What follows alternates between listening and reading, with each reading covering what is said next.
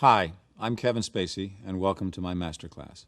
My hope in doing this series of discussions, scene work, one-on-one conversation about the craft of acting is partly to give you a sense of why it's become my life, why I'm still challenged by it and love doing it, and why I'm inspired by those who want to go into this profession. I've been doing workshops since I was very, very young, and you'll hear about some of those in the course of this series of classes.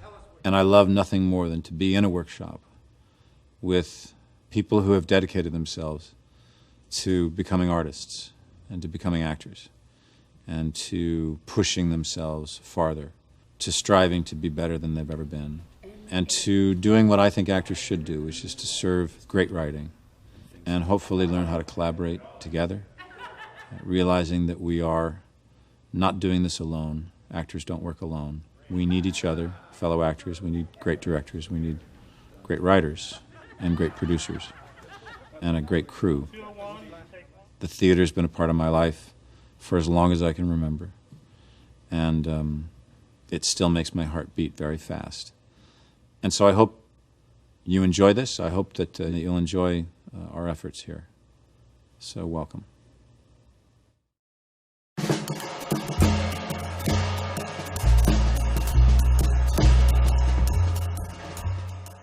I think choice of monologue does have a lot to do with its success. Whether it in fact does what a monologue is supposed to do for a young actor, which is to showcase their talent, just to have them walk into a room and be able to stand out. And knowing that that monologue is a good choice for them, it highlights them. It gives them something that's sturdy and, it's got a lot of meat on it. They can grab onto it. They can share it. That's what you're looking for.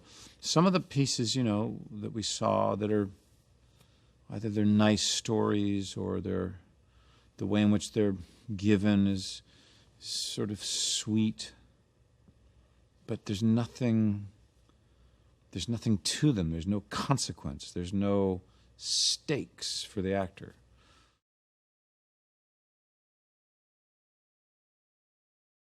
Squeaky from Assassins.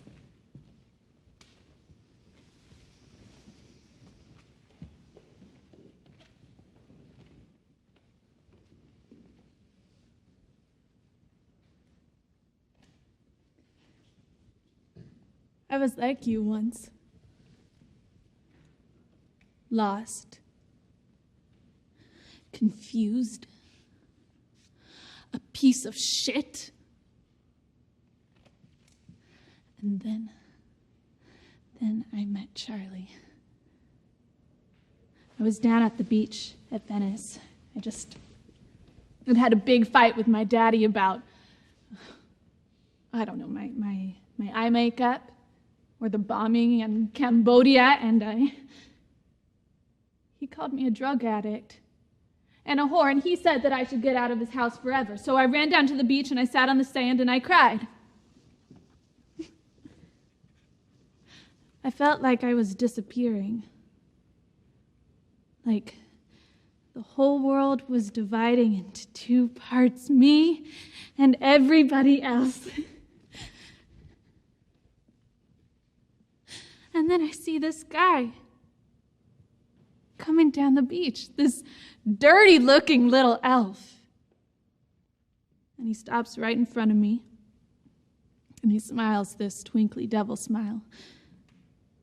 And he says, "Your daddy kicked you out." He knew. Your daddy kicked you out. How could he know? My daddy didn't tell him, so who could have?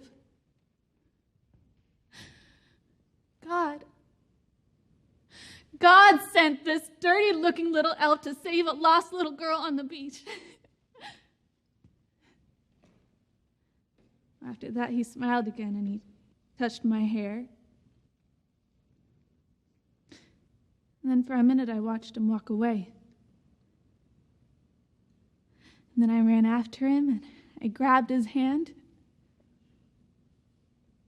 until he was arrested for stabbing Sharon Tate. I never let it go. Thank you. Thank you.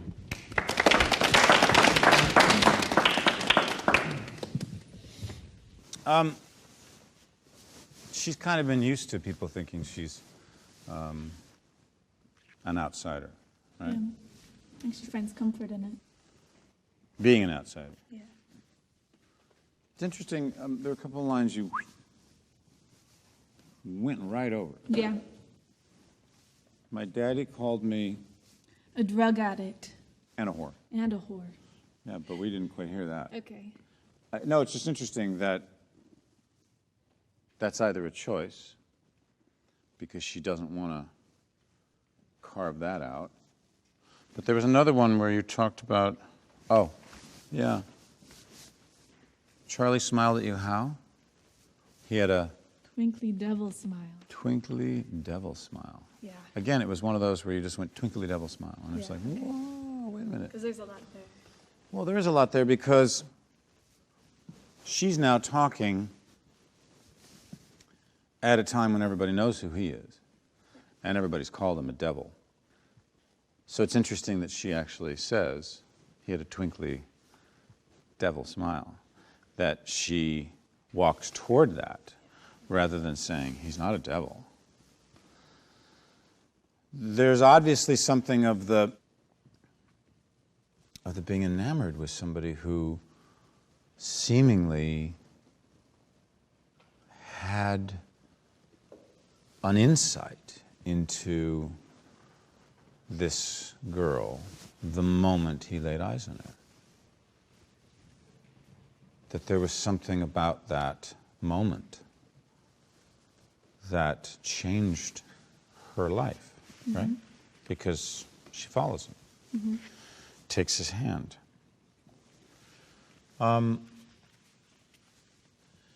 It's a little interesting because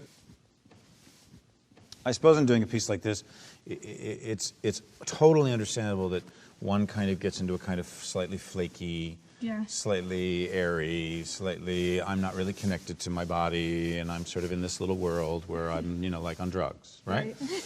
And, to some degree, that's what's expected.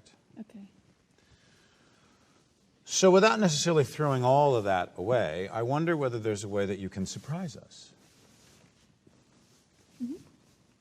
That this girl is far more intuitive, intelligent, together than we would expect. That in fact, that's part of what makes people frightened about this whole story is that how did people not sort of see that, it's like that whole thing about, people who become gurus and people who can somehow suck people into their world. The outsider sees it in a certain way. Insider doesn't see it that way. So she doesn't see it that way. No. And I suppose what I'm sort of looking for is, are there slightly more specific ways in which to describe that aren't quite so airy, that allow her to be a little more centered than we expect? Okay. Want to try it again? Yeah.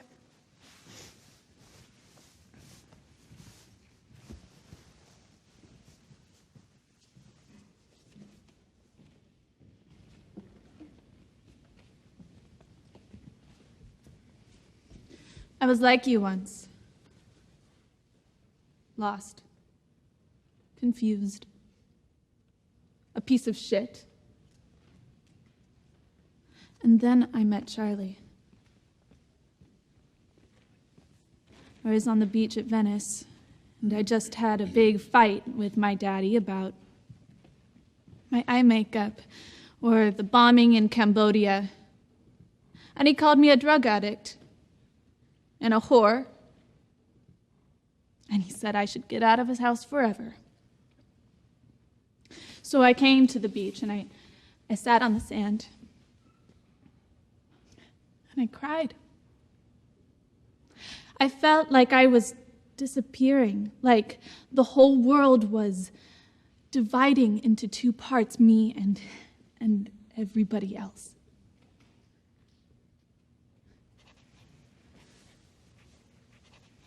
And then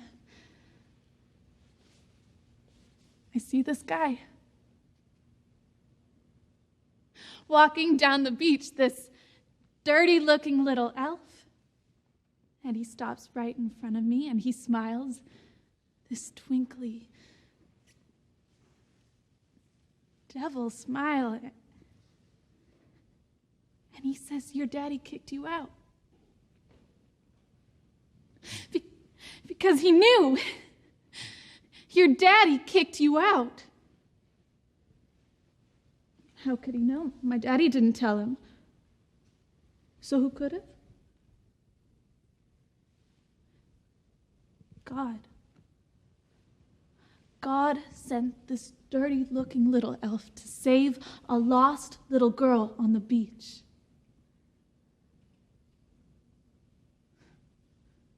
He smiled again, and he touched my hair, and then for a minute I just watched him go. And then I ran and grabbed his hand. Until he was arrested for stabbing Sharon Tate, I never let it go. Yeah, it's slightly more centered. Yeah. Again, it's an interesting piece. It's probably more interesting in the context of the play than it is as a monologue. Yeah. Only because it doesn't reach any conclusion. It doesn't take you somewhere, and therefore it can't really take us somewhere. It's an interesting piece. She's obviously an interesting character historically, but I'm not sure it's the greatest choice for you as a monologue. And I think we have to think about, that in terms of you're going to walk into a room and say, "I'm going to show you what I can do today." But if you choose a piece that only really allows you to show a portion of you, then it's maybe not the best choice for you to go out there and be trying to have people, walk out of a room, people go, "Yeah, that was fucking amazing," It just doesn't quite have the ammunition, I think, that you deserve. So take that in. Thank you very much. Thank you. Thank you. Yes?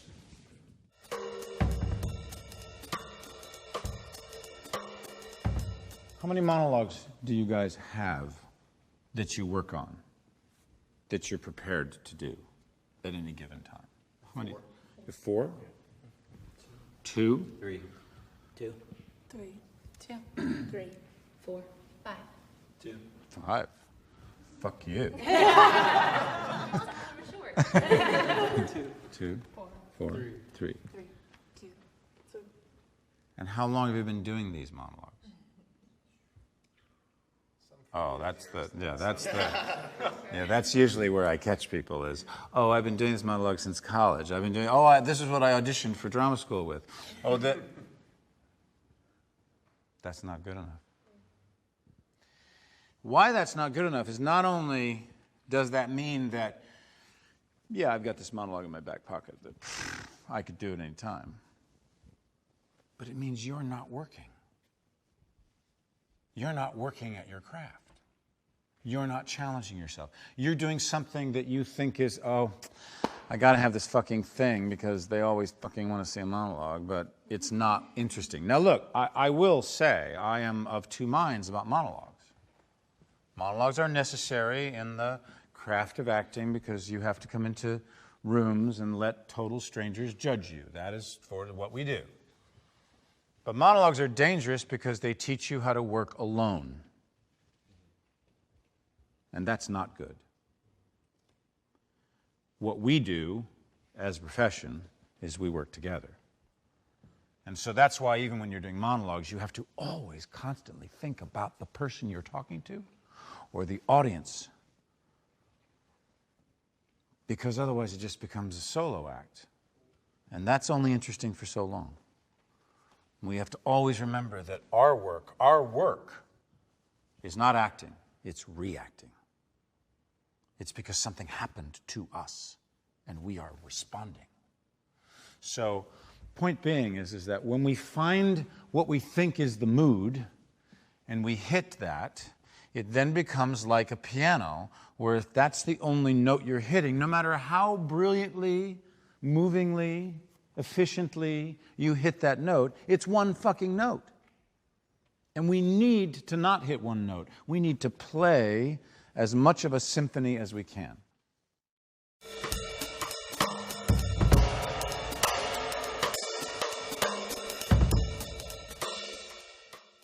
I used to do Henry V, one of the prologues to Henry V. Now entertain conjecture of a time when creeping murmur and the pouring dark fills the wide vessel of the universe. From camp to camp, through the foul womb of night, the hum of either army stilly sounds that the sentinels almost hear the secret whispers of each other's watch. Fire answers fire, and through the paly flames each battle sees the other's umbered face. Steed threatens steed, and high and boastful neighs piercing the night's dull ear. And from the tents, the armorers accomplishing with busy hammers closing rivets up, give dreadful note of preparation. The country cocks do crow, the clocks do toll, the third hour of drowsy morning name. That's just a little beginning of a prologue to Henry V. But as a piece, these prologues in Shakespeare's, this particular play, are asking the audience to imagine a war, imagine a battle, hear it. So it's in a way, it's almost like an acting exercise. You are asking the audience to use their imaginations, to go to a place that we don't have the money or the ability to build a battle for you, but we want you to imagine it. So it's already innately a piece that is really good for an actor.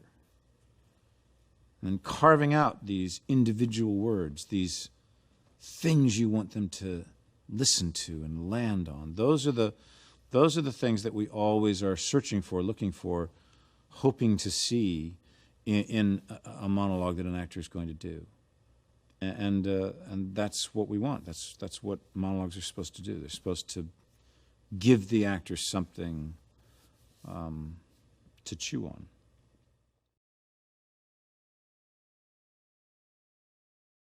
I'm Chantal, and I'll be doing a monologue from Hurt Village by Katori Hall.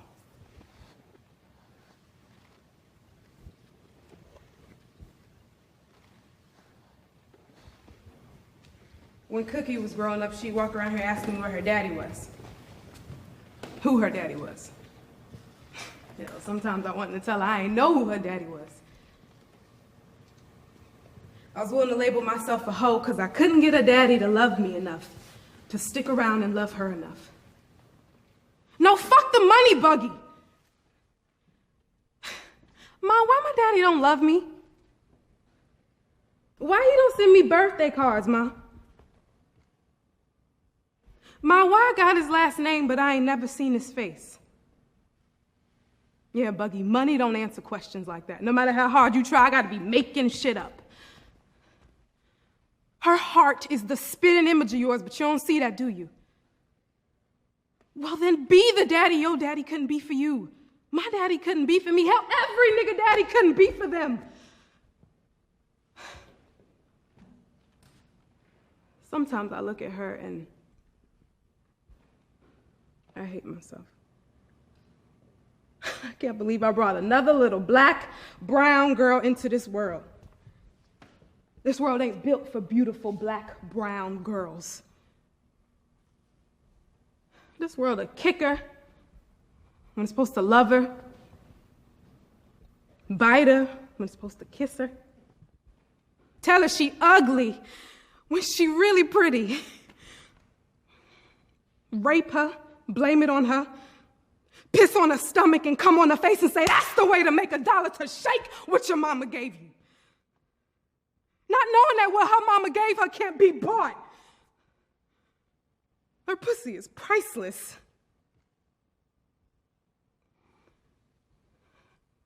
Sometimes I look at her and I wish she ain't never been born. Not because I don't love her, but because I love her with all my heart. Now, is you gonna be the world?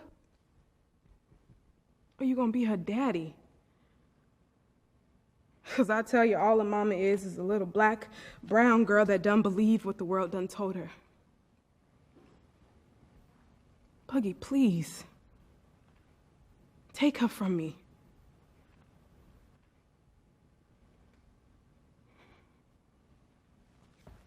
Thank you. It's a really good piece, but I want to challenge you. Okay.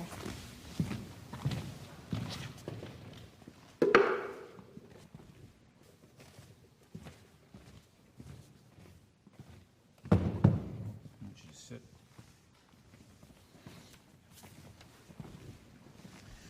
I want to see if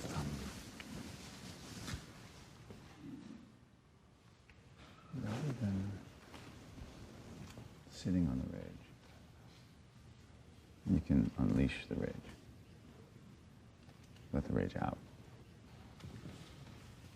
And what will make it difficult is that you're chained to this chair. You can't move. And use that as the very thing you're experiencing. Because you can't move. You can't get him to move. You can't move her. You can't get him to take her. And allow all that stuff you've been wanting to say to him to come out.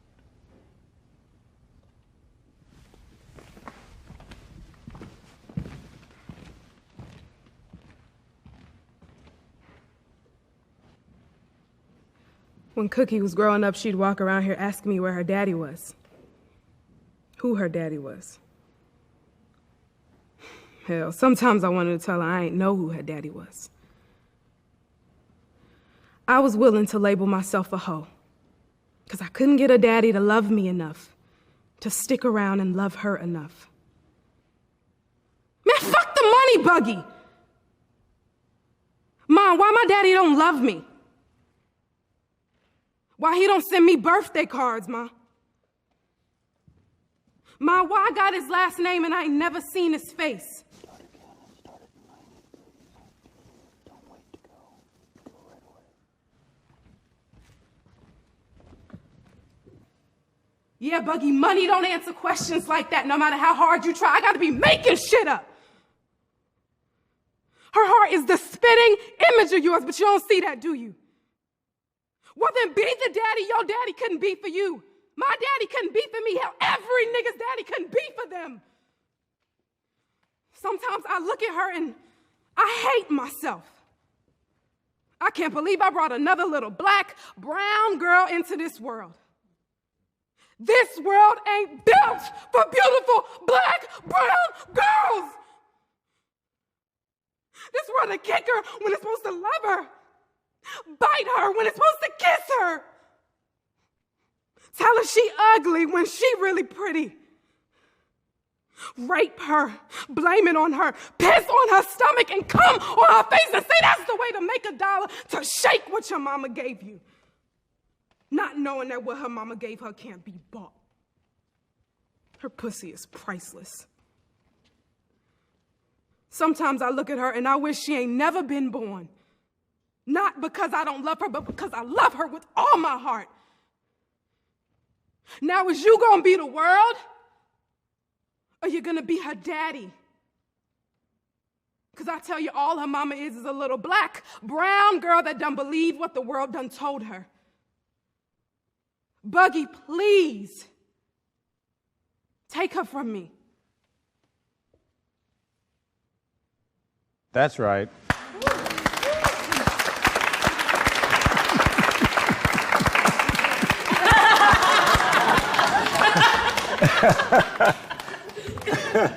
When you did it the first time, it was, it's very enjoyable, but kind of meandering a little bit, and a little bit and I hear the words, and when you attack that in that way, on that level, it just raises the roof. Because the stakes are so high. What did it feel like? Good Lord. I mean, you giving me the note to go 90% because I never want to do too much. You know, I never want to go there, but giving me permission to do that, it came, you know, it hurt. It hurt. Yeah. Yeah, and you know, look, we got to be willing to do that. You know, we got to be willing to let it hurt. You know, all this notion that acting is, you know, it's pretend, and yes, we enjoy it, and yes, we can have a good time with it. But, you know, if you want to land, you want to make an impact, you want those fuckers to remember you, then you have to let it hurt sometimes. You got to get there. Because that's all an audience ever wants, is for you to open up your chest and show them you have a fucking heart. That's all we want. It's all we ever want. And whether that heart is in comedy or whether that heart is in something quite powerful, whether that heart is in poetry, whether that heart is in Shakespeare, a heart, a human being, not an affectation. Wonderful work. Who's next?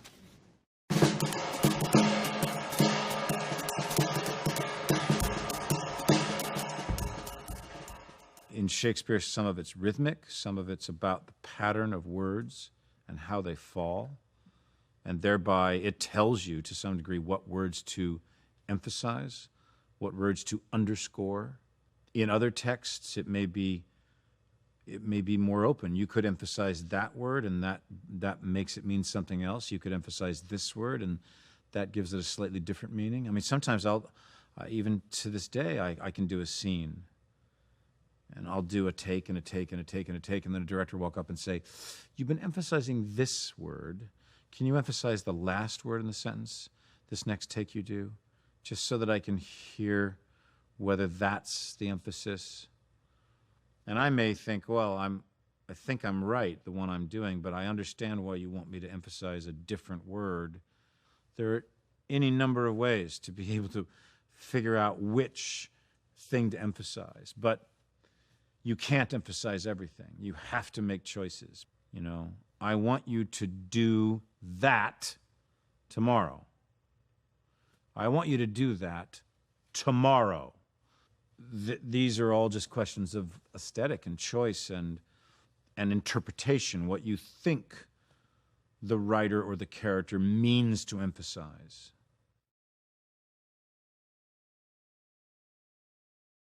I'm Dharmic, and I'll be doing Iago from Othello. Thus do I ever make my fool my purse. For my own gain knowledge to profane, if I would time expend with such a snipe, but for my sport and profit. I hate the Moor, and it is thought abroad that twixt my sheet he had done my office. I know not if it be true, but I, for mere suspicion in that kind, will do as if for surety. He holds me well. The better shall my purpose work on him. Cassio is a proper man. Let me see now. To take his place and to plume up my will in double knavery. How? How? Let me see. After some time to abuse Othello's ear, that he is too familiar with his wife. He hath the person, and of a smooth disposed to be suspected, framed to make women false. Moors of a free and open nature, that think men honest that but seem to be so, and will be led as tenderly by the nose as asses are. I have it. It is engendered. Hell and night must bring this monstrous birth to see the world's light. Thank you.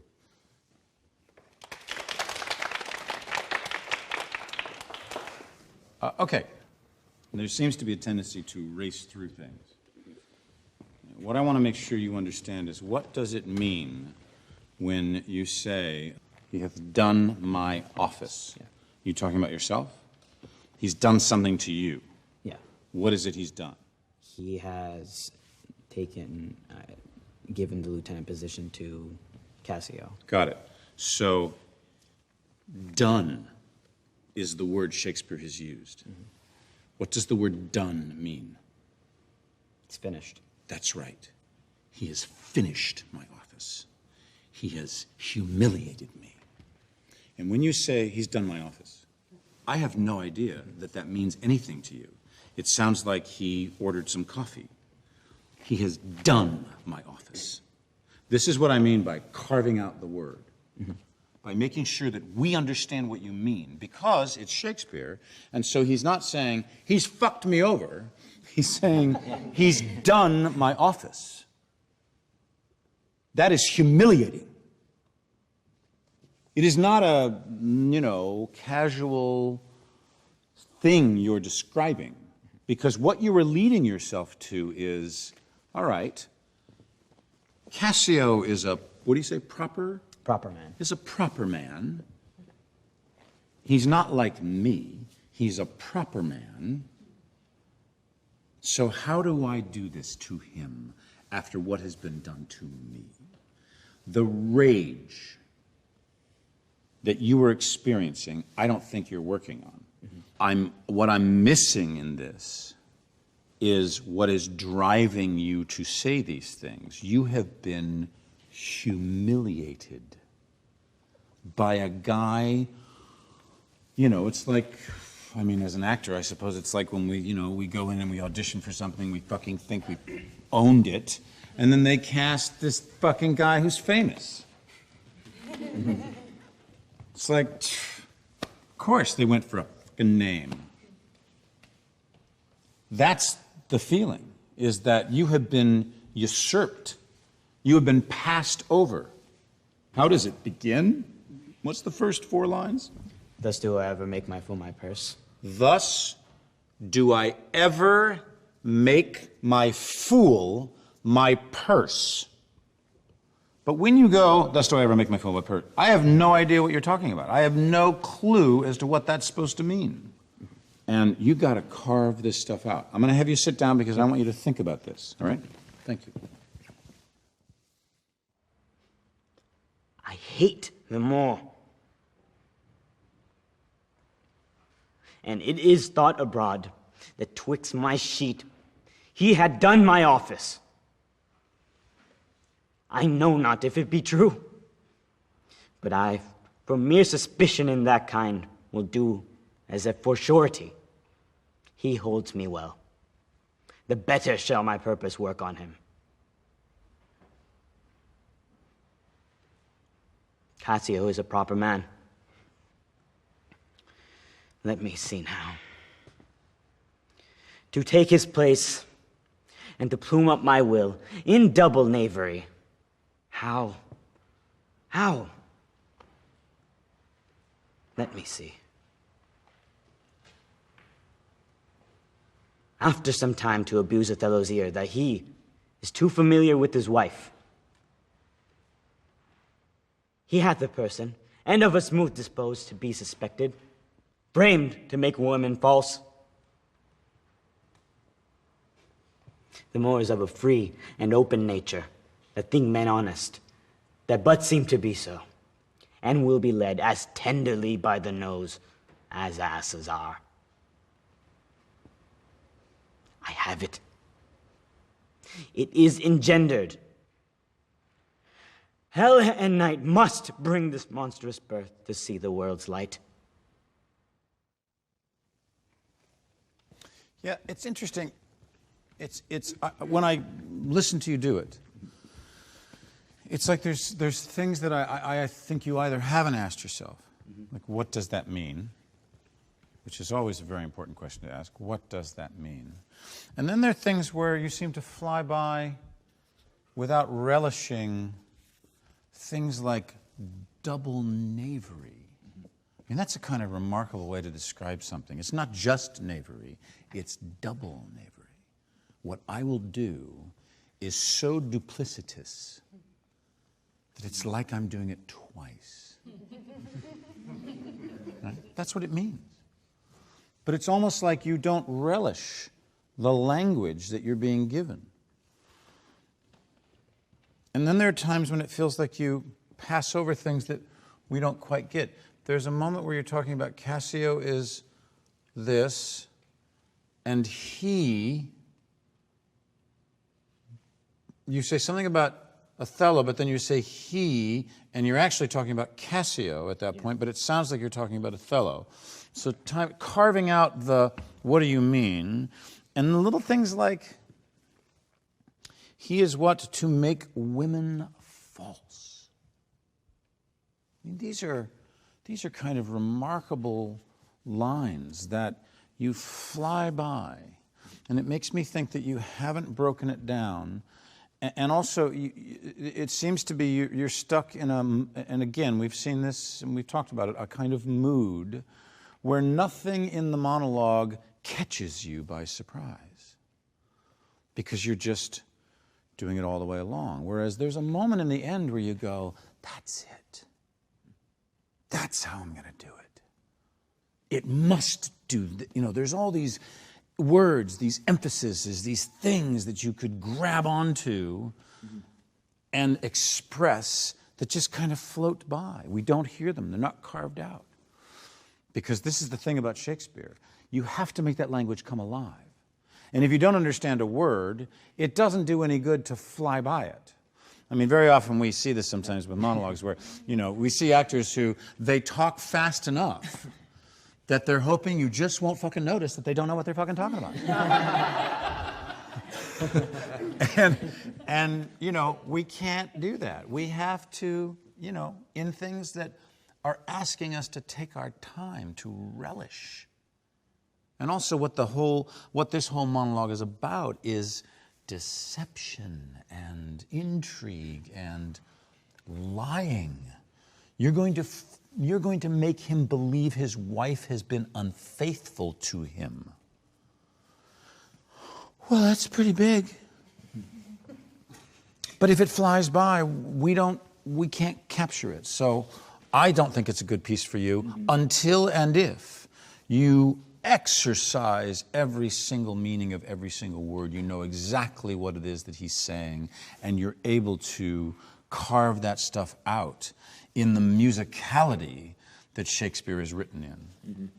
But thank you for getting up. At a place like Juilliard, you do a tremendous amount of vocal work. Exercises that are about trying to discover your capacity for dexterity, your ability to make something make sense. And that very often, I think, the rhythmic, those kinds of lessons where we would rhythmically keep working on something, keep striving towards something, keep trying to understand the nature of why Shakespeare wrote it the way he wrote it. It's not always the most natural thing to have something that always rhymes or sounds like it rhymes. But the beauty of the language and that music, it's I think after a while you learn to play that music. You learn to play it in your own way.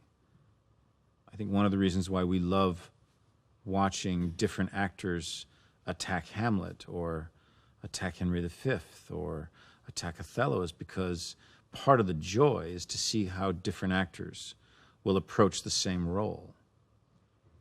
It's never the same. It's always incredibly exciting to see someone else's way into a part or a play. Well, we used to do all kinds of vocal exercises, some of them being Shakespeare, some of them not being Shakespeare, in order just to be able to learn about your own facility. Miles and miles of endless beach lined with mimosa. He thrusts his fists against the posts and still insists he sees the ghosts. There's so many Juilliard students right now that will just be going, yeah, I've never forgotten that either.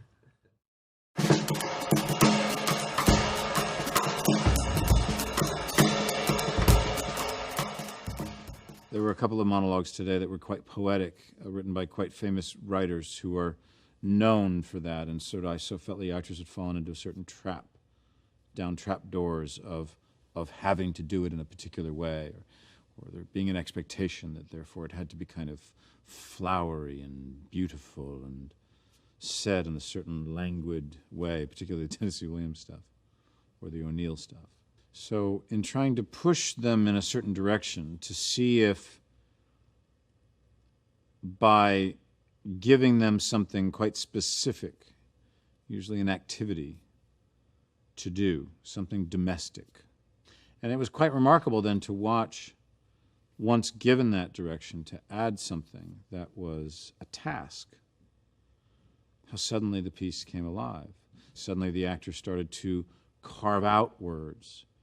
And suddenly things that had not been funny the first time they did them took on a humorous tone, a lighter tone. And it was no longer about watching an actor doing a monologue. It was about watching a person behaving in a room.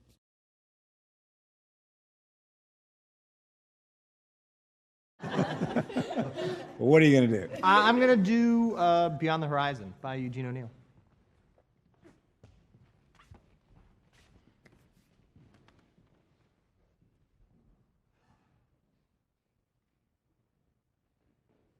Those were the only happy moments of my life then. Dreaming there at that window. I like to be all alone those times. I got to know all different kinds of sunsets by heart, and all the sunsets took place over there, beyond the horizon. So gradually I came to believe that all the wonders of the world happened on the other side of those hills. Yeah, there was the home of the good fairies who performed beautiful miracles. I believed in fairies then. Perhaps I still do. Anyway, in those days they were real enough, and sometimes I could hear them calling to me to come out and play with them. To dance with them down the road in the dusk in a game of hide and seek to find out, where the sun was hiding himself. And they sang their little songs to me. Songs that told of all the wonderful things they had in their home on the other side of those hills, and they promised to show me them all if I'd only come. Come!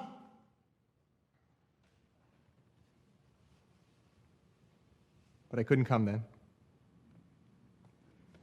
Sometimes I would cry and Ma would think I was upset.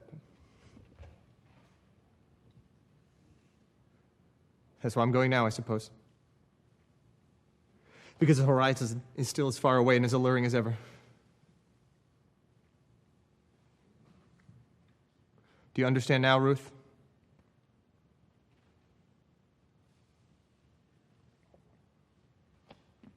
Thank you.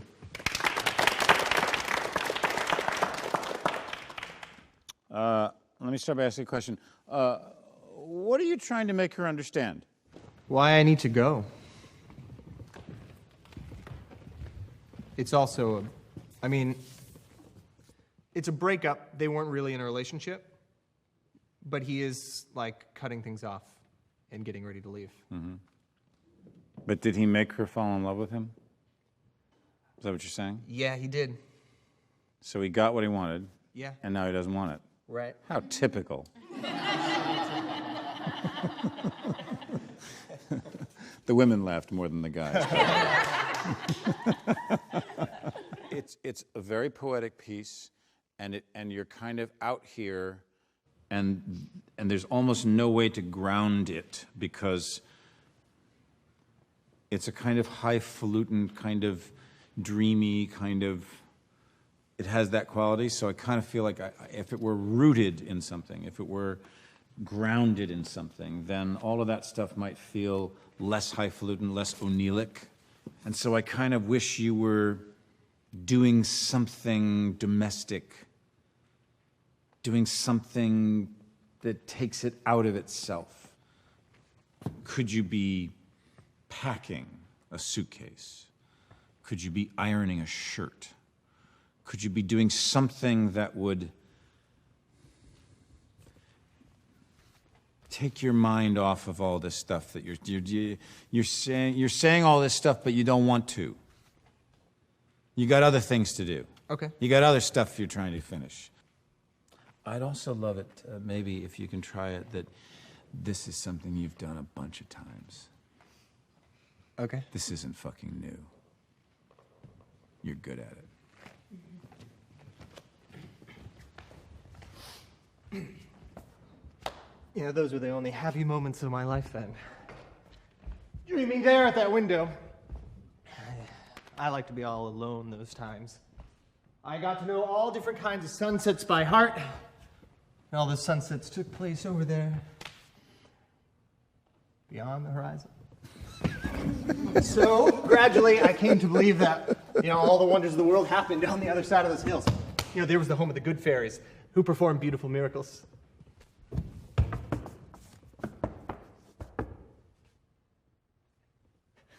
I believed in fairies then. Perhaps I still do believe in them. Anyway, in those days, they were real. Sometimes I could hear them calling to me to come out and play with them. To dance with them down the road in the dusk in a game of hide and seek, to find out where the sun was hiding himself. And they sang their little songs to me. Songs that told of all the wonderful things they had in their home on the other side of those hills. And they promised to show me them all if I'd only come. Come. But I couldn't come then. And sometimes I would cry and Ma would think I was upset. But that's where I'm going now, I suppose. Because the horizon is still as far away and as alluring as ever. Do you understand now, Ruth? Yeah, come on. Yeah. Making him mean, really, it adds. Yeah. Yeah. Yeah. But it's also, yeah. But it's also really interesting because the moment you start living, right? The moment you're in a scene and you're living, there's something going on. You take all the onus off the, oh, now I'm performing a monologue and I'm doing it. Even when you got to, beyond the horizon. The moment you did that, it was like, yeah, that's a real person talking in a real situation to another person who now we actually started to imagine because of the way you were treating her. And that it was all a bit, But that's the incredible thing about O'Neill, too, is that, it's so easy to get trapped in the, now I'm doing Eugene O'Neill. It's the same thing about getting trapped in Tennessee Williams. Now I'm doing Eugene O'Neill, so everything has to be quite poetic and quite meaningful, and it all has to be on the horizon. So, and it's like, fuck that bullshit. A, it's not interesting, but that was interesting. You don't even need to put a mask on, because that was a shift of a large degree that made that piece come to life. And it made it enjoyable and made it funny, and we still got what was going on. Very nice work. Thank you.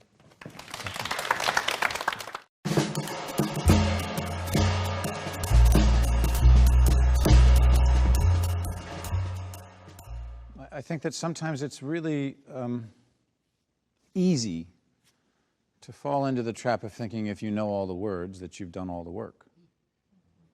Well, I memorized it. I've been working on it for fucking days, There is a big difference between knowing the words and knowing how to say them, and the different ways you can say them, the different attacks you can say them.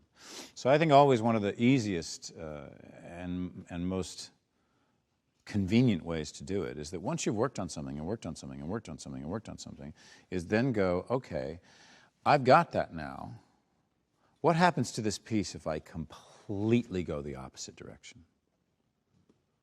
And that means if you're doing a piece that's big and dramatic and asking a lot of you and your voice and your body, sit down and sit on your hands and see what happens when you just trust the words and the text. Or if you're doing something that's quite small, intimate, internal, try it with a bigger gusto. with more weight behind it. Those are just easy flippings of it. You just flip it. I think another thing to do is this is hugely important. Go to a coffee shop, sit in Starbucks with two of your friends and say, I want to do this monologue for you. Tell me what you think. I'll try not to cause too much attraction in Starbucks. Or go to a park, or go, just start sharing it with people. Because someone might give you a fantastic idea. Like-minded people. As long as you allow yourself to not feel you have ownership of your piece. We are all temporary custodians of this work. Someone's done it before you, someone will do it after you. And as long as we let go of that sense of ego, this is my monologue. Who are you telling me what to do? You're not as good as me. Ideas can come from anywhere. Good ideas can come from anywhere. I'm going to hear more of you, but I'm going to tell you a little story because it just illustrates good ideas can come from anywhere. So I'm on this film called Glengarry Glen Ross, and I have a scene where I have to get up and sit down, get up and sit down. And so we're filming, this is like the third take, and I do this. I get up, I sit down. I get up, and I sit down. Right? And this focus puller, Vinnie Gerardo, one of the great focus pullers in New York. Done lots and lots of films. A lot of Pacino movies. He's a great, great guy. He settles up to me. They're setting the lights up, changing something. He says, hey, Kevin. I said, yeah. He goes, it's like one of your first movies, right? And I went, yeah. He went, let me give you a little piece of advice, if you don't mind. I was like, no, okay. He's, you standing up, you sitting down? I said, yeah. He goes, people aren't paying to see the top of your head. You're standing up like this. You're sitting down like this. Stand up like this. They want to see your face. Sit down like that. So you watch that movie, I stand up like this. And I tell you that story because he's a focus puller. He gave me a great direction. It's wonderful. There's no ego about it. He's right. Because that's the way I get up in life, This is where I didn't think about it. But no, they want to see our faces.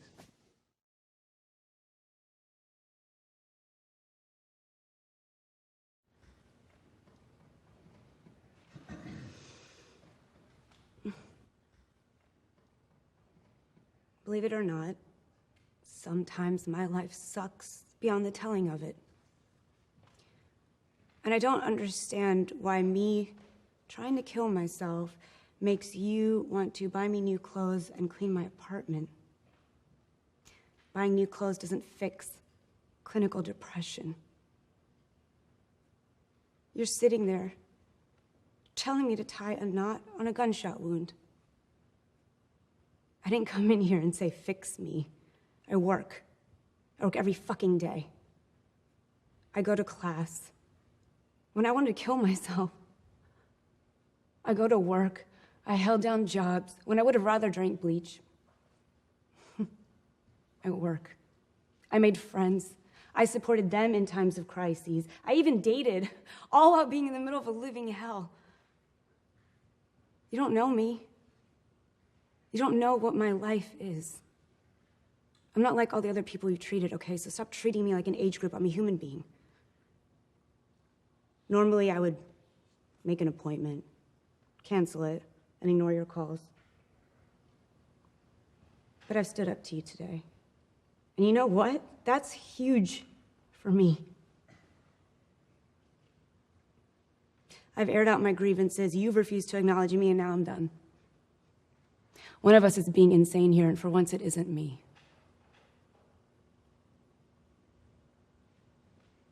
Okay. Thank you, thank you. What is this piece? Tell us what this piece is. So this is a young woman who goes to her therapist repeatedly, and after the 5th time, her therapist chews her out, basically says, you're just here for attention. You're like all the other millennials who doesn't get what they want, and then boom, you don't actually want to kill yourself, because if you did, you would have stuck your head in the oven. But no, you're just taking pills, so it's just a cry for help. It struck me as that if, in fact, I'd like you to do at least the beginning of it again, and actually,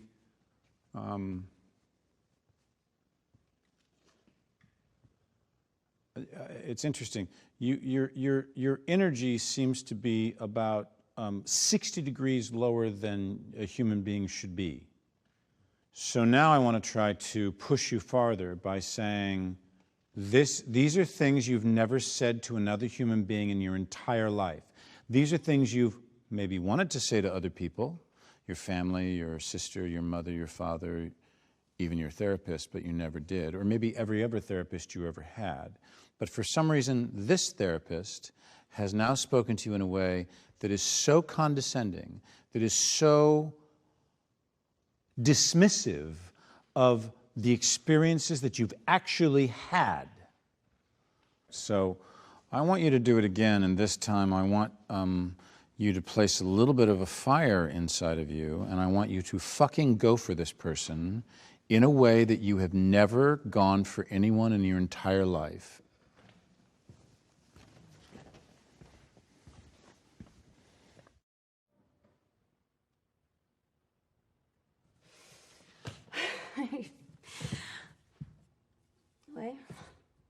Well, believe it or not, sometimes my life sucks beyond the telling of it. And I don't understand why me trying to kill myself makes you want to buy me new clothes and clean my apartment. Buying new clothes doesn't fix clinical depression. You're sitting there telling me to tie a ribbon around a gunshot wound. I didn't come in here and say, fix me. I work. I work every fucking day. I got myself to class when I wanted to kill myself. Farther, farther, go farther. Keep it up, keep it up. I work. I held down jobs when I would have much rather drank bleach. I fucking work. I made friends. I supported them in times of crises. I dated when I was living in the middle of a fucking hell. I want them to hear this in New York City. I want them to hear it all the way to New York fucking City. I got myself to class when I wanted to kill myself. I work. I've held down jobs when I would have rather drank bleach. I fucking work. I made friends. I supported them in times of crises. I even dated, all while being in the middle of a living hell. You don't know me. You don't know what my life is. You cannot blame me for feeling desperate and wanting a way out. You don't know my life. I'm not another age group. Stop treating me like one. I'm not these other people you've treated. I'm a human being. Nice, very nice. Thank you. Tell us what the difference for you is. Well, it's interesting because I've had issue with this energy level for quite a bit because I started in sketch comedy, so I'm so used to being, and then I took drama, and it was like, okay, tone it down. Mm-hmm. So I feel like I am constantly grappling with how much energy is too much, and how do you ground it? Good, very good, very good, very good adjustment.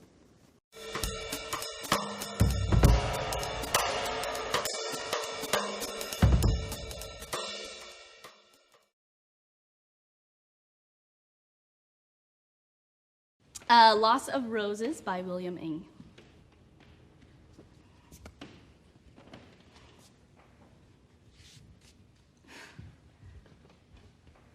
I remember my first day of school. Mother took me by the hand, and I carried a bouquet of roses too. Mama had let me choose the most lovely roses in the garden, and the teacher thanked me for them. Then Mama left me, and I felt kind of scared because I had never been any place before without her. But she told me teacher would be Mama to me at school and would treat me just as nice as she did. So I sat down with all the other kids, their faces so strange and new to me, and I started talking to a little boy across the aisle. I didn't know it was against the rules. But teacher came back and slapped me so hard across the face that I cried and I ran to the door because I wanted to run home to Mama quick as I could. But teacher grabbed me by the hand and she pulled me to my seat. And she told me I was too big a girl to be running home to Mama. And I had to learn to take my punishment. I still cried. I told teacher I wanted my roses back, but she wouldn't give them to me. She shook her finger at me and said, when I gave away lovely presents, I couldn't expect to get them back.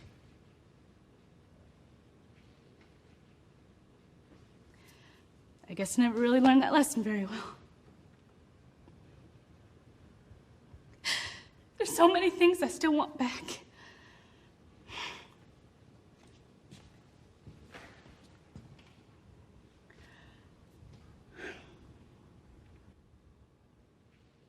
Thank you.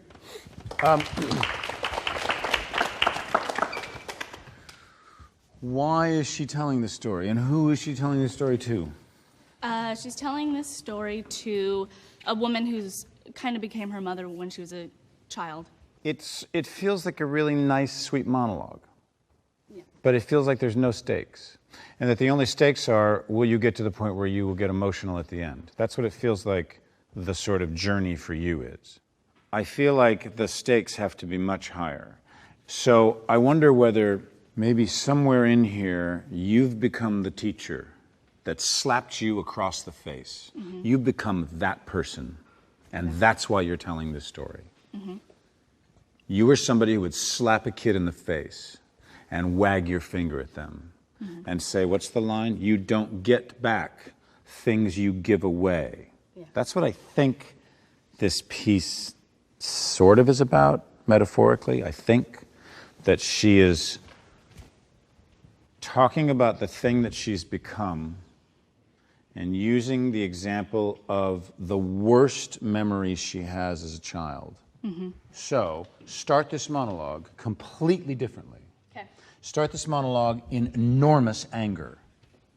This is not a pleasant story you're remembering about the beautiful flowers. Okay. I want you to push, do this monologue in a way you've never fucking done it. Never imagined it could be done. Okay. This woman is pissed off.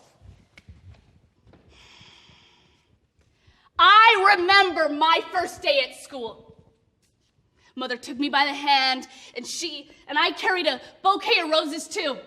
Mama had let me pick the loveliest roses in the garden. And the teacher thanked me for them. Great, it's beautiful. I want you to keep in that mode. Sit on your fucking hands. And tell us this story. Don't demonstrate, don't illustrate. Tell us this story. Right where you were. Go. Then Mama left me. And I felt kind of scared because I had never been any place before without her. But she told me teacher would be Mama to me at school and would treat me just as nice as she did. So I sat with all the other little kids, their faces so strange and new to me. And I started talking with the little boy across the aisle. I didn't know it was against the rules. But teacher came back and she slapped me across the face so hard that I cried and I ran. I ran to the door as quick as I could because I wanted to get home to Mama. Okay, now, let's just stop for a second because this is very interesting. Tell us what you're experiencing before I talk about what I'm experiencing. I'm feeling contradictory is what I'm feeling. Great. Do you ever feel that way in life? Yeah. Great. Yeah. That's one of the things that's the most important key to acting, is being able to be contradictory. Yeah. Mm-hmm. Why are you doing this monologue? It's a question I'll ask people when I think you're not doing a monologue that serves you. Yeah. Because what it means is if we don't follow our own hearts, if we don't go, you know what, fuck that bullshit, I'm going to do something that I need to do. I need to say these words. I need to experience this character. I need to do this for myself. Because God knows there's a lot of times when we don't get that opportunity, and when we do have to, go, Cheez-Its, they're, whatever. So it's interesting to me that you chose the piece, and then interesting to me that you do the piece in a way that has weirdly no stakes and weirdly no You know, and my point is that it's not enough for us to do a piece where the whole notion is that if we get emotional by the end, then we're showing what a good actor we are. I don't give a shit about whether you get emotional at the end. I give a shit about whether I get emotional at the end. And in fact, what's more interesting 9 times out of 10 is watching actors, and we know this from some of the great performances ever, is that they're sitting on a keg of either dynamite or emotion that they never let go. It's literally, it's that precipice of will they fall over to the other side. And one of the reasons why that's so interesting in terms of watching great work is because then that makes us come to them. We then do 50% of that work rather than us giving it all to them. It's one of the things that's a great lesson to learn is how to keep it in.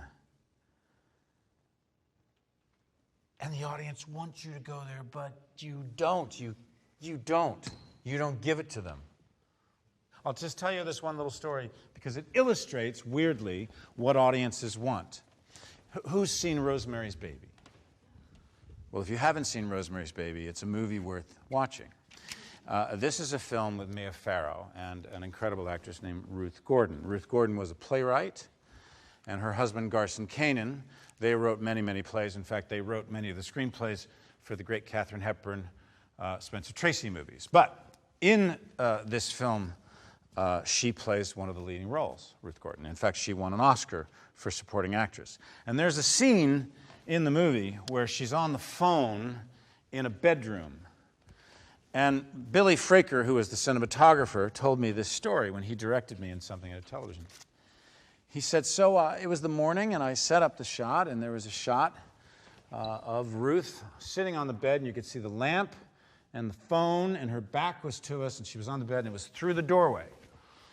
And he says, Roman Polanski came onto the set after I'd set up the camera. Polanski looked through the lens, and he went, no, it's not right. Move it this way. And so we moved the camera that way. And he said, no, move it this way. And move the camera that way. No, move it this way. Move the camera. And he said, now, all you could see was a piece of Ruth Gordon. You could no longer see the phone. You couldn't see the lamp. You couldn't see the table. And you could just see a piece of her through the doorway. And I said, Roman, you told me you wanted to see her on the phone. He said, yeah, no, this is right. He said, I didn't realize until the very first preview of the movie. I was standing in the back of the theater and the movie was playing. And that scene came up and the entire audience went like this. And tried to look around the door because they wanted to see. It's just a great example of sometimes it's not the obvious. Sometimes it's holding back, not giving an audience what they want that will make them want it even more.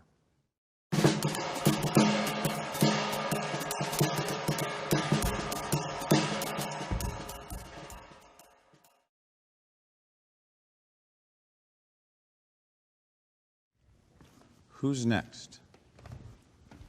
Ladies? Thank you.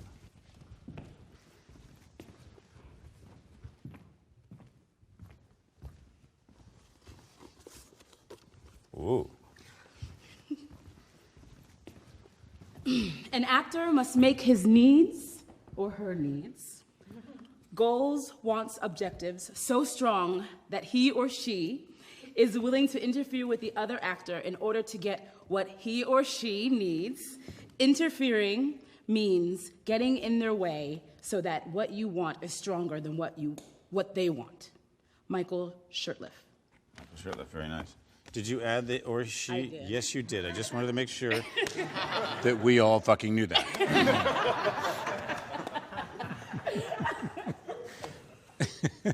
What are you going to do? This is Helena from Denai Gadia's Eclipsed.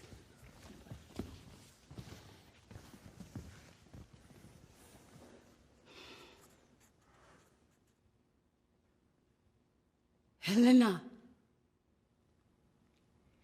H-E-L-E-N-A.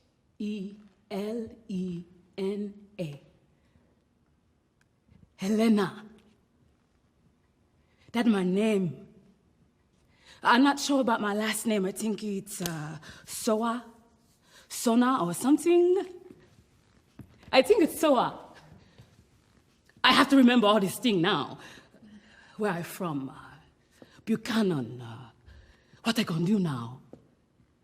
What I gonna do now? He called me over, he say, sit down. All these years I be with him, he never have me sit down. Never talk to me like human to human. He say, sit down. The war over. You can go. Pack your things and go. All those years. I be with him all those years. He make me leave my child in the bush. He make it so my stomach broken so I no go born no more. And he just gonna throw me away like I someone he meet yesterday. I scared him. He said, you can go. I don't know what gonna mean. You know what gonna mean? I think I gonna go to Monrovia or something. Maybe I gonna start a business. Maybe I go for my path. I can go. I'm free.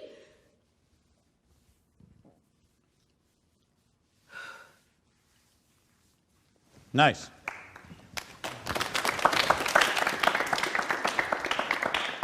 It's a really interesting piece. Tell us the background. Sure.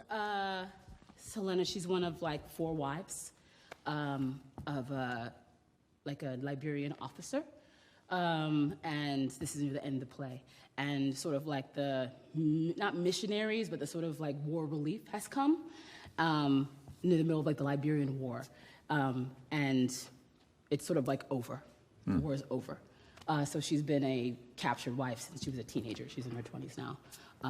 And her husband has basically told her, her captor has basically told her she can go, that the war's over. Right. It's very interesting. Where'd that chair go? There it is. It's very interesting.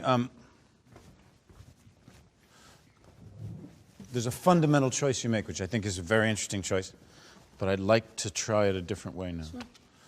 And then I'm going to put the chair here. And that is that there's a kind of energy and a kind of attempt to keep it away, right? I'm actually kind of interested in seeing what happens if you don't keep it away. But if, in fact, she has to deal with it. And all of that energy that you're putting on the outside, Sure. I want to see what happens if you put it on the inside. And so that the notion of, I mean, how many of us are ever in a situation where we literally simply don't know what to do? Like, that's what I hear, is that she's faced with someone offering her something, however he's offering it, Yeah. but the offer is, you can go. But literally having no idea what that means or entails, or the fear of that. I'd like to see that not out, Sure. but in. So I'm just going to ask you to do it again. This time sit and in a sense, I guess, face it. Helena. Helena.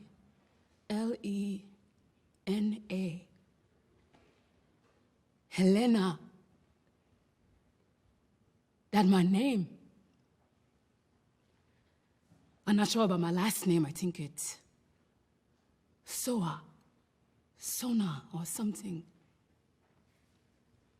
I think it's Soa.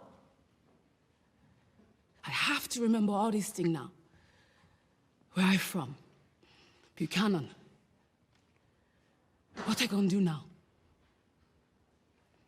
What I gonna do now? He called me over, he say, sit down. All these years I be with him, he never have me sit down. never talked to me like human to human. He say, sit down.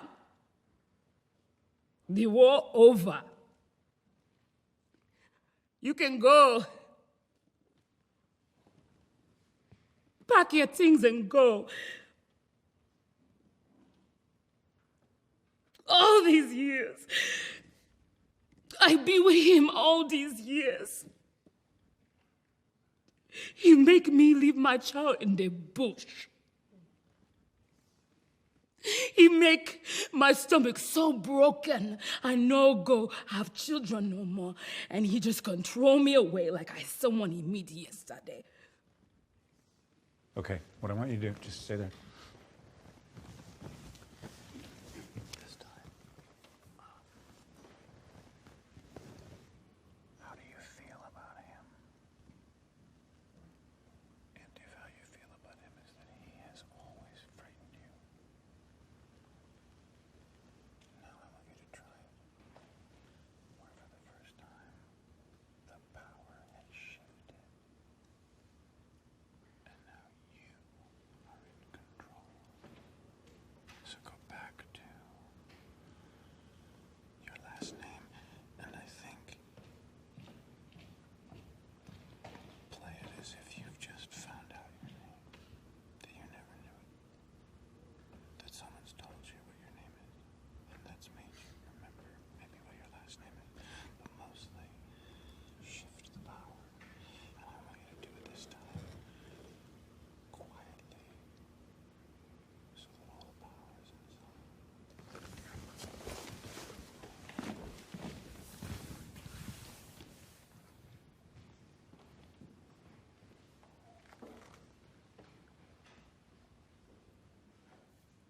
I'm not sure about my last name.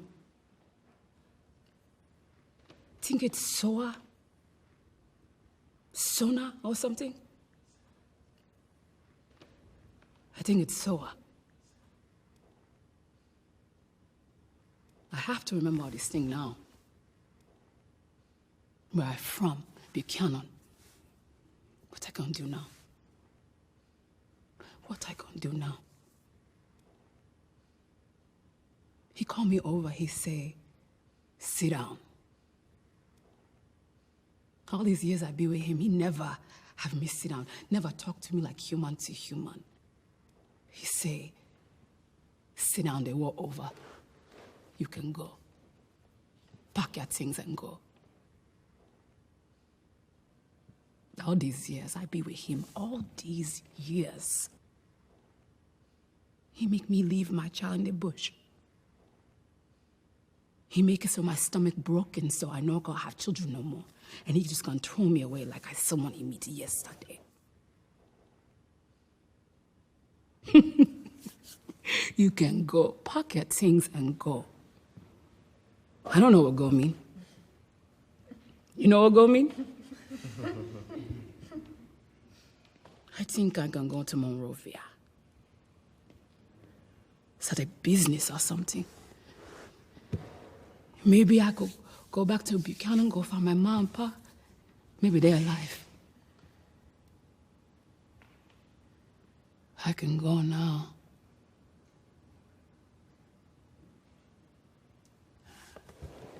I'm free.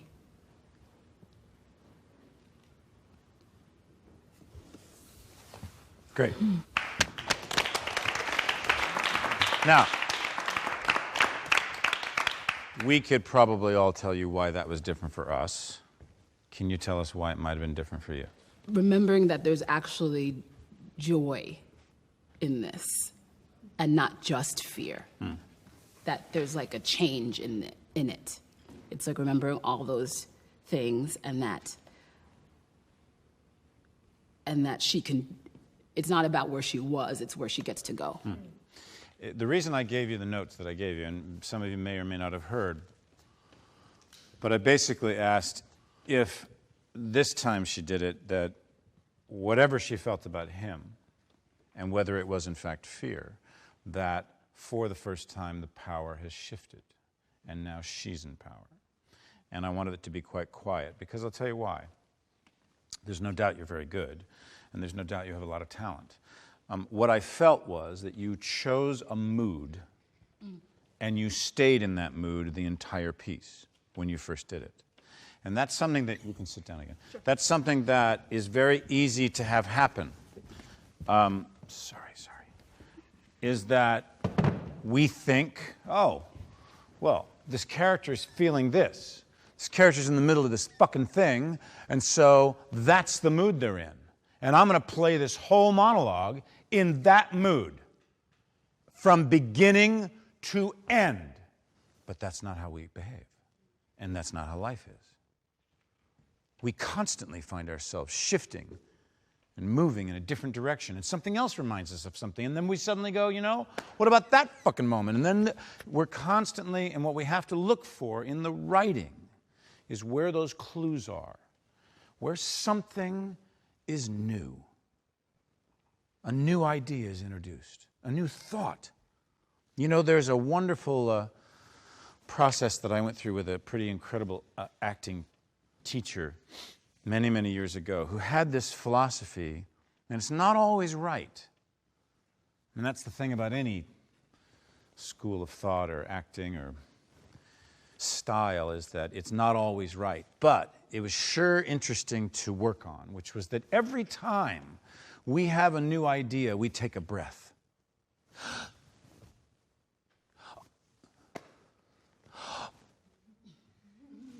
And if you think that way, when you're working on something, that breath is what gives us life, and that we have to say that thing. And sometimes it's 5 breaths in a row because we need more air to say it and to express it. So it's an interesting example of, and I'm not saying your mood wasn't right. It's a good choice, but the problem in terms of how we keep an audience engaged through a play for 2 hours or 3 hours, through a film, through a scene, is we want an audience to not go, oh, that's the mood they're in, and that's the mood they're staying in, and that's the mood, and it never, never fucking changes. What we all feel and experience when we watch great work is that it just keeps moving. It keeps surprising us. It keeps shifting. And so we, in our work, have to keep doing that as well.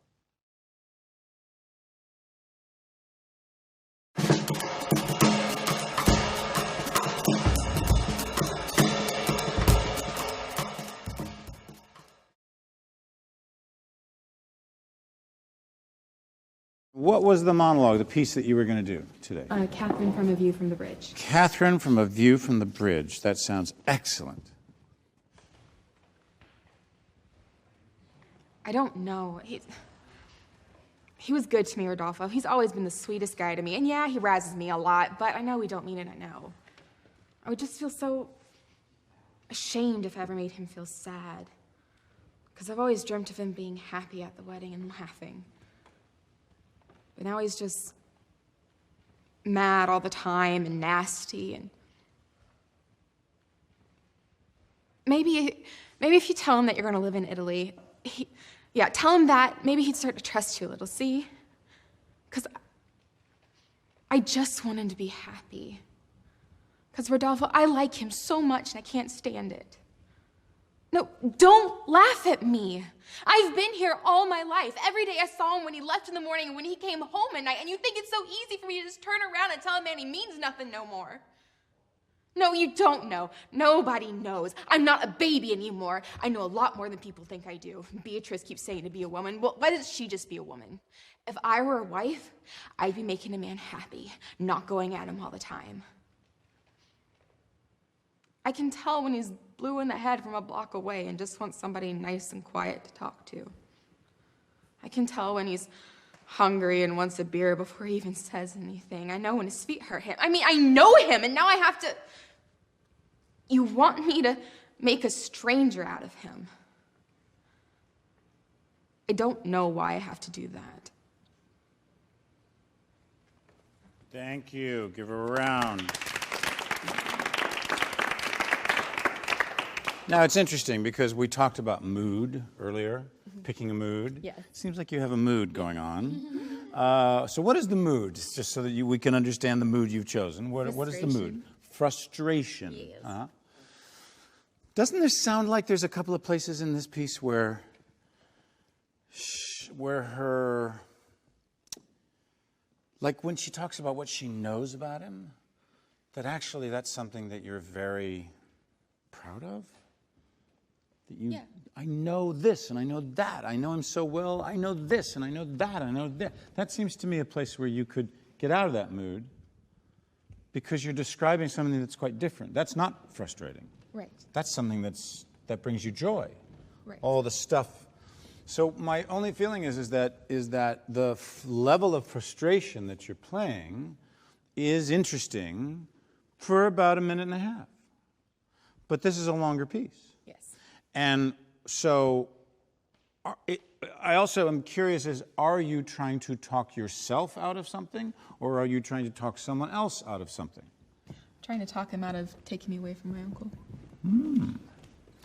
Because it feels very like you're talking to yourself a little bit. Like it's sort of like you're talking here rather than there.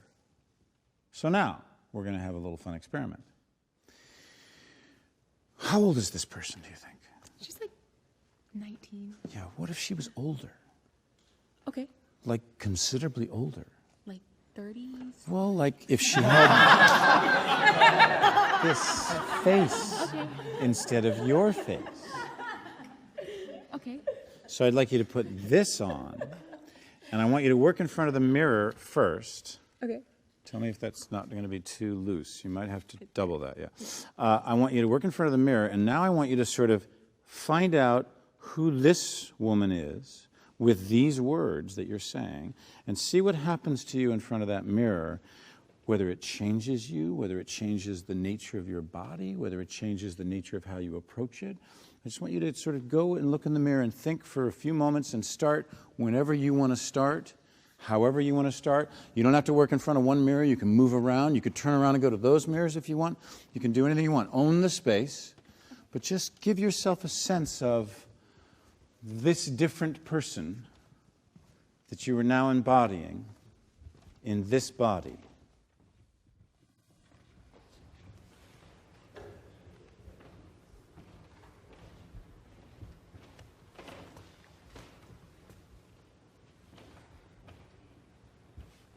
I don't know, I guess. He was good to me, Rodolfo. I mean, he's always been the sweetest guy to me. And I would just feel so ashamed if I ever made him feel sad. Because I've always dreamt of him being happy at the wedding and laughing, and now it's like he's just mad and nasty all the time. Tell him you're going to live in Italy. Yeah, tell him that, and maybe he'll start to like you a little bit. See? Because I want him to be happy. Rodolfo, I like him so much, and I can't stand it. No, don't laugh at me. I've been here all my life. Every day I would see him when he waked up in the morning and left, and when he came home at night, and you think it's so easy for me to turn around and just tell him, man, he means nothing no more. Now I want you to give her a deformity, a physical deformity, right from where you are. He means nothing no more. No, you don't understand. Nobody understands. I'm not a baby anymore. I know a lot more than people think I do. And Beatrice keeps telling me to be a woman. Why doesn't she just be a woman? If I were a wife, I'd be making a man happy, not going at him all the time. It's just... Okay, we can't see what you're doing. You've got to go farther. Okay. Farther. We want to see it. I want you to move. If I were a wife, I'd be making a man happy, not going at him all the time. It's just... I know from a block away when he's blue in the head and just wants somebody nice to talk to. I know when he's hungry and wants a beer before he even says anything. I know him. I know when his feet hurt him, and you just want me to turn around and make a stranger out of him, and I don't know why I have to do that. Okay, let's stop. Great, take the mask off. Let's just chat about this for a second. It's very interesting. Tell me what you feel when you're doing that? Felt fine. You felt fine. Yeah, I felt like, oh, this is interesting. I felt like, I mean, now I feel fun. But Yeah. I mean, like, in the moment, I was just like, it felt weird. Yeah. Yeah, like. It's interesting cool. because when I asked you to suddenly have a physical deformity, you kind of sort of went half-baked. You kind of went, oh, well, I'll sort of do a little thing with my hand, but I won't really commit to it. And then I said, commit to it. Really, you've got to show. And then you kind of did a little. So it's interesting that what I want to see in this is if I give you some kind of specific do this, I want to see how far you can go. I want to see you go to a place where it is completely not like you, where this face is a different person. And we'll use different masks. But that's the exercise, is to, in a sense, allow this to be a catalyst to freedom.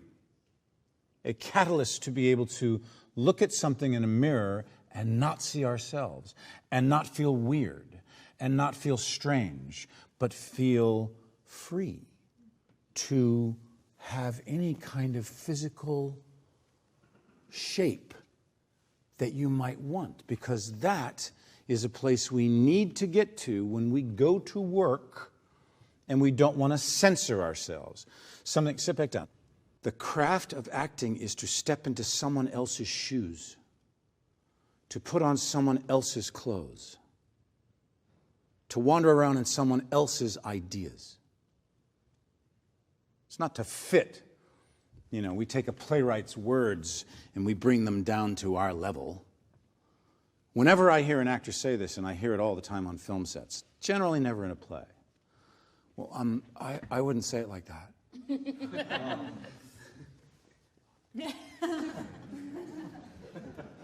That's because you're not saying it. That's because this character is saying it. That's because this writer wrote this character saying it for a reason.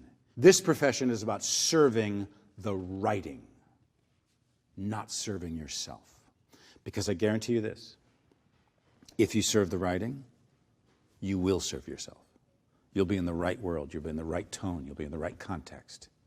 You'll understand what that writer's trying to say. Why have they given me these words? Why have they written them in this way? I don't care that you wouldn't say it that way. So what masks do is it helps us get over that hump of our hesitating on what our instinct tells us that we are free to do. We're too worried about being judged. We're too worried about failing.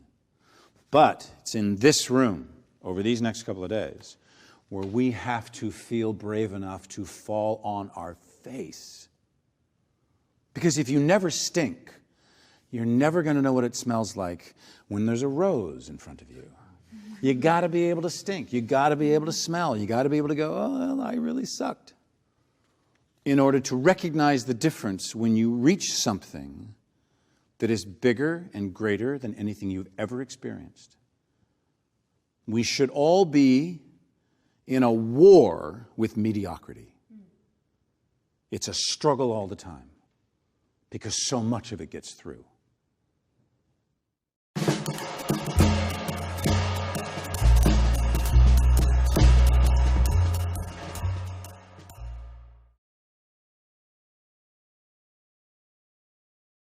Tell us your name. What are you going to do today? I'm Ryan Caraway. I'm doing a monologue called Breadcrumbs from Jules Pfeiffer's Hold Me.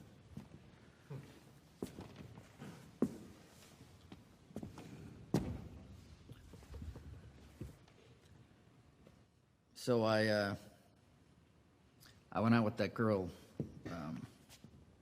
the other night, and we go to the movies, and so afterwards we're walking out, and she's looking at me like, all right, the night's, not over, So I say, well, what would you like to do?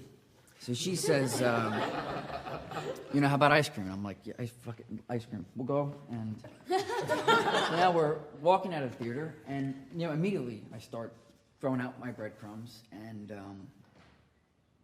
now she's looking at me, And I know this is either going to go one or two ways, because either they don't say anything because they're embarrassed. And they're embarrassed for me, but more importantly, they're embarrassed to be seen with me, or they're just not going to shut the fuck up. So she just doesn't shut the fuck up.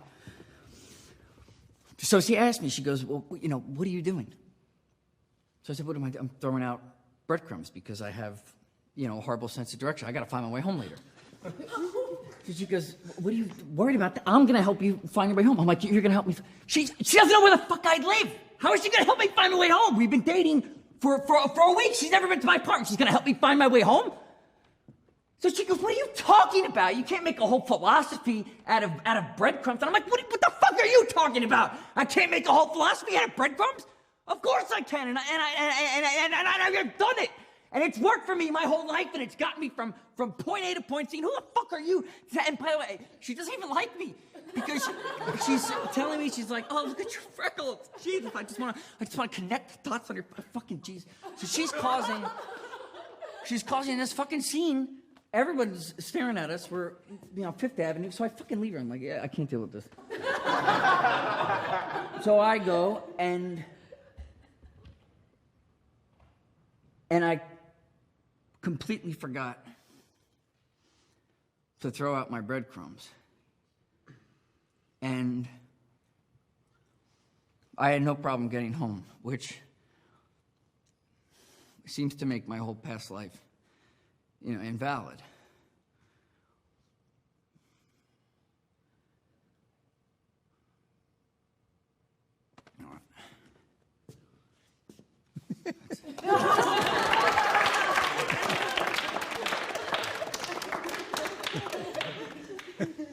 You okay? Yeah, my mouth is just so dry.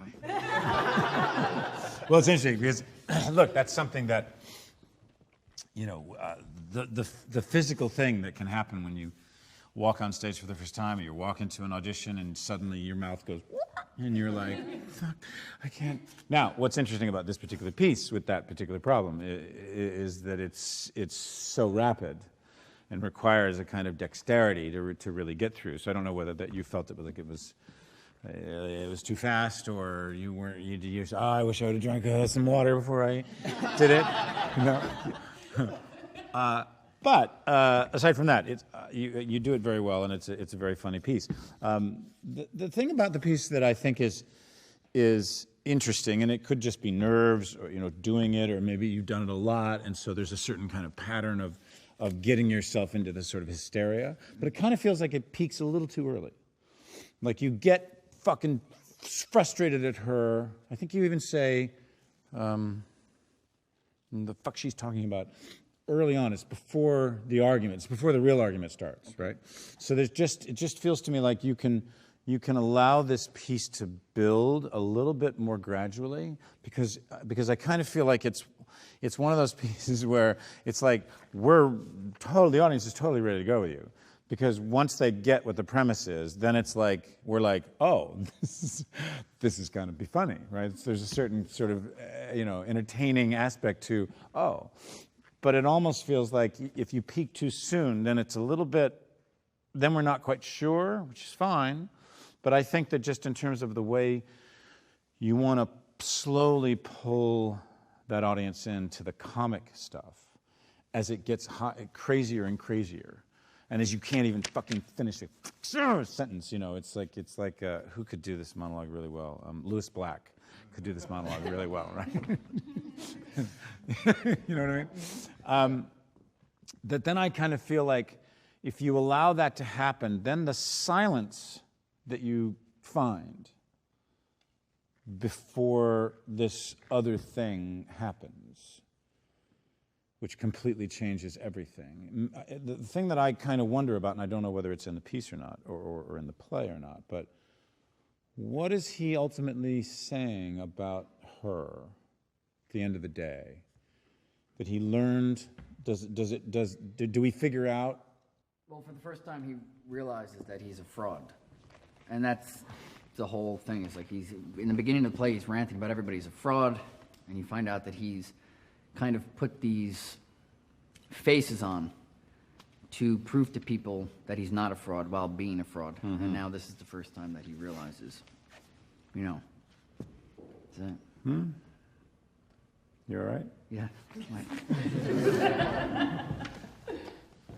Now, I want you to do it again, only with this one on.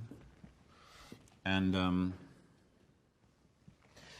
want you to try to do this now as if you are a bird. And you'll have to find what kind of bird. Try that.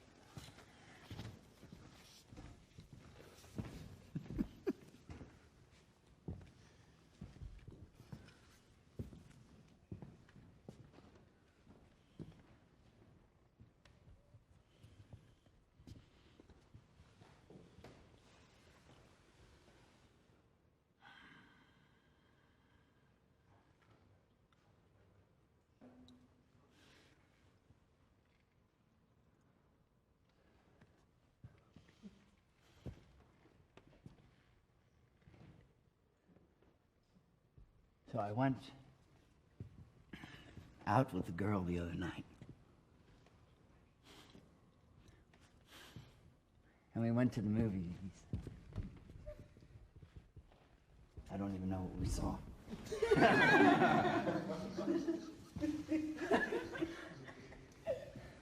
And on the way out, she's looking at me like the night is, you know, it's not over. And so I say, well, what would you like to do?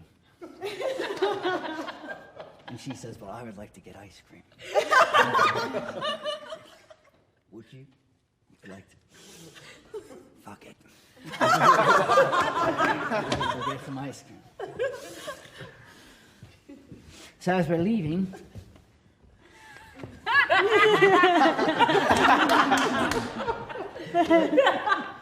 I start throwing out my breadcrumbs, and she's looking at me. And she's looking at me.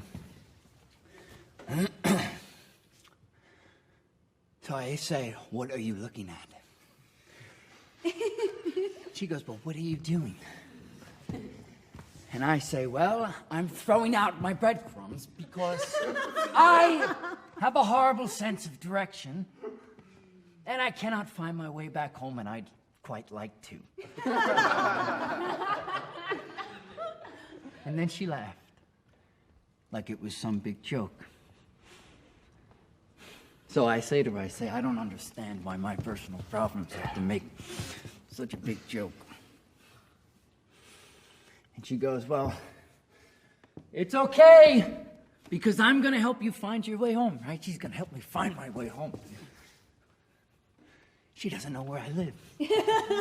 We've been dating for a week, and she's going to help me find my way home. So she goes, what are you going on about? Why are your feathers so ruffled? You can't make a whole philosophy out of breadcrumbs. That's when I say, what the fuck are you talking about? Excellent. Thank you very much.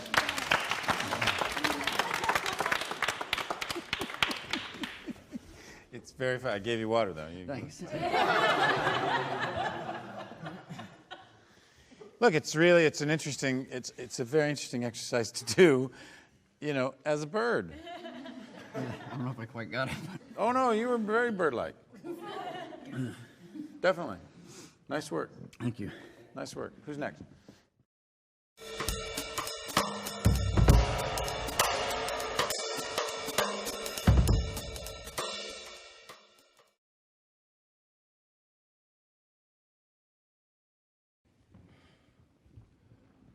My friend Joey should be doing what you're doing. He should be a public defender or drug counselor, helping the people, fucking whatever. But where is he? He's out. Gone. And why? Why is he not here? Why? Do you believe that Reverend Kim is the actual son of God? That a man who steals people, has them selling flowers on the street, getting rich off them? What the fuck? Look me in my eye and tell me a man like that should be allowed to be doing what he's doing. With a fucking government-approved tax-exempt status and full police escort? Where's my mother's full police escort when she gets off of work after midnight and has to walk home alone? Where's Mother Teresa's Lexus?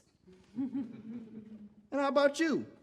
You a public defender, and if you was any good at lawyering at all, you'd probably make a lot more money working someplace else, right? But you don't do that, do you? So where's your mansion? Where's your Frappuccino swimming pool son of God fucking Wonderland? He stole my friend. I shot him in the ass. Now I'm fucked in jail and he's eating banana cream pie in some plush hospital bed reading his Wall Street Journal. Just like the chairman of Philip Morris. Your pops, he's 6 feet under fucking maggot food now. Where's the chairman? I'll tell you where the fucking chairman is. He's out there on the 18th green, sipping a Heineken, wiping the crumbs from his shrimp salad sandwich off his cashmere sweater. And he's smiling, unaffected. Or am I just being ridiculous? Very nice. Very nice. Now, we need to put that on. Cool. I want you to go in front of that mirror, and I just want you to, imagine who else could do this piece. Like, what other kind of guy with that face? Mm-hmm. Maybe he's older. Mm-hmm. Maybe he's more bitter. Yeah. Maybe he's got more evidence. Mm-hmm. All of these fucking things. Take a look at him.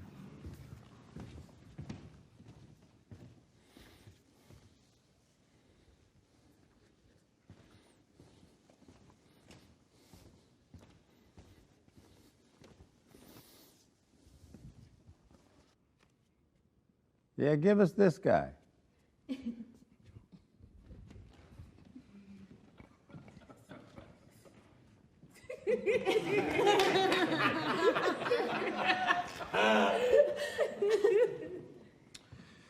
My friend Joey should be doing what you're doing.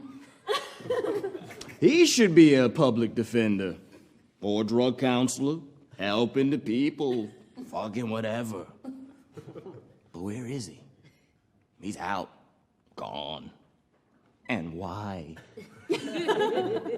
Why is he not here? Why?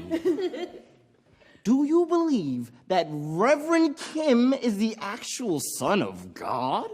That a man who steals people, has them selling flowers in the street, getting rich off them? What the fuck? Look me in my eye and tell me a man like that should be allowed to be doing what he's doing with a fucking government-approved tax-exempt status. Make him about 82 and really angry.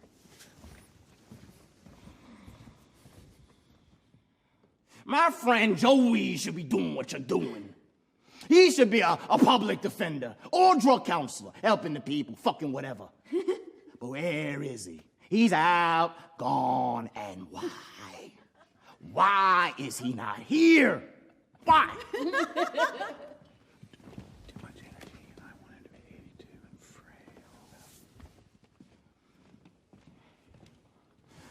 My friend Joey should be doing what you're doing. He should be a public defender or a drug counselor, helping the people, fucking whatever.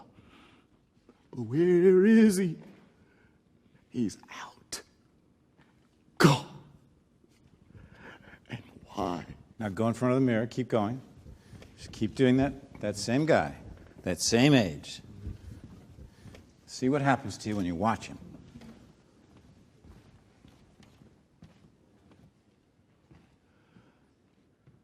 My friend Joey should be doing what you're doing.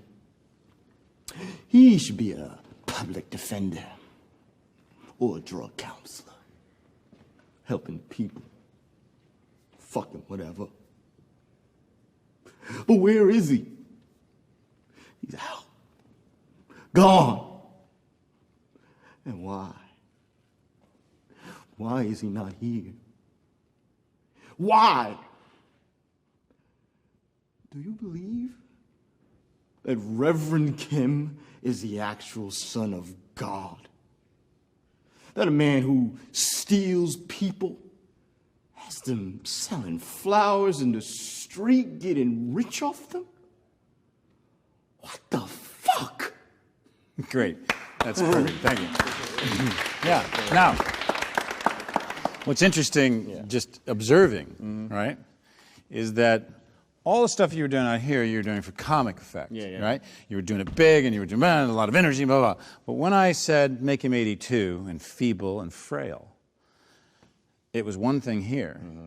But then when you got there, suddenly, and I saw it got to you too, it suddenly became much more serious. And his argument became much more serious and much more grounded in you and slower. And it was interesting how you kept getting slowly closer to the mirror and closer to the mirror. It was almost like you were trying to get in. Penetrate. To get in. So what was the experience for you? I definitely feel like the first time I did it, especially when they started laughing, like I kind of got seduced, and I was like, I got him, you know. That's right. And it was fun doing it. And then when you said make him frail, all of a sudden I felt like all my choices had to go out the window. That's right. And then because of the pacing, it made me think about it. It wasn't just about her; it was about me. And I'm thinking about Joey and what happened, and it's like, oh fuck, it's all coming back, and it did start to get to me. Yeah. We could see it. Yeah, Very good. nice. Thank you. Very nice. Yeah. Very nice. Yeah.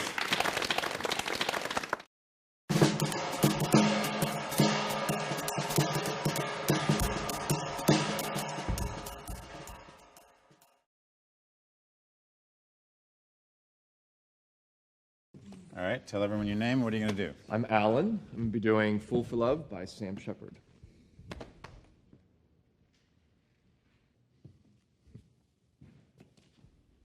Finally, we get to this little white house with a red awning on the far side of town. I'll never forget that awning. The way it swung in the night breeze and the porch light made it glow. It was a hot desert night. The air smelled like a new cut alfalfa. We walked right up to that porch, and he rang the doorbell. I remember getting real nervous, because I wasn't expecting to visit anybody. I thought we were just out for a walk. This woman comes to the door. This real pretty woman. Red hair. She just throws herself into his arms. He just starts crying. He just breaks down right there in front of me. She's kissing him all over the face and holding him so tight, and he's just crying like a baby. Then, through the door, behind them both, I see this girl. She just appears. She's standing there, staring at me, and I'm just staring right back. We can't take our eyes off each other. It's like we'd seen each other from some place, but we couldn't place where. That second, that very moment, we knew we'd never stop being in love. Thank you.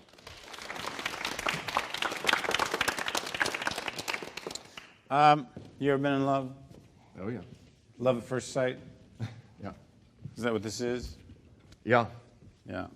Yeah, it is. How long has it been since you've seen this person you're talking about? Well, I just saw her. I'm fighting for her with another guy who's taking out for a date. That's right. And it's still a burning love, yeah. Kind of feels a little casual. Kind of feels like you're telling this story and, and then this thing happened. Like I don't know what the stakes are. And so it becomes a descriptive story but the reason it's being acted escapes me. Okay. So it's either not a good monologue for you, or we have to fuck with it. Yeah. I think we should fuck with it. Let's do this. Let's grab that mask right there. Sure.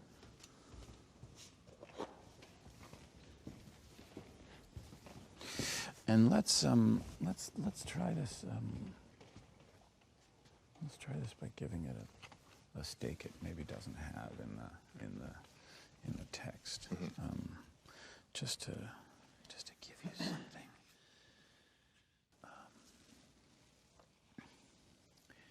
If he goes through with this thing, with this woman, you're going to kill him. You're going to fucking kill him. And this, you should start there. But this means that you intend to grow old with this woman. And he's not going to have anything to do with it. So allow that to be the driving connection between the beginning of this piece and the end of this piece. Let's see if we can start a fire.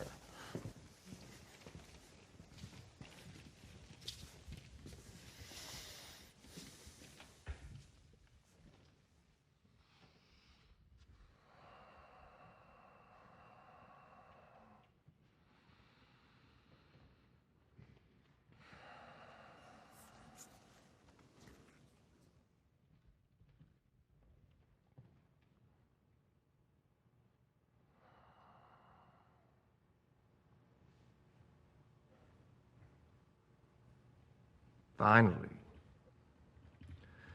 we get to this little white house with red on it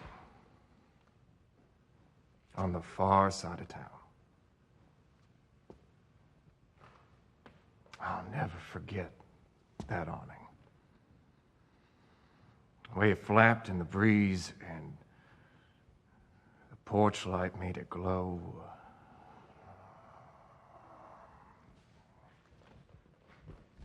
It was a hot desert night. And the air smelled like a new cut alfalfa.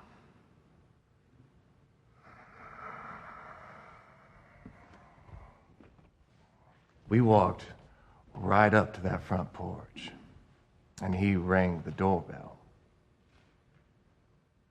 I remember getting real nervous, because I wasn't expecting to visit anybody. I just thought we were out for a walk. This woman comes to the door, this real pretty woman with red hair. She just throws herself into his arms. He just starts crying. He just breaks down right there in front of me. She's kissing him all over the face and holding him real tight, and he's just crying like a baby.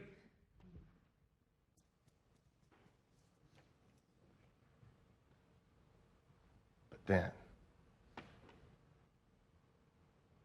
through that door, behind them both, I see this girl.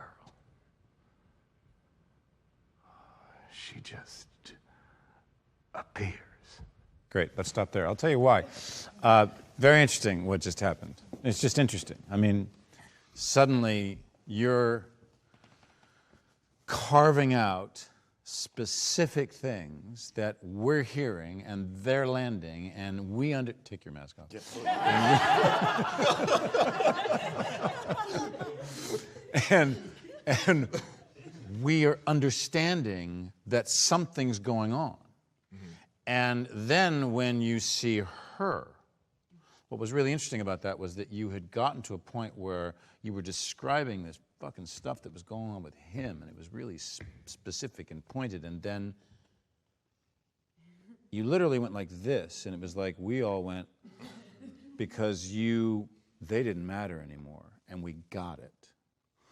And I could have let you go on and do the whole thing, but the purpose behind the direction and what you were able to do with it is that this piece, the first times you did it, was kind of flat, didn't really know why you were saying it, didn't really have any specifics, wasn't really carved out, didn't even have any, you found levels of humor, whether you were going for it or it was because it became specific that it became humorous. That's it's just sort of why this exercise is such a great one. Is because suddenly you get out of your head and you start, you're able to suddenly have something else going on that pushes you and drives you toward making choices. Because it felt like it was a monologue in which you had made virtually no choices. And so therefore, take it or leave it. But as a piece, suddenly it became interesting. Suddenly there was something going on. And very often, thank you very much, that was very good work. Very often, that's the thing we've got to realize about a piece, is that you have to sort of look at it from the point of view as, what is this piece saying to the listener? What does this piece describe? How can I make this thing come alive? And very often it's that process of trying it again. No, that's not it. What am I missing? What's the missing elements to help me make this thing pop, sing? In a weird way, there was a great stage manager named Mitch Erickson, who was one of the great stage managers of all time, and he always used to, whenever I'd bitch about the audience or the text, he'd say, you should have a tattoo put across your chest upside down that says, blame the text last. I don't, but it was a suggestion. That sometimes we do have to sort of figure out how to get underneath it. Because you can't say it's bad writing, it's an incredible play. But you've chosen a section of the play that's challenging as a monologue. So, nice adjustments. Who's up next?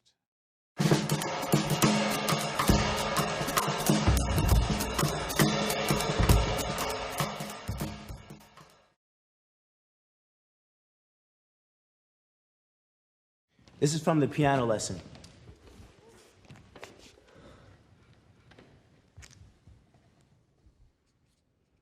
The only thing that make that piano worth something is them carvings Papa Willie Boy put on there. That's what make it worth something. That was my great-granddaddy. Papa Boy Charles brought that piano into the house. Now I'm supposed to build on what they left me. You can't do nothing with that piano sitting up here in the house. That's just like if I let them watermelons sit out there and rot. I'd be a fool. All right, now, if you say to me, boy, Willie, I'm using that piano, I give out lessons on it, and that helped me make my rent or whatever, then that'd be something else. I'd have to go on and say, well, Bernice using that piano. She building on it. Let her go on and use it. I got to find another way to get Sutter's land. Now, Badoka say, you ain't touched that piano the whole time it's been up here. So why you want to stand in my way? Now, I want to get Sutter's land with that piano.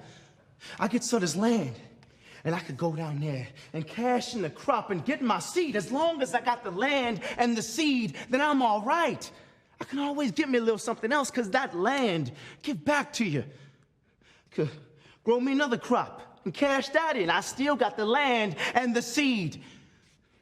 But that piano don't do nothing. You ain't got nothing working for you. Now, the kind of man my daddy was, he would have understood that. And I'm sorry you can't see it that way, but that's why I'm going to take that piano out of here and sell it. Great, very nice. It's pretty self-explanatory what's going on, but just in your own words, what's going on? I'm talking to my sister. We have the piano, our family piano in her house. I've come up to visit her and to take the piano back. I want to sell it to get some land down in the South. So we're in Pittsburgh right now. I'm trying to get this piano from her, and she won't let it go because of our family history that's carved into it. Okay. want to give you an activity. Okay, yeah. This is just too much of... Yeah. It's a little like a dance, you know. I mean, it's not uninteresting, but it's a little like a dance. I'd like to give you an activity that is about maybe exactly what you want to do. You want land, you want to grow things. So I want you to plant some stuff while you do this. Cool. Sometimes, we'll talk about this after, but it's sometimes very interesting to give ourselves an activity that isn't necessarily in the text, because it might center something. So you decide how you want to go about doing that and what that means in terms of, you know, we're changing the location, but we can do that. I don't think August will mind. I don't think so. Okay, all right. All right? And in that, it's a little bit like what we talked about a little earlier, which is that you know this is right. You know this is the right thing to do. So don't sell it. Make the argument, but don't sell it.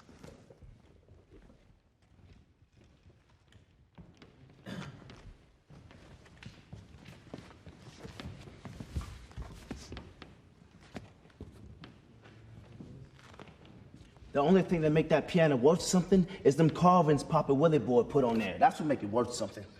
That was my great-granddaddy. Papa Boy Charles brought that piano into the house. Now, I'm supposed to build on what they left me. You can't do nothing with that piano sitting up here in the house. It's just like if I let them watermelons sit out there and rot. I'd be a fool. All right, now, if you say to me, boy, Willie, I'm using that piano, I give out lessons on it, and that help me make my rent or whatever, then that'd be something else. I'd have to go on and say, well, Bernice, using that piano. She building on it. Let her go on and use it. I got to find another way to get Sutter's land. Now, Badoka said you ain't touched that piano the whole time it's been up here. So why you want to stand in my way? Now, I want to get Sutter's land with that piano.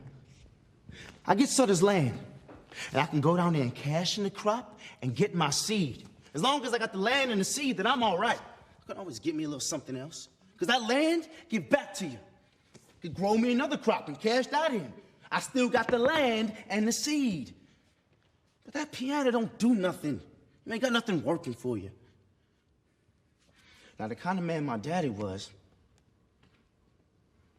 he would have understood that.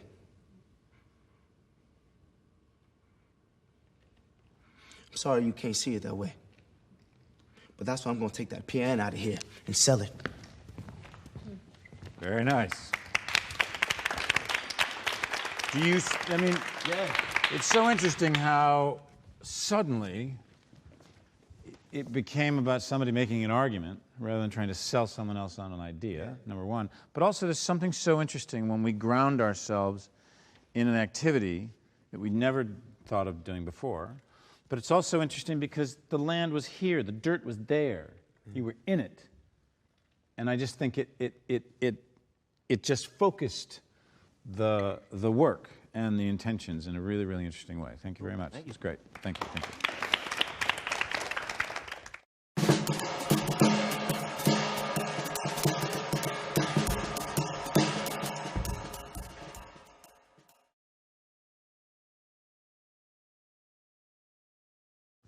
All right, what are you going to do? A monologue from This Is Our Youth by Kenneth Lonergan. But I do smoke pot with you. All of you. My pot, all the time. Hundreds and hundreds of dollars worth. So why shouldn't I make any money off you? You fucking guys gripe at me all the time, and I'm providing you guys with such a crucial service. Plus, I'm developing my valuable entrepreneurial skills for my future. Plus, I'm providing you with precious memories of your youth for when you're fucking old. I'm half the basis of your personality. All you do is imitate me. I've turned you on The Honeymooners, Frank Zappa, Ernest Lubitsch, Boxer Shorts, Sushi. I'm a one-man youth culture for you pathetic assholes. You're going to remember your youth as a Greystone haze, followed by a series of beatings from your dad, and like my jokes. God damn. Do you know how much pot I've thrown out the window in the middle of the night for you guys when you're running around the streets like junkies looking for half a joint in order for you to go to sleep? And then you bitch at the fact that I turn a profit? You should be thanking God the day you met me, you fucking hero-worshiping little fag.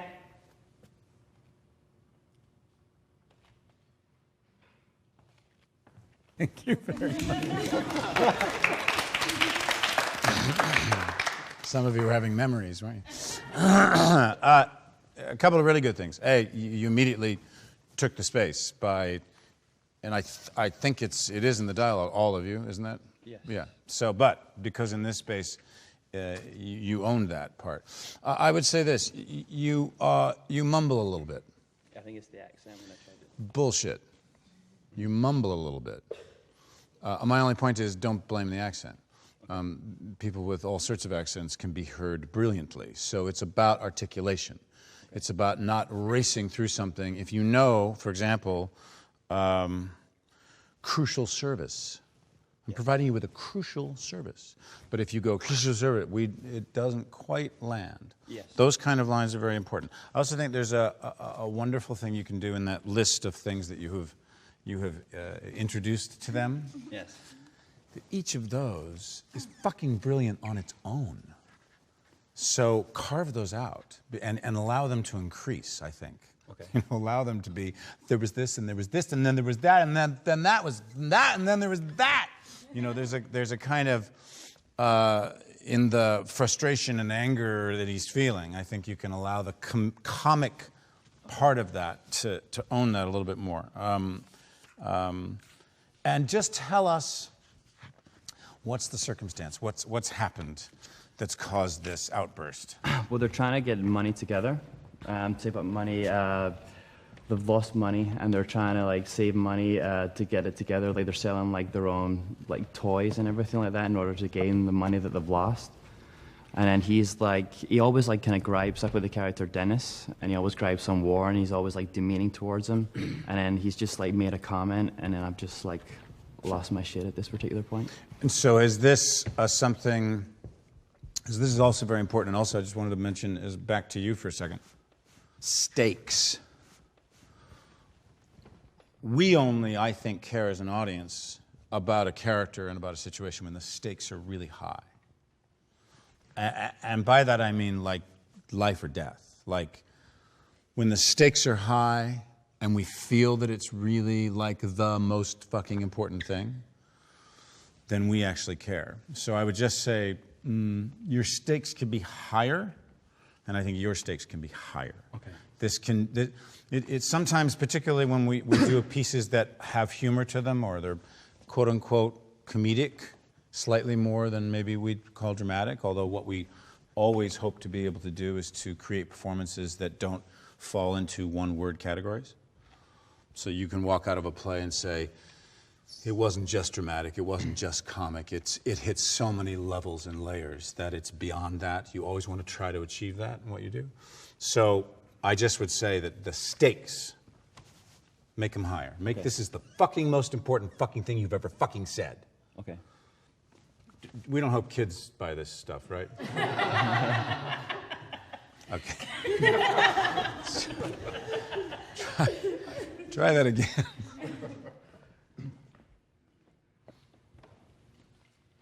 But I do smoke pot with you. All of you. My pot, all the time. Hundreds and hundreds of dollars worth. So why shouldn't I make any money off you? You fucking guys gripe at me all the time, and I'm providing you schmucks with such a crucial service. Plus, I'm providing you precious memories of your youth for when you're fucking old. All you do is imitate me. I turned you on to The Honeymooners, Frank Zappa, Ernest Lubitsch, boxer shorts, sushi. I'm a one-man youth culture for you pathetic assholes. You're going to remember your youth as a Greystone haze, followed by a series of beatings of your dad, and like my jokes. God damn. Do you know how much pot I've thrown out the window in the middle of the night for you guys when you're running around the streets like junkies, looking for half a joint so you can go to sleep? And you bitch at the fact that I turned a profit? Should be thanking God the day you met me, you fucking hero worship me little fag.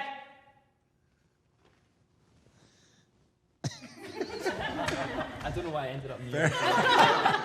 Nice. Thank you very much. Very often, sometimes we just have to be reminded. Just step on the gas 5%, 10%. Have that energy just be like that. And then other times, it's important to also pull back and say, maybe I'm rushing through this thing. Maybe I'm not hitting the word that tells the audience what this character's experiencing. Maybe I'm not carving that out. Maybe I'm racing through it. Maybe I need to just pop that word, because it's all a series of us learning how to carve out stuff so that the idea the author has written that's worth sending can be sent. And it's about picking out those words that we choose, and the rest we throw away. We can't emphasize everything. We have to choose what to emphasize. Who's next?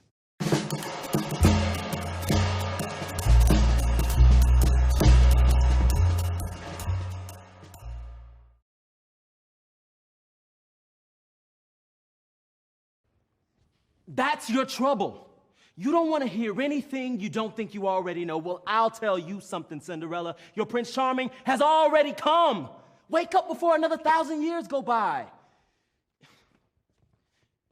Don't throw me away like some gum wrapper because you think there's something about me you may not like. I have what it takes to give you anything and everything you want. Maybe not up here or here, but here. And that would please me enormously. And all I ask is that you use your capacity to be everyone and everything for me. It's within you. If we could do that for each other, we could give our kids the universe. They'd be Shakespeare and the most beautiful music ever written, and a saint maybe, or a champion athlete or a president, all rolled into one. Terrific kids. How could they not be? We have a chance to make everything turn out all right again. Turn our backs on everything that went wrong. We can do it right now and all over again. But we have to do it right now, this minute, this room, and us. I know this thing, Frankie.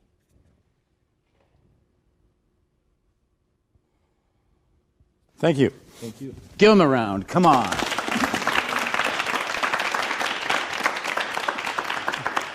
Couple of interesting things. And you all will sort of probably face this in terms of, oh, shit, now I'm in the round, and I've been playing this thing to a person who's in one space, is fucking there. So, the first challenge in this particular configuration, and we'll talk about intentions and other things in a second, but the first challenge is, all right, so you've been doing this monologue. When did you first start doing this monologue? A few weeks ago. A few weeks ago. Yeah. Okay. So you've rehearsed it. Because you were going to do it. You were going to come to a space, and they were behind a table, right? Right. That's the whole thing. Right. Fuck those people. Okay. And so you've been playing it that way. Right. Now suddenly you're in a space where your audience is everywhere. Yeah. All right. But you didn't acknowledge that. Right. Okay. So what it means is you have to sometimes in a situation. You have to be willing to absolutely throw out what you've been doing, how you've been working on something, because the circumstance will be different. Okay. Or a director may say, you know what, it's very interesting that you open that piece this way, but I'd like you to do it like this. Mm-hmm. And you have to try, as much as you can, to not think that this is a criticism. Okay. But actually go, oh, someone wants me to attack something in a different way. And very often, it's about exploring, it's about discovery, it's about all kinds of things. But sometimes it's just literally the physical space is different from what you thought it was going to be. Sure. So I would make two suggestions. What is the main problem that this character is dealing with this character that you're talking to? What is the issue? Well, we're romantic partners. And So you're fucking? We are fucking, yes. Got it, okay. But you think there's something more. I think there's something more, and she doesn't. And she thinks it's just whatever it is. Right. But you're convinced there's something more. Right. So it sounds to me like there's a sense that she's trying to move away from you. Yeah. Like not be close to you. Yeah. So what if you, in your then discovery of how to try to do this in a new space, you actually made that happen? Yeah. That she's moving away from you, that she's constantly trying to get away. Okay. So that you are then practically, but also forced to take in this whole room. Yeah. Secondly, I would say, how convinced are you that this is right? Pretty convinced. Then I don't think you have to try so hard. Okay. If you know that this is the woman for you and you are the man for her, then know that. Okay. Because if all you're doing is selling, that's why she's not buying.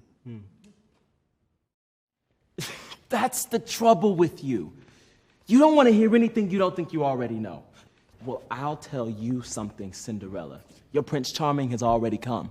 Wake up before another 1,000 years go by. But don't just throw me away like some gum wrapper because you think there's something about me you may not like. I have what it takes to give you anything and everything you want. Maybe not up here or here, but here. And all I ask is that you use your capacity to be everyone and everything for me. It's within you. If we could do that for each other, we give our kids the universe. They Great. Now let's stop for just a second. Do we have a chair? Can I have a chair, please? No. It doesn't matter, just a chair. I'm not prejudiced about chairs. Just whatever fucking chair you have, bring it out here. A stool. Chair, thank you. Chair's much better, yes, thank you.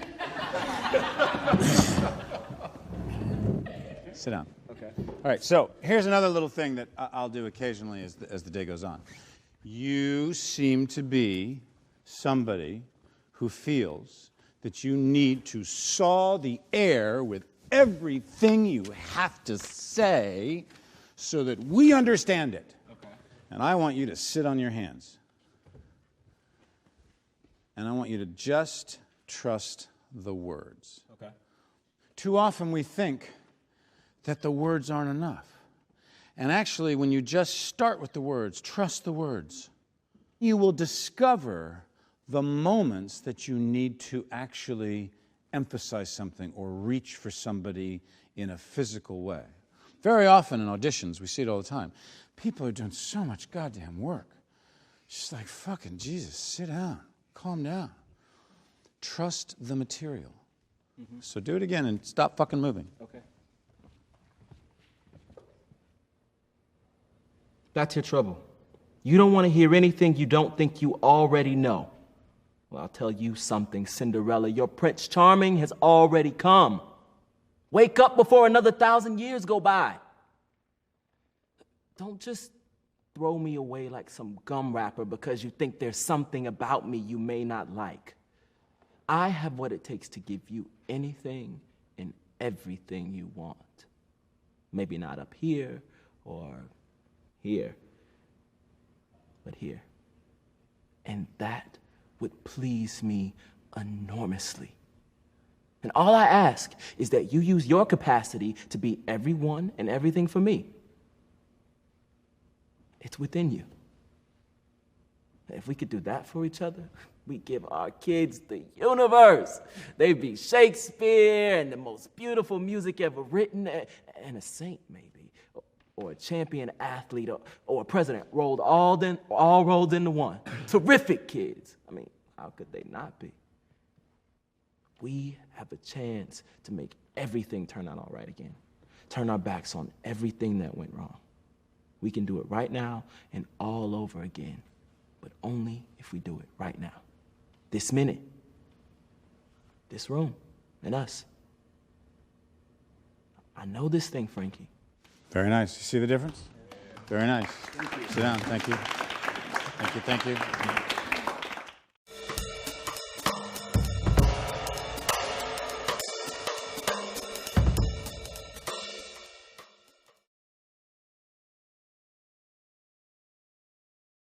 My name is Allie, and I'm going to be doing Maggie from Cat on a Hot Tin Roof.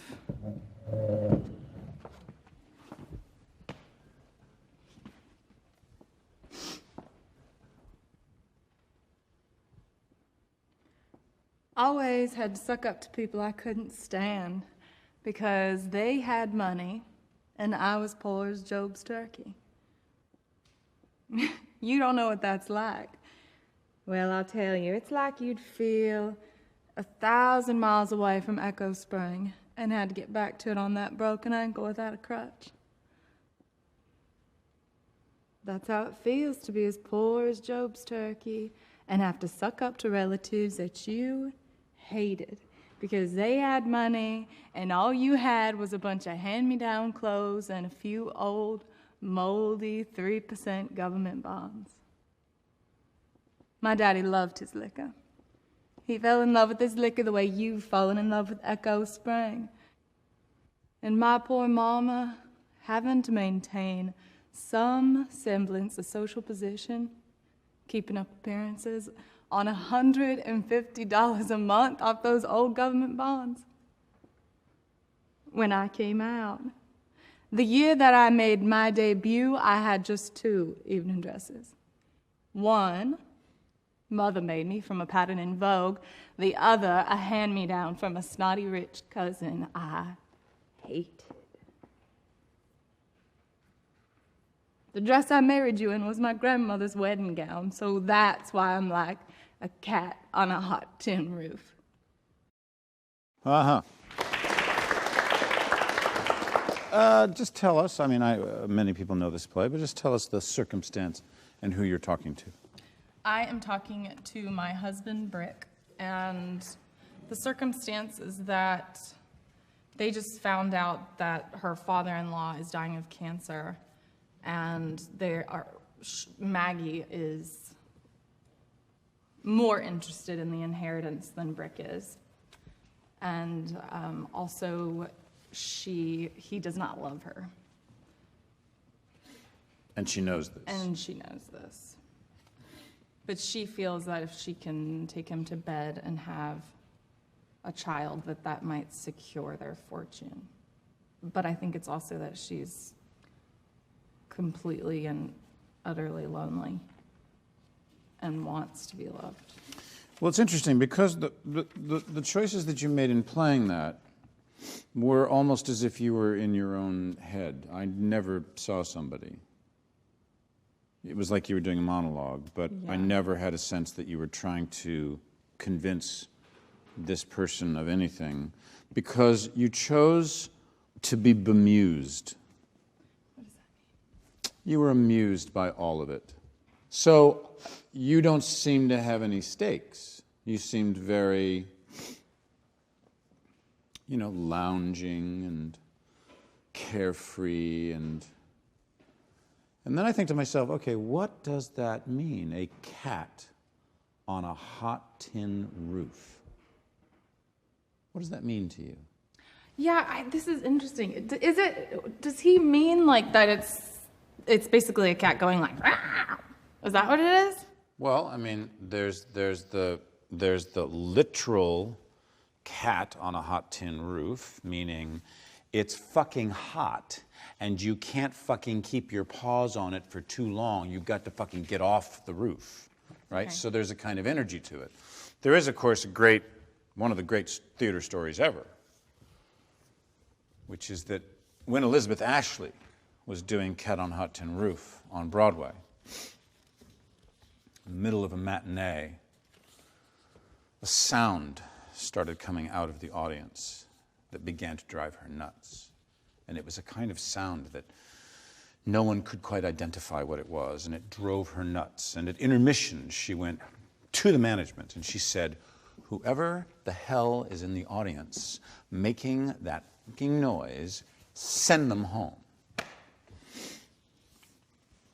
She later regretted that because she got a note the next day from a man who apologized to her because he said that I came to the theater yesterday.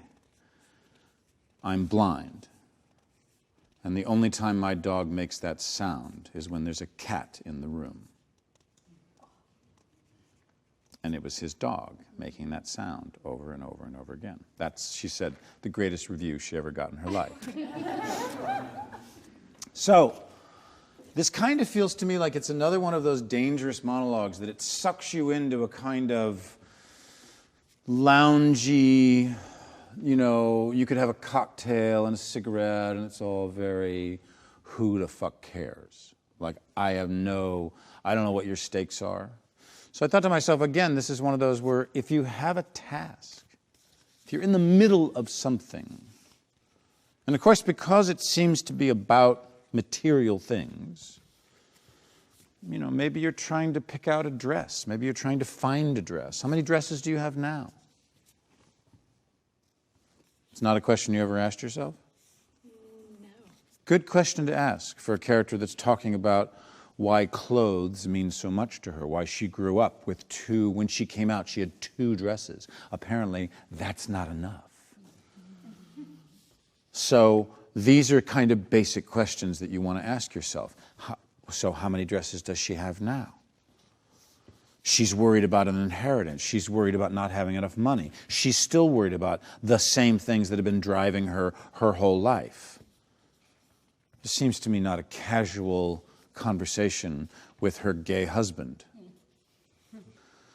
So, point being is, if you were, trying to find a dress, trying to find something to wear when you go downstairs or when you're going to finally sit with your father and try to convince him that you're going to have children and you need to find the perfect dress for this fucking event. Give yourself that and see where that takes you. Let's try it again.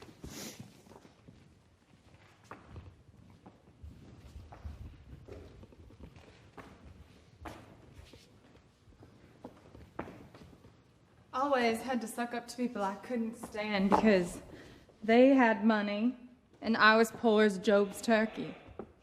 You don't know what that's like. Well, I'll tell you, it's like you'd feel 1,000 miles away from Echo Spring and had to get back to it on that broken ankle without a crutch. That's how it feels to be as poor as Job's turkey and have to suck up to relatives that you hated because they had money and all you had was a bunch of hand-me-down clothes and a few old moldy 3% government bonds. My daddy loved his liquor. He fell in love with his liquor the way you've fallen in love with Echo Spring, and my poor mama, having to maintain some semblance of social position, keeping up appearances on $150 a month off those old government bonds. When I came out, the year that I made my debut, I had just 2 evening dresses. One, Mother made me from a pattern in Vogue. The other, a hand-me-down from a snotty rich cousin I hated. The dress I married you in was my grandmother's wedding gown, so that's why I'm like a cat on a hot tin roof. Nice. Do you feel that difference? Because I'm sure we see that difference. It's just so interesting when we get out of the mode of, I'm an actor doing a monologue, and so I'm going to be in this sort of imaginary world instead of the real world. Because suddenly, I saw the person you were talking to. Suddenly you were in the middle of something, and we understood there was a relationship. Because you weren't settling into an easy, less than, and I'm sure if you work on that and you keep adding little degrees of frustration and of anger and of memory and of that, you'll find exactly what you want to do physically. But immediately, just off the cuff, it's a much more interesting piece than you did in the chair. Yeah. No, it felt like more was just turning. It just felt. Yeah, and when you say something like, I'm like a cat on a hot tin roof, we understood you weren't saying something poetic that Tennessee Williams wrote. Yeah. I'm like a cat on a hot tin roof. No, you're a fucking cat on a hot tin roof. That's why I'm this way. That is interesting. Nice adjustment.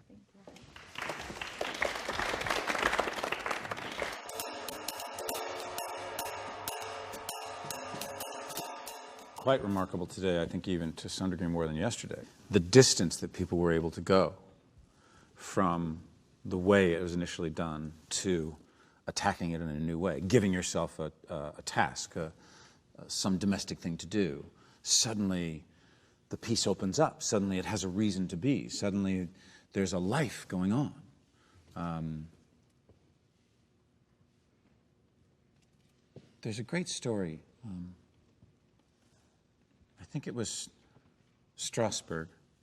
They were doing a class. Someone got up and was doing a scene. About halfway through, Strasbourg said, please just sit in a chair. I want you to explain to the class how you make a fruit salad. And the actress went, I'm sorry? She said, I want you to explain to the class how you make a fruit salad. She said, how I make a fruit salad? She said, yes. She said, I put some bananas in a bowl, I put some oranges in a bowl. He said, no, stop. I want you to explain to the class, step by step, how you make a fruit salad. I go to the store. I go to the fruit section. And she began to describe buying the fruit, weighing the fruit, coming back to her kitchen, getting a bowl, cleaning the bowl, washing the fruit, cutting the banana. And she got about halfway through and he said, that's right. That is exactly right. That is exactly how you make a fruit salad. You don't throw a bunch of fruit under a steamroller. And that, my darling, is the same way you act. You put your key in the lock. You unlock the door. You open the door. You come into the room. You shut the door. You turn the light on. And then you see him in the chair. You don't put your key in the lock knowing he's in the chair. It's moment by moment by moment. And when we break those moments down and ask the questions that we think are rudimentary, and we think, well, of course I know that. But actually, those are the details that if we don't ask and don't try to answer, and as we talked about yesterday, there's many, many questions that lead us to more questions, that lead us to more blind alleys, that lead us to more cul-de-sacs. Sometimes the answers aren't there. Sometimes the answers are in the mystery. But what we can express, what we're given the chance to say to an audience, night after night, if you're lucky, is again serving the writing. And when we serve the writing, we're better actors.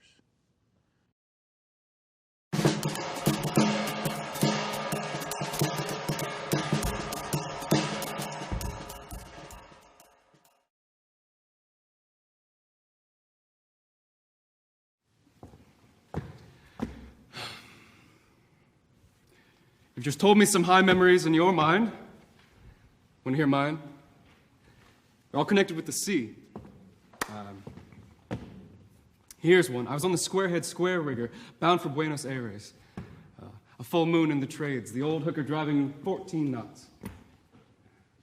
I lay on the bowsprit facing astern, the water foaming into spume under me, and the masts with their sails white in the moonlight, towering high above me. I became drunk with the beauty and the singing rhythm of it. And for a moment, I lost myself. I actually lost my life. I was set free. I dissolved into the sea, became the white sails and the flying spray, became beauty and rhythm, became the moonlight and the ship and the high dim-starred sky. I belonged without past or future, within this peace and unity and this wild joy, within something greater than my own life or the life of man, to life itself, to God, if you want to put it that way. And several other times in my life when I was swimming far out or lying on the beach alone, I experienced the same thing. I became the sun and the hot sand and the green seaweed anchored to the rock swaying in the tide like a saint's vision of beatitude. Like the veil of things as they seem, drawn back by some unseen hand. And for a second you see it. And seeing the secret are the secret. For a second there's meaning. And then the hand lets the veil fall. And you're alone, wandering through the fog.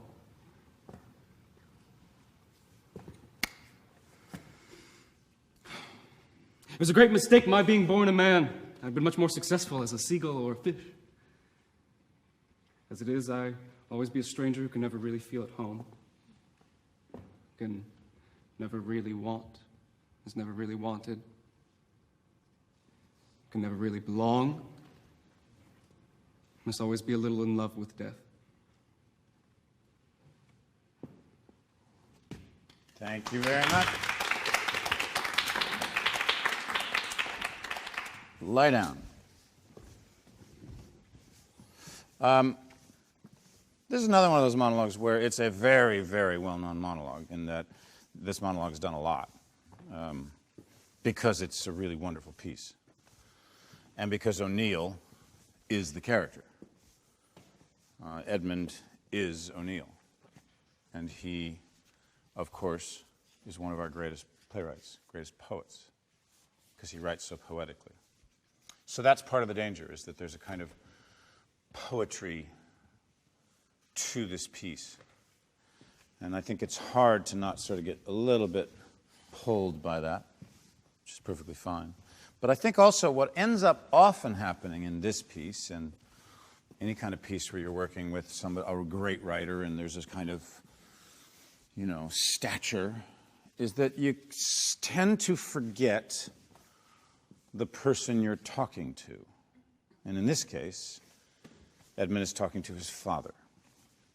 And his father has actually just done something which has prompted this whole revelation, which is his father has just been more honest with him, more open with him, and admitted something about his own life that he has never, ever said to anyone before. Ever. And they're also drinking. So, again, that's the reason he tells this story, is because this is his attempt to return the favor. This is his attempt to give a gift to his father. But somewhere along the way, I think, when you hear it, when I really listen to these words, when he finally gets to the point where he says, but then the veil drops and you're back to reality. Why is that? Why does he say that? You can only stay in that ecstasy and that enlightenment and that seeing something for so long. You gotta go back. Yes.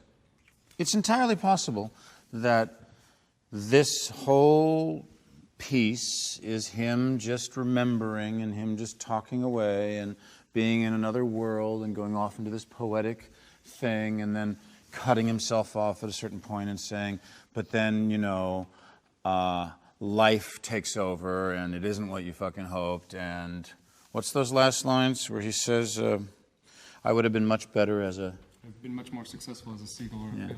What if, and this is just a possibility, but what if he's going along and he's sharing this incredible experience that he had on this board this ship, and this other time when he was this other thing, and he's expressing himself to his father, but at a certain point,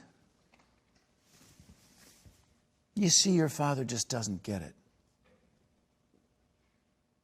He just doesn't have any fucking idea what you're talking about.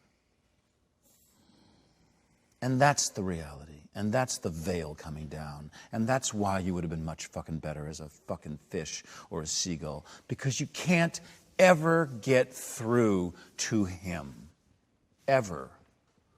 And that the whole piece is about trying to reach him and thinking that maybe in this moment you finally will. Because he just opened himself up to you in a way you've never experienced.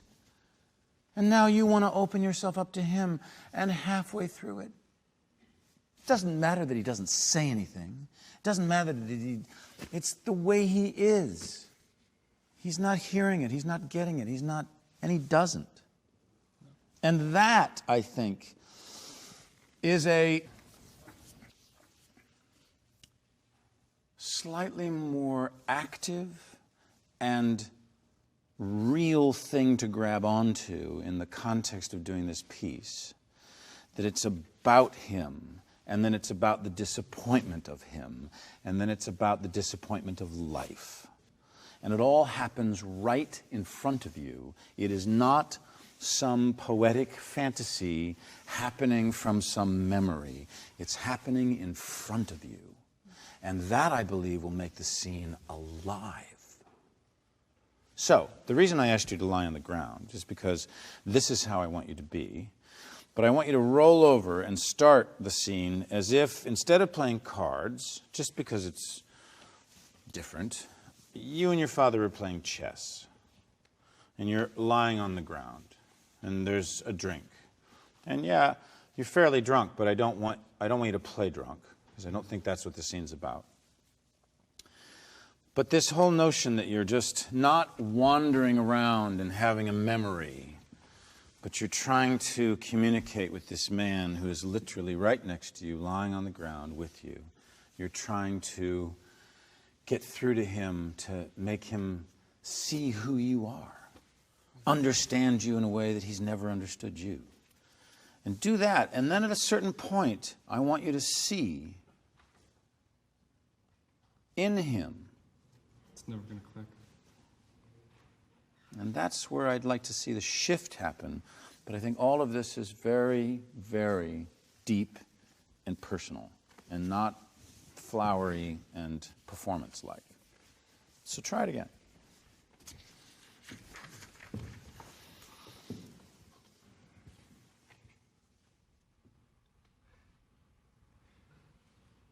You just told me some high spots in your memories. Want to hear mine? They're all connected with the sea. Here's one. I was on the Squarehead Square rigger, bound for Buenos Aires. Full moon in the trades. The old hooker driving 14 knots. I lay on the bowsprit facing astern, the water foaming into spume under me, and the masts with all their sails white in the moonlight, towering high above. I became drunk with the beauty and the singing rhythm of it, and for a moment, I lost myself. I actually lost my life. I was set free. I dissolved in the sea and became the white sails and the flying spray, became beauty and rhythm, became the moonlight and the ship and high dim-starred sky. I belonged without past or future, within peace and unity and this wild joy, within something greater than my own life, or the life of man, to life itself. To God, if you want to put it that way. And several other times in my life when I was swimming out or lying on the beach alone, I experienced the same thing. I became the sun, became the hot sand, became the green seaweed anchored to the rock swaying in the tide. Like a saint's vision of beatitude. Like the veil of things as they seem drawn back by some unseen hand, and for a second you see. Seeing the secret, or the secret. For a second there's meaning.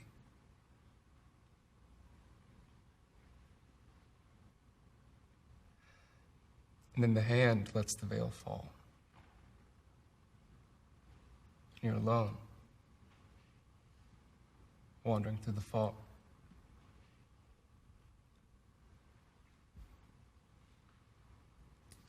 It was a great mistake my being born a man. I've been much more successful as a seagull or a fish. Excellent. Thank you so much. Very nice. Now, it's really, really interesting. Tell me about what you just experienced in not doing it sort of wandering and remembering, but actually talking directly. What's the first time that I did it, and the way that I was thinking about it before, you said, about the personal aspects of it. I was thinking this was his grand gesture, this big reveal to his father where he was like just, maudlin and just kind of spewing. But then I realized, no, he's saying these things in a very concerted way. He has so much meaning and poignance to what he's saying. It's all pointed. It's all exact. There's nothing superfluous. Mm. And I was treating some of the words superfluously. Mm. And I took my time and I said, everything he's saying, he's trying to convey this exact thing to his father. And then when you gave me that thing where he's not listening and he's never going to get it, it's such an, thank you so much. Thank you so much. It's just an interesting thing when we, it's the thing about monologues too, which is that we get up and we're, performing alone, and we tend to forget why we're saying what we're saying, who we're doing it to, what kind of reaction we're hoping for versus the one we might get. Life is full of disappointments. Theater lives on disappointments. Characters survive on disappointments. So it's always that sense of remembering why you're doing it, who you're doing it to, what is it about, what are you looking for, and does it ever come? And very often it doesn't. But it's a very, very, very great adjustment. Thank you. Very good adjustment.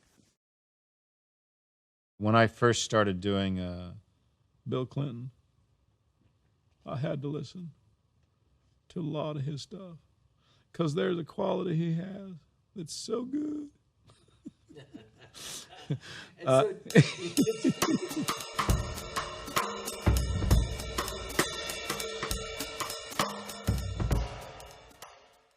My favorite thing to do, starting very early on, was to do impressions because I could make my mother laugh. So if I did my Jimmy Cagney or my Jimmy Stewart or my Jack Lemmon, a little bit later on, my Johnny Carson, my mother was in peals of laughter. I think that's literally where it started for me, was this feeling that I got of being able to just watch my mom burst into tears of laughter. And I don't think I necessarily knew that I was identifying with somebody who I could sort of grab from. It's just that I learned early on the joy in being able to learn how to do someone's voice, the way someone talked. Imitation is the sincerest form of flattery, and I would do people that I admired.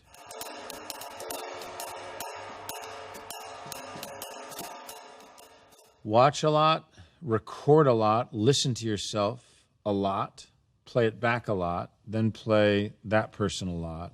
For me, it starts with definitely how it sounds and being able to try to figure out how the rhythm of somebody, and to some degree how they breathe, because everybody breathes slightly differently, but also because it was how I could hear it in my own ear. It's less important how someone else hears it. It's much more important for the imitator about how it sounds to you, to your ear. Carson is way back, it's the Midwest. So there's a kind of at the back of the throat. The way they, there's most people back there talk way back in their throat. And if you can hear that, I heard laugh. It's exactly what you want. It's a different thing. Whereas Lemon, who was from Boston, he had a slight thing where Jack would he'd interrupt himself, when Jack would. That's it. That's it. Touch it. Terrific. There's a kind of more directness with a guy like Jack. Yeah, it's the weird thing. I've seen a couple of people who do impressions of me on YouTube, and it's very sort of funny to watch. But you sort of go, "That's not really. You don't think that's really you." And I don't know whether. I mean, I look at someone like Pacino, and I think there's so much to imitate. I look at myself, and I don't think that there's that much to. I don't do that kind of. So it's just sort of interesting for me to ever have watched people who do me. But a guy like Pacino, you have early Pacino, just like you have early Brando. You can do Brando. There's a lot of people that do Brando when he was very young, but the more sort of interesting Brando is the later Brando. So I would simply say, if you were wanting to do an impression of Marlon, that the first thing you have to do is, first of all, not give a flying fuck about anything, and then be able to have that extraordinary, it's almost a lisp that he had later. And, one doesn't know what the cause of that was. Maybe too much stuff in the cheeks, maybe, a little drinky poo, Yeah, it's like Pacino. Pacino's has a certain kind of, gruffness. There's a certain quality where the voice gets lower. Automatically, you start working on a different part of your voice. Oh, big man. You sit in a different place vocally. And then if you start to find those physical things that a guy like Pacino does, where it always seems to me like Al appears to be the absent-minded actor, where he's forgotten where everything is. So he's always looking for something. There's just a kind of where did I put that? There's just a sense that he's always searching for something. So sometimes it's that sort of locking into one idea, one thing that helps you launch off.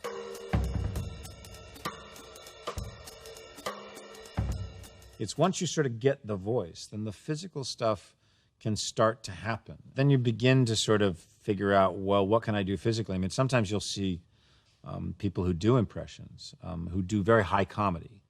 Rich Little, for example, used to do comedians, and he used to do them in such a way that you would recognize them immediately.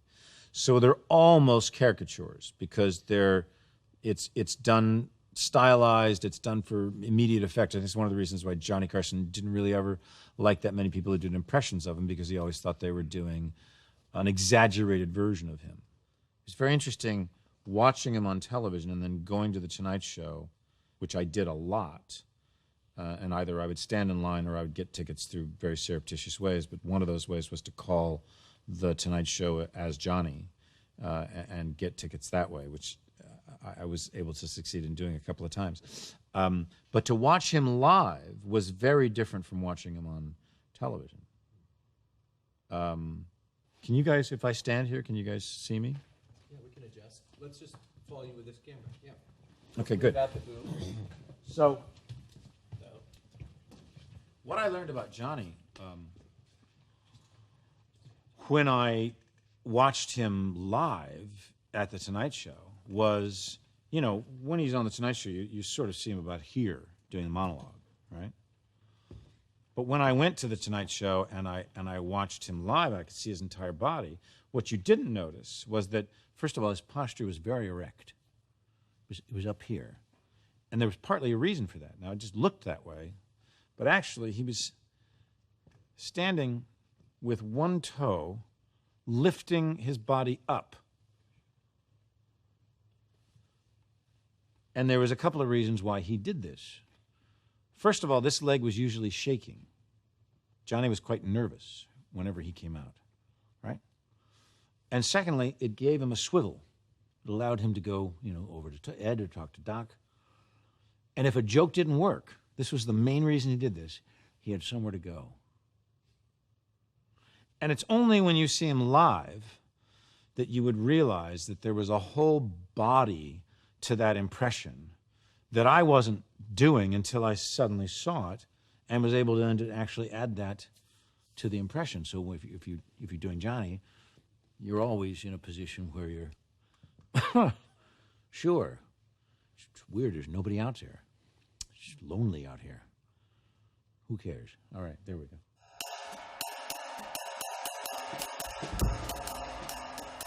It's the situation that's half as funny as the impression. If the impression is going well, then the situation can only increase the laugh because it's just an unusual, you don't expect to see, you know, that person, you know, on a subway or that person going door to door as a salesman for whatever it is. You know, it's not, I used to, and I learned this when I did stand-up comedy because I would place famous people in odd situations. You know, Jimmy Stewart at the laundromat. You know, it won't take my quarters, the dryer. You know, and so it's just funny putting someone like him in a situation like that. So you'd take, you know, where would you like to see so-and-so? And someone would say a bowling alley, and then suddenly, you know, you're bowling with Jimmy Stewart. These were things that I sort of learned how to place the character I was doing, the impression I was doing in any number of situations. You're trying to do a real genuine impression where you almost feel like you become the person rather than it being necessarily just high comedy. I always try to get to a place where I feel like I become the person.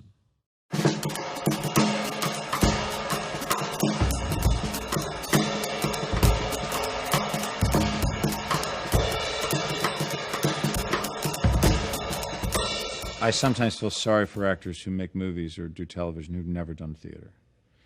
Because if you've never done theater, then you've never known what it is to give a performance in 2 hours or 3 hours and tell a story. And not only that, tell the arc of a character and understand how that arc flows.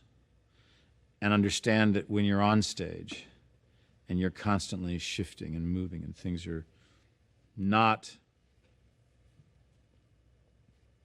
linear in the sense that they don't move and shift like if you could look at an earthquake, you know, that's what you get, that's what you experience in theater. And sometimes, you know, I'll watch work of actors on film who've never been in the theater. And, you know, I'll bet when they came on that day and they shot that scene that was pretty intense, you know, I'll bet everyone was like, that was intense. And then they came the next day and they shot another scene and it was intense. And then they kept shooting and, you know, degrees of intensity. But when you cut the whole movie together, it's like a flat line. There is no understanding of the arc of a character. So when I'm shooting House of Cards or any kind of film, where I know I'm going to shoot, because, you know, you get a schedule, so you see what the schedule is, you see what days you're shooting what scenes. And in the case of House of Cards, we shoot quite often 2 episodes at once. So you have to go through your script and you have to go through all the scenes you're shooting in the course of those 20 days that we're going to shoot these 2 episodes, because it takes us 10 days to shoot an episode. And you have to start to try to, as best you can, understand what is happening with the character in this scene, and what the character knows in this scene, and what the character doesn't know in this scene, what the character finds out in that scene that you're filming first, before you film the scene where he finds out that information. So there's a whole series of, I would even say, lines that you can draw of understanding where you need to be, so that when they put it all together, the arc will appear that you played it in 2 hours.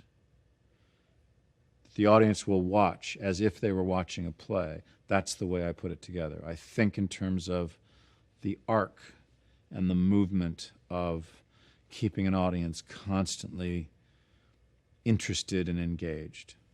And then, on top of all that, you have to stay incredibly open to what will happen on set when suddenly you're in front of your fellow actors and they're doing something that you hadn't thought of or planned, or now, that's interesting.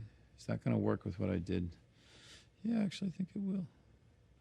And sometimes you're simply guessing, and you hope that you're guessing right, and then you hope that your director or editor will use the stuff that's really good, and the rest of it they'll cut away.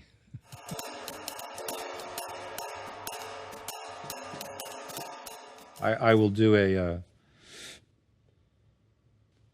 a journey of arrows where a line is here, and I've got to try to figure out, why do I say this? When did this idea happen? When did this hit me?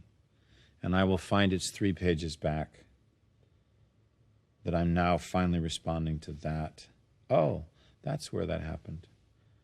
It's not that I just heard it, it's that I heard it back then. And in some cases, you heard it 2 scenes ago. It's always about that, trying to identify, why do I respond? I'm responding to something. And if it's words, I heard words, sometimes you're responding to the way someone looks at you, the expression on their face. It's much more difficult in most films or in television when, if you don't have a chance to set the tone, then you're either trying to figure out what the tone is, or you're suddenly shooting on another day with a different actor, and they seem to be in a different movie than the one you've been shooting over the last couple of days, and you have to constantly sort of try to figure out, well, okay, what's the situation? You're always sort of being tested to try to maintain the integrity of the tone. I mean, sometimes we go to movies and it's like the movie doesn't know what it wants to be, because there seems to be 9 different tones going on, because quite often actors end up acting in bubbles. Sometimes I write down questions about the characters that I'm playing to prod myself. Questions are so valuable even if you don't answer them. I mean, very often a series of questions will lead to nothing more than a series of more questions, or make you walk down a blind alley that will lead to another blind alley that will lead to a cul-de-sac, you know, where we're always in this sort of struggle to answer the questions. But actually, sometimes the answer is in the doing. Sometimes the answers are in the playing, are in the discovery of what it could be, rather than making a definitive decision about what it is. Keeping things sometimes ambiguous is much more interesting to watch for an audience than things that are just black and white. And I think it's one of the reasons why audiences have always embraced complexity, duality, characters that seem contradictory. Because I think all of us recognize that we are all like this. You know, audiences love that. Things that aren't simple. I think that's true in great writing. I think it's true in great acting.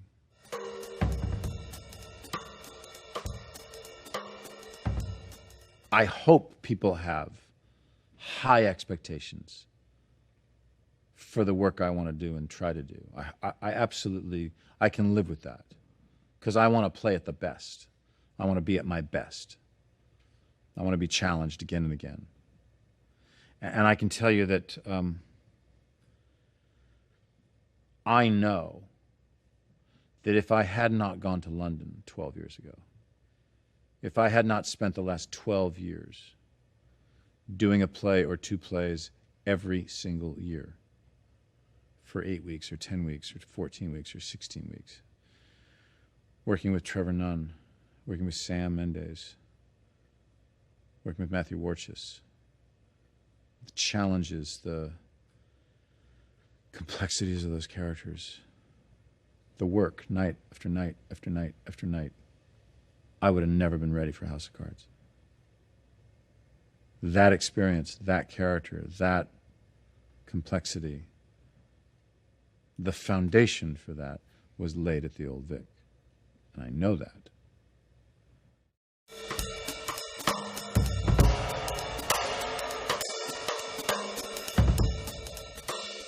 I really, truly feel like I learned how to act in the theater. And that I've been lucky to be able to walk onto film sets with a really good amount of experience that's prepared me to be able to, in a sense, take command of a film set and be able to get to a place on a film set. So I'm enormously grateful to the experiences I had in theater, even the theater experiences I had where I didn't think I was that good or the plays themselves weren't that good. But there are definitely experiences where I felt like I was able to serve something, serve the writing, serve the tone, serve the comedy, serve the drama, where something in me went to another level for lots of reasons. And sometimes it's a combination of things why something will just work. Well, and the truth is, you often don't even know why. You just know that something worked. It just came together in such a way you could have not have imagined necessarily why, but you were ready for that. And you grabbed that brass ring as it came around. You weren't afraid of it. And you held it. And you did the job.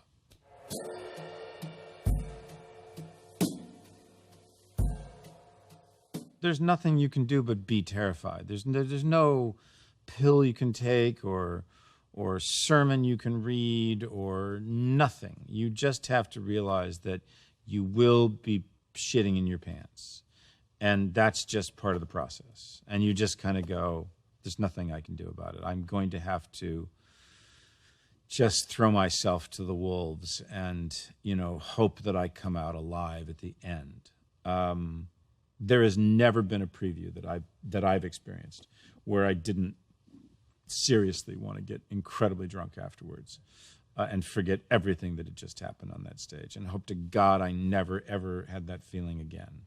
And then every time I do a play, I have that feeling again. It's absolutely terrifying. People just don't understand. I can't even think of what the comparison is, but it's like if anybody in any job had to let everyone see their first draft of something or their first try at something, you literally feel that you're walking out there absolutely naked, and everyone's going to know that you've been faking it all these years, and they're gonna figure it out and tell you to get the hell out. Who let you in here?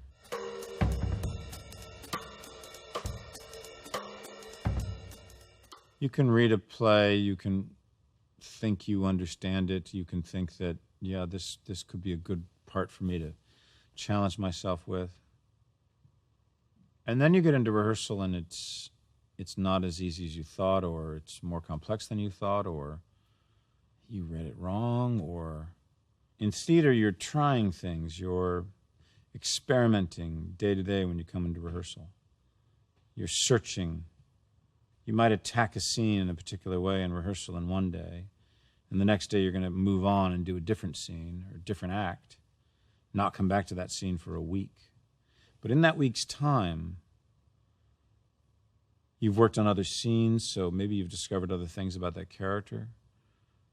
You've gone home, you've lived a life, you've let things percolate, you're thinking about it.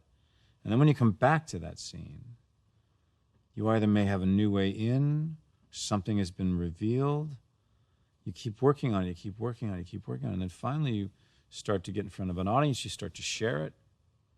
An audience starts to have an effect on what you're learning about the character. There was a time when, there was a kind of star turn. So, Laurence Olivier would walk into the rehearsal room and he'd know all of his lines. He'd already basically rehearsed the part, and now they were just putting in all the other actors, And there's nothing against Laurence Olivier. Obviously, he's one of the great actors of all time. But there's a difference between not doing that and coming into a rehearsal room and learning the lines with the company because of the way the company is saying them to you. It's difficult, I think. I've tried. I think it's difficult to learn lines and not learn how you're going to say them. It's difficult to learn them just neutrally. When I did Richard II and when I did Richard III, I learned the first 3 acts, but I tried really hard to not learn how to say the lines, but just to know what the lines were, because it was a new language, and I didn't want to spend, the first 3 weeks of rehearsal going, what is it? I was wanting to figure out what the intention was, not what the word was, and so I did it, and it was not easy to keep myself separated from how to say them.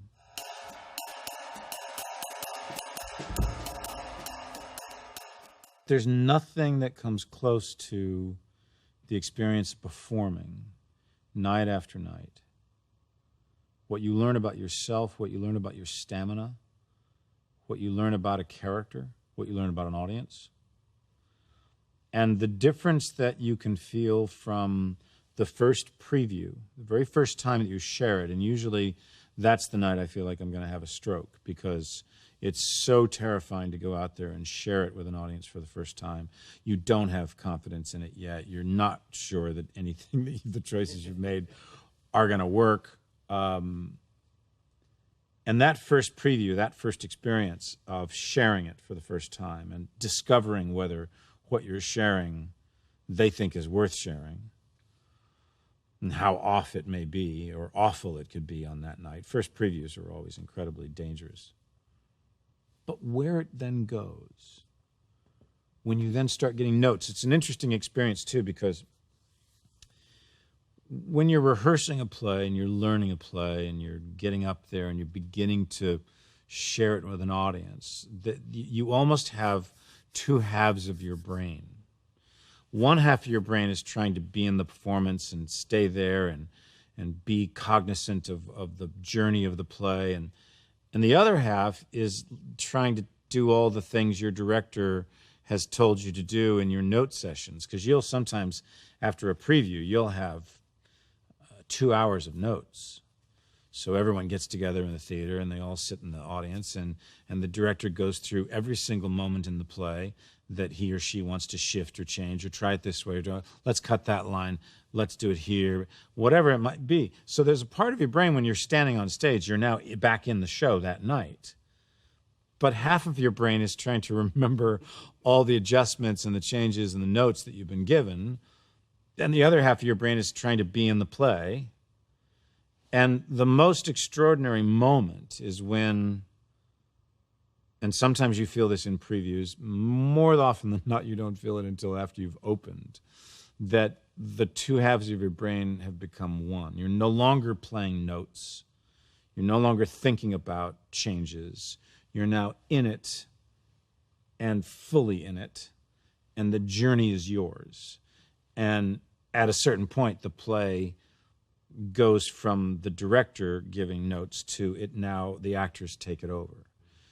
There's, of course, the great line about I don't know which director said this, but it might have been Peter Hall or Trevor Nunn, who came about 8 weeks after they'd opened to basically take out all the additions the cast has put into the play since he was last there. And there's an incredible excitement in getting up every night and not necessarily going, I'm going to hit this the same way every night. But, you know, last night I didn't get the reaction that I think this line deserves, or didn't really feel like I had them at this moment, you know. I need to work on how I get there, and I think it starts in the scene 3 scenes before this one. And so very often there's something you're working on, but it starts much earlier in the play.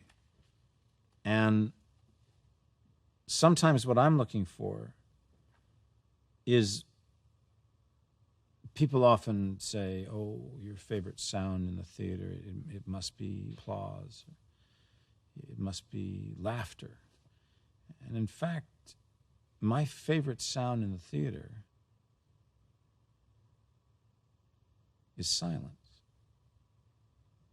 Because in that silence, you feel an entire audience pulling towards you.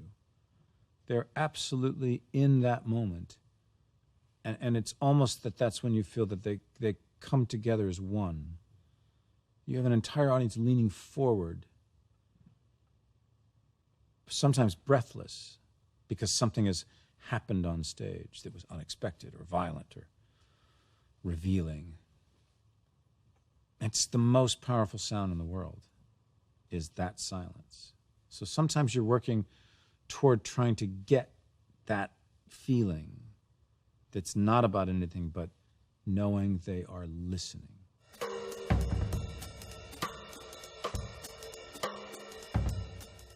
You know, having just spent 12 years at the head of the Old Vic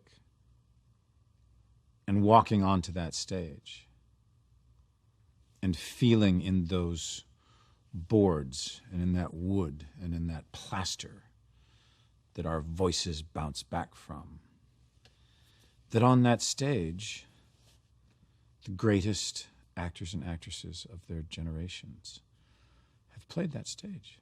And you think John Gielgud stood on this stage in 1928 and did Richard II. And Ralph Richardson played Falstaff on this stage in what Kenneth Tynan says was one of the greatest performances that he'd ever seen in his life in the theater. And Olivier and Peter O'Toole and Richard Burton played Hamlet. And Judi Dench made her debut as Juliet in Romeo and Juliet. And you start to feel that, wow, I'm in this profession that so many have come before me, so many have laid the foundation, have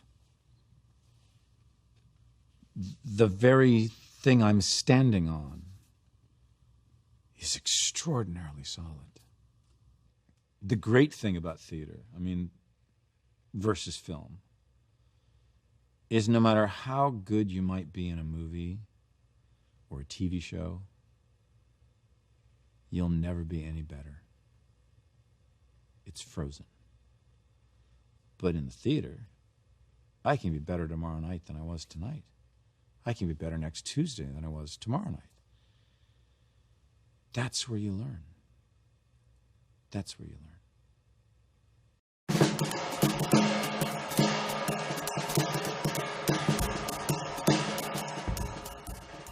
Actors don't trust they don't need the baggage. They think they need all the bells and the whistles, you know, and I've been victim of that because of my own excess as well. I'm very grateful when I'm grateful when I'm directed. I'm not grateful when someone's intimidated and they're afraid to direct me or they think they can't direct me, because I think actually that's one of the most depressing things to have witnessed about actors that you adore and love is as they became more well-known, as they got more fame, as they got more, you know, credit and money and all that stuff, that they became undirectable. that they got to a point where they thought nobody's ideas were as good as theirs were. And then their performances start to get bigger and implode, and they're not as sharp, as brilliant, as clean, as clear as they used to be.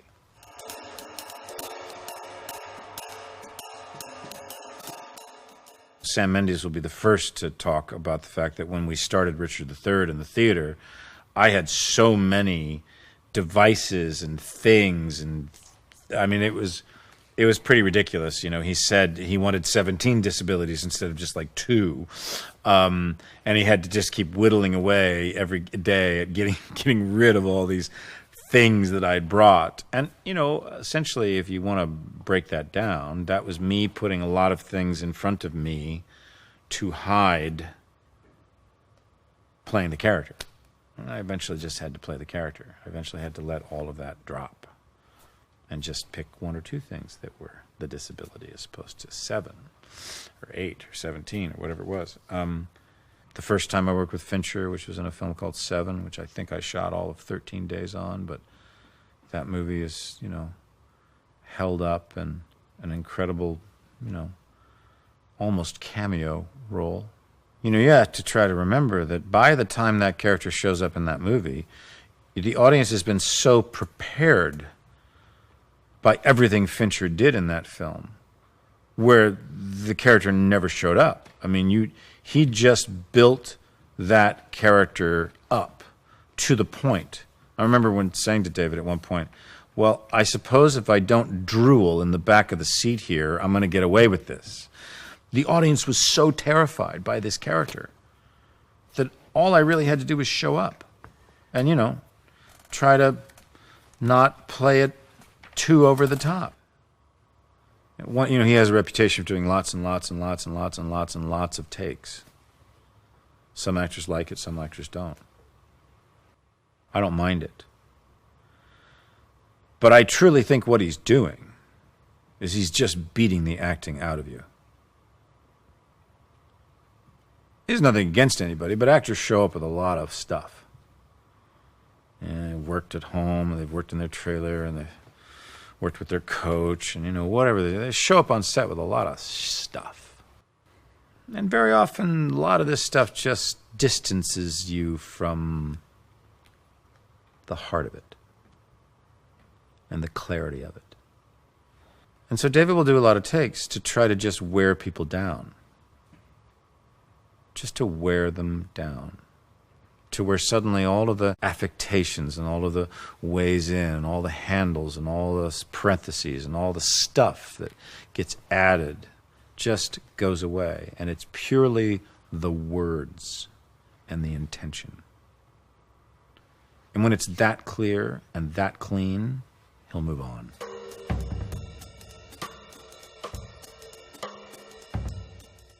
In theater, we're all working together. You all get it. You understand the tone. In film, you know, it's a whole section of movies that you're not a part of, scenes you're not in, characters you never meet. And so they could be in a completely different film in terms of what they've brought.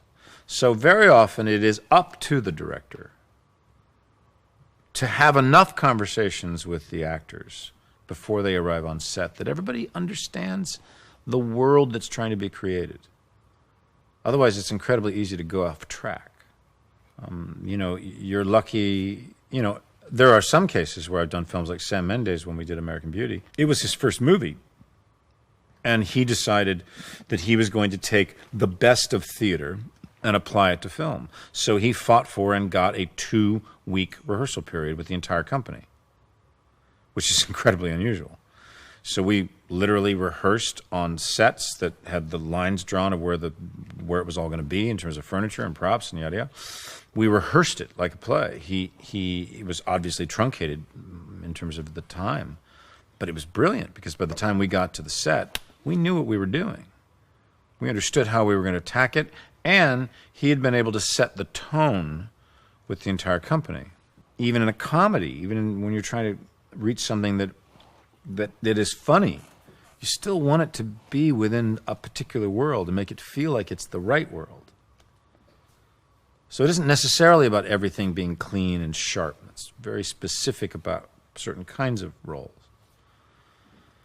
It's about wanting to be in the right world.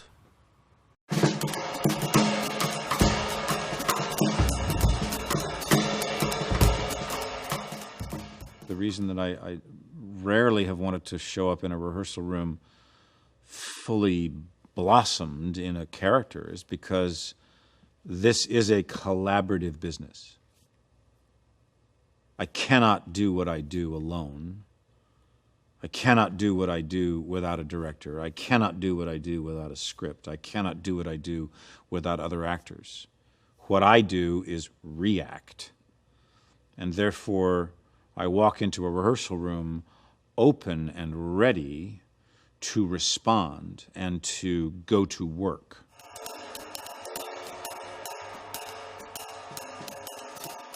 I think one of the most interesting things about listening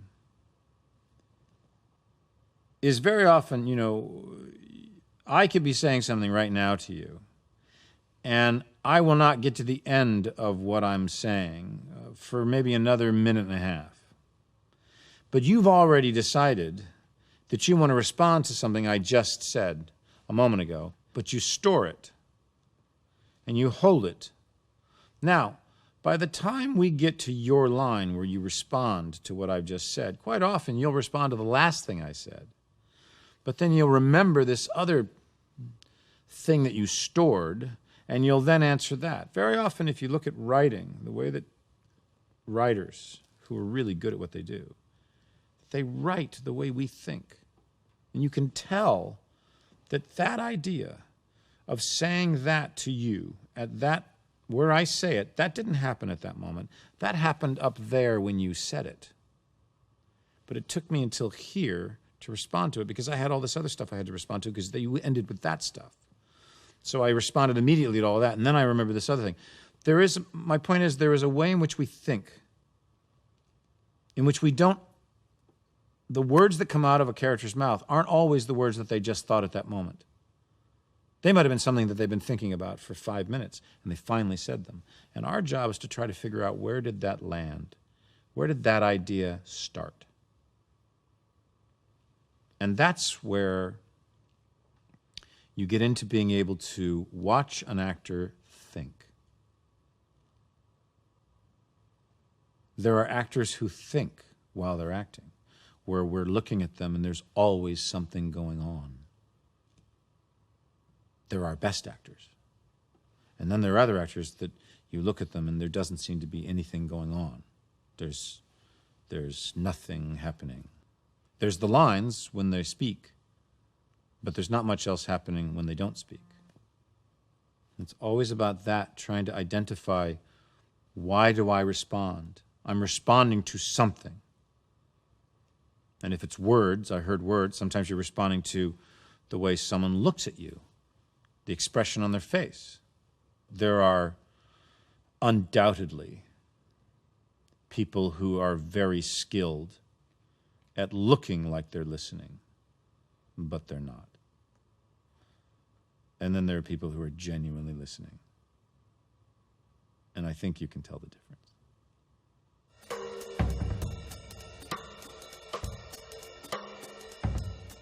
When I did Glengarry Glen Ross, I was very young. It was probably the first significant role that I really played in a film. So I was like a kid and certainly terrified every day as I came to work. And, you know, it was either Ed Harris or Jack Lemmon or Pacino or Jonathan Pryce or Alec Baldwin, all these people that had been around a lot longer than I had. And you know, I was just terrified. And I had to play their boss, which was daunting. And I remember there's a scene in the film where Pacino has to chew me out. And it's a pretty devastating scene because the character I play blows something, just screws something up. And Al's character comes after this character. And so we were doing a shot where the camera was essentially Al, so it was a moving shot around me, about, I would say, a sort of semicircle. And what I didn't know was that Al had said to the sound guy, don't record this, because I had no dialogue. It was all Al, off camera, walking along the side of the camera, just ripping me a new asshole. And so we start shooting. And this is maybe the second take. And suddenly Al starts saying things that aren't in the script, that are about me. He starts saying, Kevin. Oh, we know how you got this job, Kevin, don't we? Yes, we do. And he literally started, and I remember thinking, I remember like looking around and thinking, is anyone hearing what I'm hearing? And he was doing it and they weren't cutting and Al was, and by the end of this take, I looked like a train wreck. I mean, I looked like a train had just run over me because I didn't know what the hell was going on. It was just terrifying. And Al walked up to me after that take and he went, oh, that was good. Your reaction was incredible. Sorry I did all that. They didn't record that. I was just doing that because, I don't know. If you saw me tomorrow morning on 57th Street, you yelled across the street, hey, Al, I know what you did last night. I would jump because, we're all guilty. So, good work. Now, it was only sort of a little later after that happened that I realized how extraordinarily generous that was. He was giving me something and doing something to make me react in exactly the way that I should have been reacting in that moment. It was an incredible thing. Never forget that.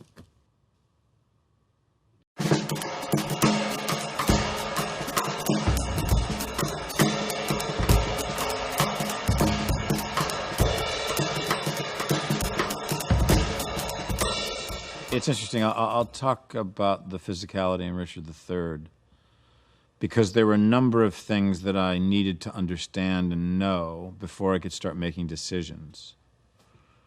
So the first thing I asked Sam Mendes when we began, it was about 2 years of discussions about what play we should do. I said, are we going to be working on a rake stage? Now, for people who may not know what a rake stage is, so this is a regular stage, it's like this, but a rake stage is like this, which means that from the audience's perspective, everything kind of goes up. You do that just for design reasons. And so when I was told, yes, we'll be on a rake stage, I was like, okay. And then we began talking about, all right, so what can I do now physically in which I'm not going to injure myself? Because the problem with being on a rake stage is it means that you are always and constantly imbalanced. You're always out of balance. Because if you're standing on the stage this way, one of your legs is higher than the other. If you're standing on the stage that way, you're leaning forward. But in the case that I was facing, how do I do this in such a way that I don't end up injuring myself? Because when you're out of balance on a rake stage, you could literally stand on a chair, which happened to me once in a play, and throw your back out. Just because of the way you're physically. So I'm going to stand up because I did this yesterday. I'll just have to stand up. So essentially, can you all see me? Yes? So essentially, what I ultimately decided to do, which turned out to be a really, really good idea for me, was I wanted the character to be almost spider-like, where I could suddenly be in front of somebody without them knowing how I got there that fast. So the look of the character would be quite deformed. So I had a leather glove that with a deformed hand that was on this one. I had a cane, which was in this hand, which helped me, and I had a leg that sort of twisted in. So if you looked at the character like this, it was very much down, like this. Now, that looks incredibly uncomfortable, right? Looks phenomenally uncomfortable, and I'm not going to say it wasn't a little uncomfortable, but it allowed me to move very quickly. It allowed me to move a little bit like a spider. But here's the other thing. Here was the trick of it.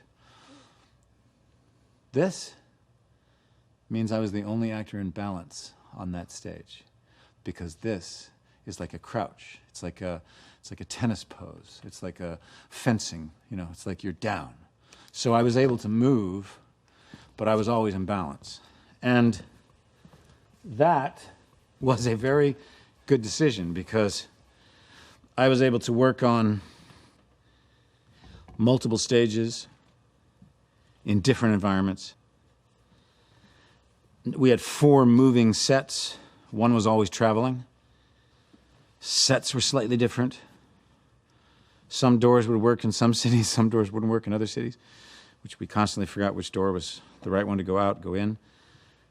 But that choice helped me practically, but it also, the look of it was very unique, and it worked.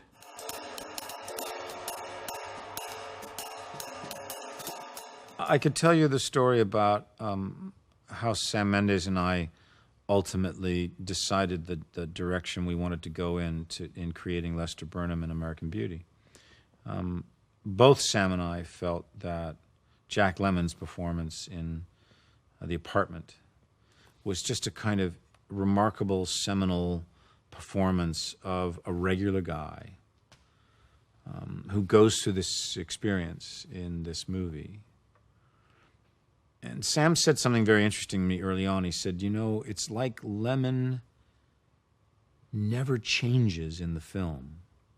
You never see a moment where he changes. You just see him evolve. And that was something that Sam and I both wanted to try to achieve in American Beauty, was that you never saw Lester change. You just saw him evolve. And we talked a lot about how do we achieve that. I mean, part of it is obviously a performance thing, and how you go about revealing a character. But another part of it was a physical thing. And we thought we could probably do some what we would call physical tricks that could help that journey for an audience. So there's all kinds of things that we did that audience would never be aware of. I mean, in the first place, I had to be in the best physical shape from the very beginning of shooting that movie, because it's not that we shot, you know, later Lester later. We would have days where I would shoot early Lester in the morning, and in the afternoon I'd have to go jogging. So we would basically do a whole series of things. My costumes in the morning were a little bigger for me, so that they kind of had a kind of droopy quality. My posture had to be a little worse. The makeup was a little gray and dull and lifeless. We had 3 hair pieces. The first one had really no life to it at all. The second one started to have a little life, and the third one had kind of golden highlights. The sun would catch. The costumes got tighter. The makeup got, you know, brighter and more colorful.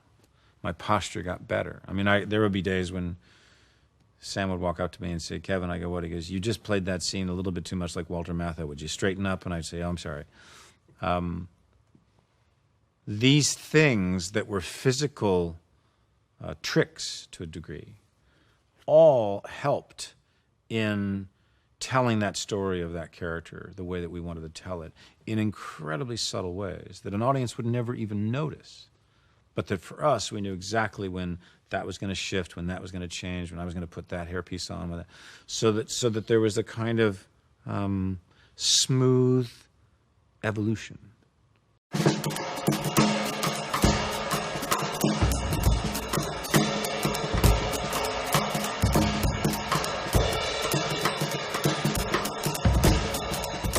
It almost doesn't even matter if you don't understand every single word, because I don't think an audience necessarily understands every single word. But they get the feeling. you understand the journey that the character's going through. And, you know, when I, for example, later on did Richard II at the Old Vic that Trevor Nunn directed, it was a slightly terrifying experience because he absolutely wanted me to sound like an English king. And, you know, I'm a kid from New Jersey, you know, I mean, it was very intimidating to try to authentically sound like an English king. I'm on stage with British actors that have been doing it their whole lives, and it was quite a task for me to learn that process to where I began to feel comfortable enough with the sound of my own voice, the sound of how things came out of my mouth. And I also was quite determined in that production. You know, Richard II is one of those plays where it's been known for its language and for its actors who played Richard II have been known to be rather velvety in the way that they ascribe those words. And I remember having many discussions and even some arguments with Trevor about the fact that I didn't want to play Richard II as a character who was in love with the sound of his own voice, that he was actually fighting for something and fighting for his life and fighting for his position, and ultimately is a changed man by the end of that play.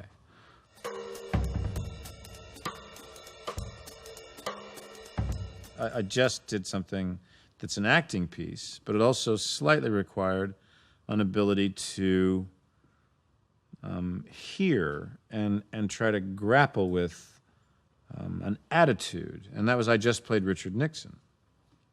I've just done a film about Richard Nixon and the famous meeting he had with Elvis Presley. And so the decision was, I can't do an out-and-out impression of Richard Nixon. It can't sustain for a 2-hour film. And, you know, I could probably learn a Richard Nixon that would be an immediate Richard Nixon, but it didn't feel like that would be interesting or could sustain. But I suppose in many ways when I've done impressions and I've learned how to do people my whole life, that I've also tried to get into their personas, to understand the way they thought. And if I can get to a place where you're actually embracing the persona of someone. So I began to listen to a lot of the tapes and a lot of the phone conversations that Nixon had. Because I wasn't interested in watching his public speeches. I mean, I've seen a lot of those, but nothing that I was doing in the film was public. It was all a private meeting that happened in the White House, in the Oval Office. And what I began to realize as I started listening to really hours and hours and hours of these tapes is Nixon's foul mouth. I mean, his use of language, I think, shocked more Americans when those tapes were first released, that this was the way the President of the United States was talking in the Oval Office, than anything that had to do with covering up, 18 minutes of tape. And so I began to try to imagine a person who certainly had that level of paranoia that he had. And by the way, what was interesting about playing him in this movie was it was pre-Watergate. So this is 1970. I wasn't saddled with Watergate. But what I was saddled with was this man's persona, which was very grumpy. I mean, he was just grumpy a lot of the times when you listen to him on these tapes. And so there's a whole, that son of a bitch, goddamn motherfucker is not going to come into this goddamn... there's a certain kind of cadence and rhythm and attitude about those people out there who are fucking trying to get into here. And it was a really interesting experience to then go on set and be on set and to try to capture this man's essence without feeling this obligation to do an imitation. It was a very interesting experiment to see how far I could go or how less I could go. Yeah, I mean, I suppose there are just things where you wanted to, at a certain point, have a physicality that was Nixonian, have a kind of way, perhaps maybe a total of maybe 4 or 5 or 6 lines in the whole movie, where it would sound very much the way that Nixon might say something, a certain cadence, clipped quality that he had. when he spoke, but not to out and out be doing a sort of rich little kind of impression of Dickie Nixon. That just to me would wear out its welcome very, very early. Obviously, I'm not the first actor to tackle Richard Nixon, but it was weird because I remember screen testing for Frost Nixon, and that was a really interesting experience to have played Nixon. I didn't get the part, but to have had that opportunity to have learned.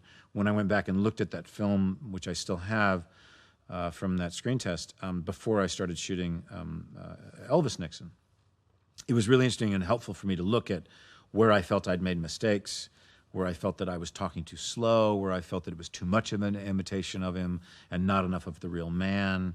It was actually very helpful for me to see that all these years later, because that was back in 2005 or 4 that I think I auditioned for that film. So it's interesting that even over these years, I've sort of been grappling with learning how to do Nixon in one way or another.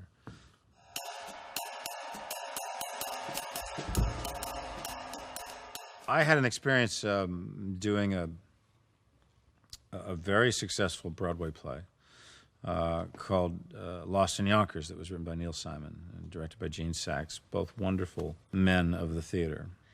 And I can't exactly tell you what it was that happened, but somewhere in the course of rehearsals, I missed some steps. I can't even quite ever put my finger on what it was that I didn't accomplish or didn't do, but I got ahead of myself. And sometimes that can happen where you're just suddenly in performance. It's just the show is up and you're performing, and yet I was feeling like my character wasn't genuine. I didn't think that, the comedy was at the level I wanted it to be at, which is that I also wanted it to feel real in addition to just getting my laughs. Everyone on the production creative team looked at me like I was out of my mind. You're getting your laughs. What are you talking about? It's fantastic. People are loving you. And I was like, yeah, I know I'm getting my laughs, but I could also drop my pants and have a duck fly out and I'd get a laugh, but it doesn't make it appropriate. And so I decided when we got to Washington, D.C., that I would call on an old friend, a very good director friend of mine. And so I asked if he would come to Washington and spend as much time as we needed, quietly, trying to rethink, reshape, maybe even restage this performance that I was giving in this play. My director friend came and saw the first performance that he was able to see. We were at the National Theater in D.C., and we went out afterwards for dinner, and he said to me, "It's not as bad as you think." And I was like, "Really?" And he said, No, it's basically you've got all these pearls and no string. So we're going to give you some string." And so over the next nearly 15 days, very quietly, I would try different things. I would ask, I'd call Neil Simon on the phone and say, can I not do that line about the Swiss cheese? Can I just get to that other point? Yeah, Neil's like, sure. And the changes I was making were so subtle and sort of, that it didn't really, I don't think it really dawned on anybody what was going on until we got to New York. And I'll never forget, on the very first preview, Neil Simon came racing backstage after the first act at intermission to rip me a new asshole. Who the hell did I think I was? He only realized how many lines I had cut in these sort of very quiet phone calls that I was making over the course of the last month. But it was intermission, and I did say to him, we can have this conversation after I finished Act 2. Is that possible? But then later, he realized what I had been up to and appreciated the fact that I had actually done the work I'd done. And in the end, I got one of the greatest letters I've ever gotten from a playwright on opening night from Neil. But I illustrate that story just to say that sometimes actors can go through situations where they feel they have no control, and where they feel, as I did, that I wasn't good enough, and I wanted to be good enough. But sometimes you can find yourselves in that place where you You either can make a choice to do something, or you can make a choice to live with it. And I chose not to live with it.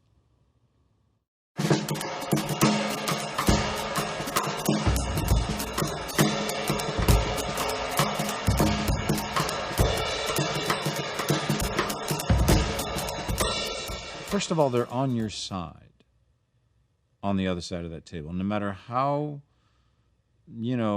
cold or even to some degree rude they might be, they're on your side for a single reason. They have a problem they have to solve. They have to cast this damn thing.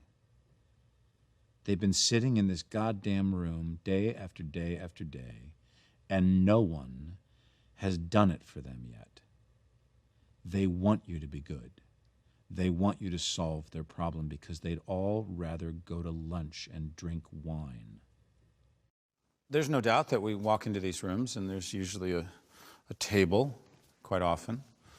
Sometimes there's 4 or 5 people behind that table. It could be, if it's a play, it could be a stage manager, producer, director, maybe a casting director, maybe 2 of them if they're partners.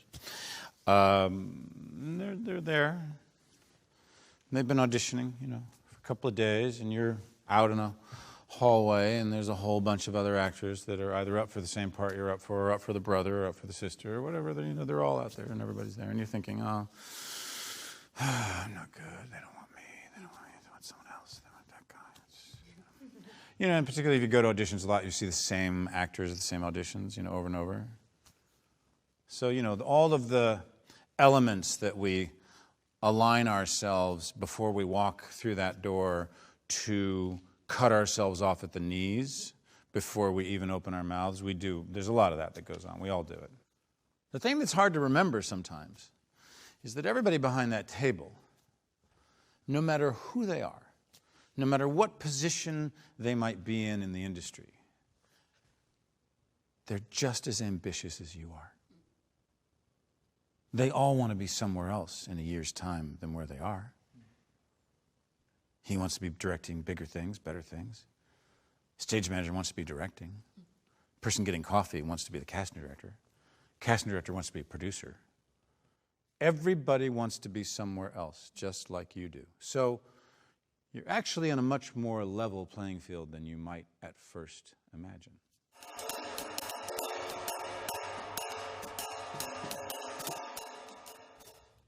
Sometimes it doesn't go well.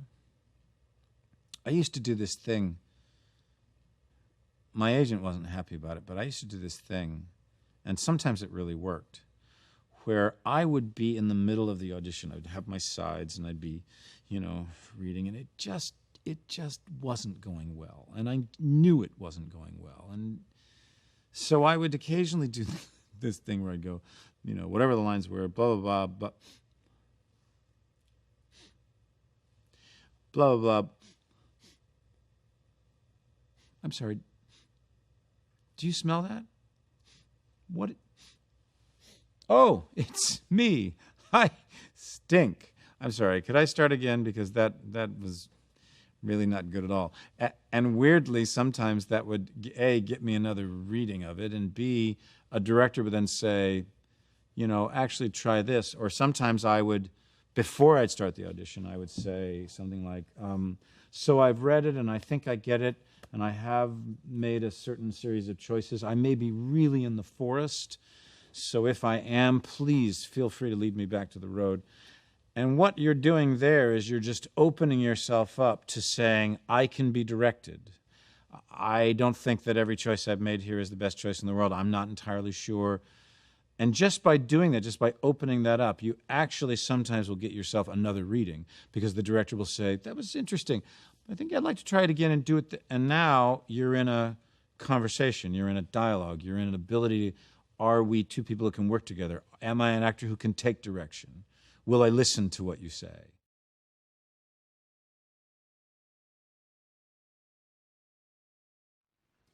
So, I'm in this office, this really cool office with all these gold records and shit all around, and I'm like this big shot record executive. It's like I can do anything I want. I mean, anything. I can call up musicians, hook up with girls. I mean, whatever it is I want to do, I can do. So as I'm sitting there deciding what it is I want, I look over, and Bob Marley walks in. Bob Marley! Now, my dad, he's been playing me Bob Marley records ever since I was like a fetus, so I know that this is huge. And just as I'm deciding what it is I'm going to say to him, he starts yelling at me and saying how I screwed him out of all this money in some record deal. And I'm trying to tell him, like, no. You know, like, I did not do that. I'm not really even sure if this is my office. I am just sitting here, but I can't get it out. I cannot even talk. And he is coming closer and closer behind the desk to where I'm sitting until he is, like, right in front of me. And I'm really scared. But at the same time, I can't get over how cool it is that Bob Marley is actually talking to me. And in the back of my head, I know that he's dead. That just makes it that much cooler. So, just as I'm getting nervous that he's seriously gonna fuck me up, I look down, and I realize that I have a huge boner. And, well, that freaks me out, because I know I should not get a boner in front of Bob Marley, and if he sees it, it's gonna make him even madder. But you know what? It's just happening. There's nothing I can do about it. So, he looks down, and he sees my boner. And then he sort of smiles, stops being mad, like he knows he is the wrong guy. And then he turns around and walks out. And when I woke up, I was wet. So yeah, that was it. That was my first time. It was Bob Marley, bitch. Thank you. Sit down. Yes. It's very interesting because as you were doing the comedy piece, I was thinking to myself, how interesting would this be if you did it seriously? Okay. Meaning absolutely flip it on its ear. And so instead of it being, because it's very interesting, you fall into a lot of traps when you do a comedy piece. I don't know you, we've just met. But I can tell you have a rhythm, you have like the lines go down, you know, there's a certain kind of comedic thing that you do. And it's interesting for a while. And then it runs out of steam. And then it's like, it's only about the rhythm and your comedic ability and not about the person you're playing or what he's saying or the character or what he's going through. It's now about comedy, which is why you call it the funny piece. It's the way you think of it. So what I want to do is get the mask. Where's the mask? Give me that one. Yeah, that's a good one. Let's take this mask. I want you to start again. And this time, I want you to stop doing things rhythmically. I want you to actually like find a word, not be able to find a word, searching for how to tell this story. It isn't coming easily off your tongue. It's the most difficult thing you've ever had to explain to anyone. So even words like cool, maybe you didn't know you were going to say that word. Maybe that's the only fucking word you could come up with because you don't know how to describe this office. Try it again.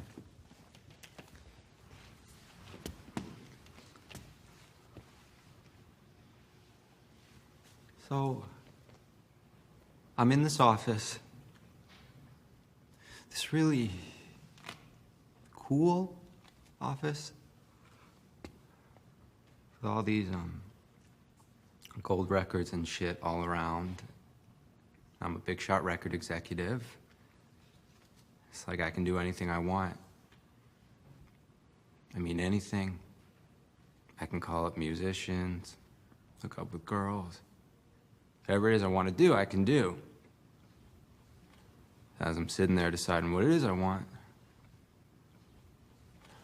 I look over and Bob Marley walks in.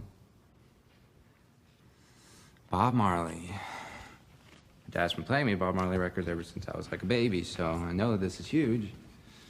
Just as I'm deciding what it is I'm going to say to him, he starts yelling at me, saying I screwed him out of all this money in some record deal, and I'm trying to tell him no.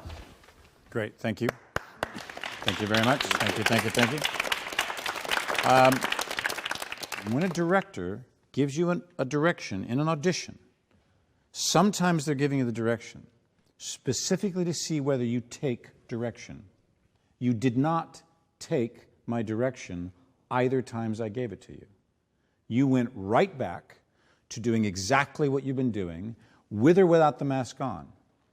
A director gives you direction for a reason. They want you to change what you're doing. They want you to fundamentally go at it a different way. No one will give you a direction that's from A to B. There's no distance. We can't tell. They want you to go from A to M, because then we can fucking tell, wow, that actor really took that direction.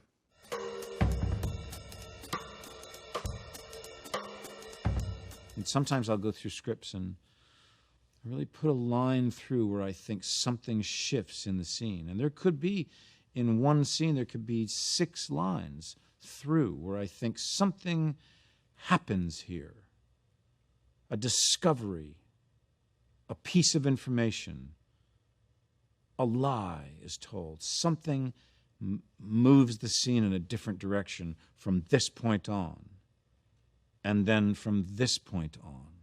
And you're constantly trying to find where those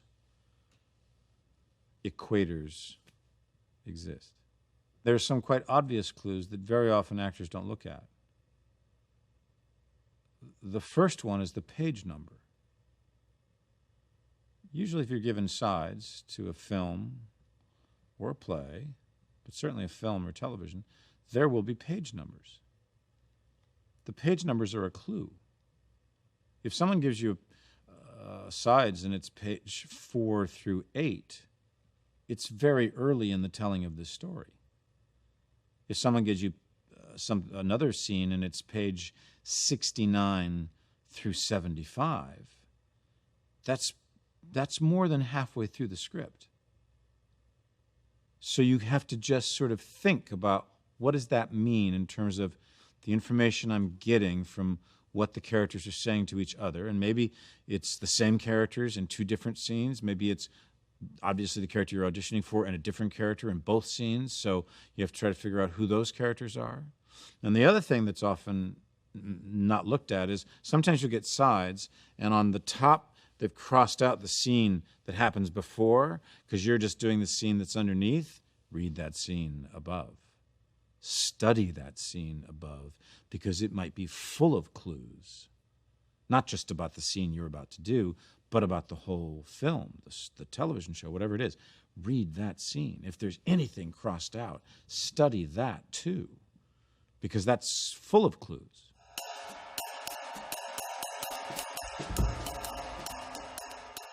If the only time you work at your craft, this craft that you have dedicated your life to, but more often than not are focused on your career and stage managing that instead of working on your craft, if the only time you're working on your craft is when you have an audition, and as we all know, you generally don't really get your audition until like a couple of days before, and then you might not even get anything but sides, and you might not even get sides until the day, and so how much preparation can you really be doing on your craft even for your auditions? And the answer is you walk into an audition and you're pretty fucking unpolished, ungreased, unprepared. So do you think that the only time that Andy Murray works on his tennis game is when he has a match? No. He practices. He practices. He challenges. Too many actors think that they're so talented and that they have so much innate ability that they can just wing it. How many of us, yeah. How many of us have left auditions and had what I like to call the elevator conversation with yourself? Fuck. Should have said this, I should have prepared more, I should have worked on it more, I should have. Well, these are choices. And so if the choice is, I'm going to at least try to see a play once a month. I'm at least going to try to go read a play that I heard about. I'm at least going to go to the public library and read a great classic play that I've never read. I'm at least going to go on Netflix and fucking watch an extraordinary Spencer Tracy movie or Henry Fonda movie or House of Cards, whatever. At least I'm going to engage in the craft so that my muscles don't become atrophied. Because when we do that, when we allow ourselves to only work at our craft when we might have an audition, then at the end of the month you might say to yourself, did I get any of those jobs? I didn't get those 2 jobs that I had, which were the only 2 times that I worked on my craft in the whole month. Maybe there's a reason I didn't get those jobs. Maybe I wasn't able to walk into that room and own that room.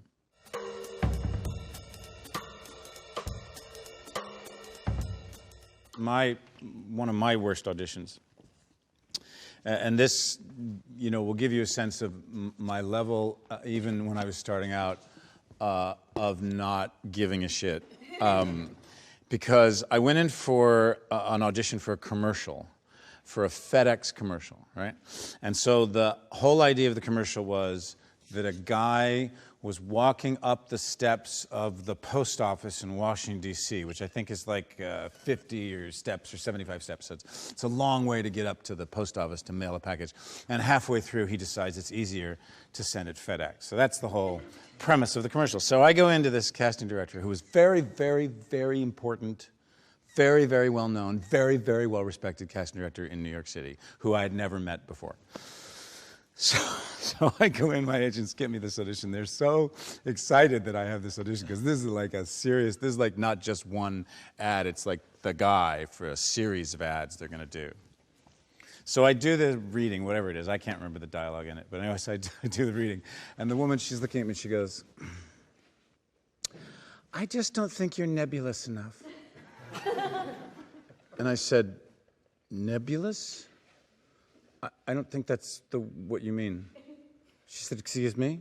I said, no, I think nebulous is a cloud-like, airy substance, but maybe you mean nebbish, like a Woody Allen type. And she stared at me for a really long time and said, no, I mean nebulous. And I said, well, you don't know what that word means then. So anyway, I remember my agent calling me later and saying, what the fuck did you do? So I didn't get that job, oddly enough.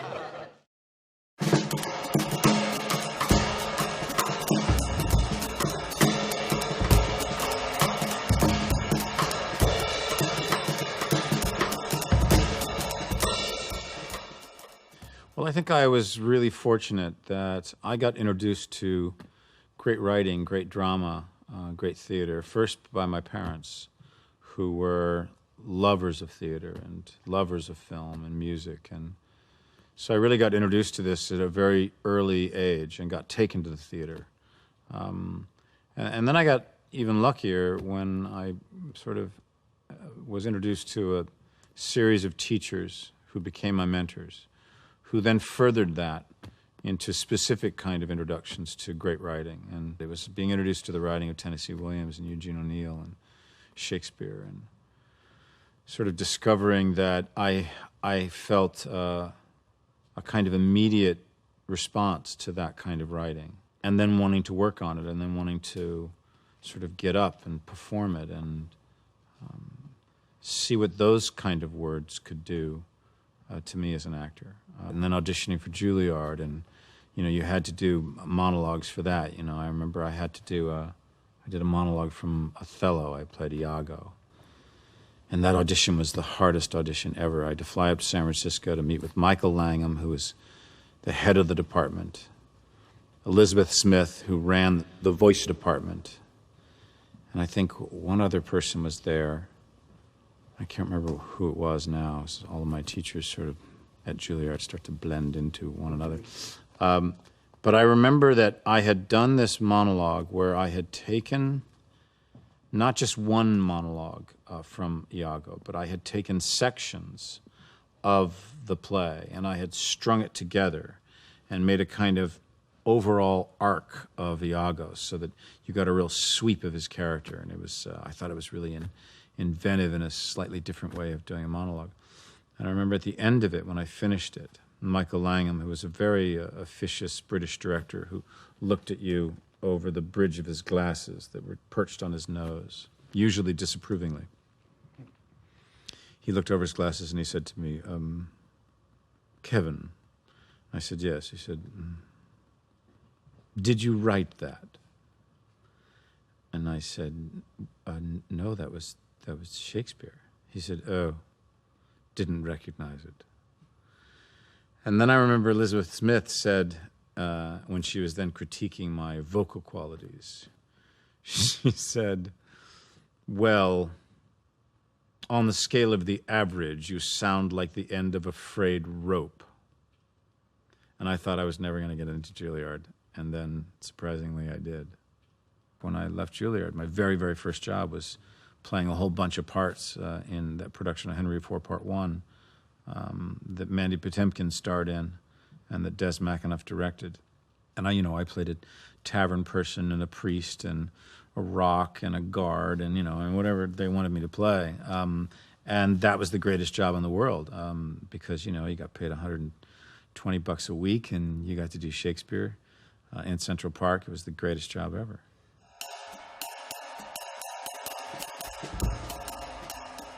I've been incredibly fortunate to not only have had mentors, but tend to have been able to work with my mentors professionally. And the first and the most important to me was Jack Lemmon.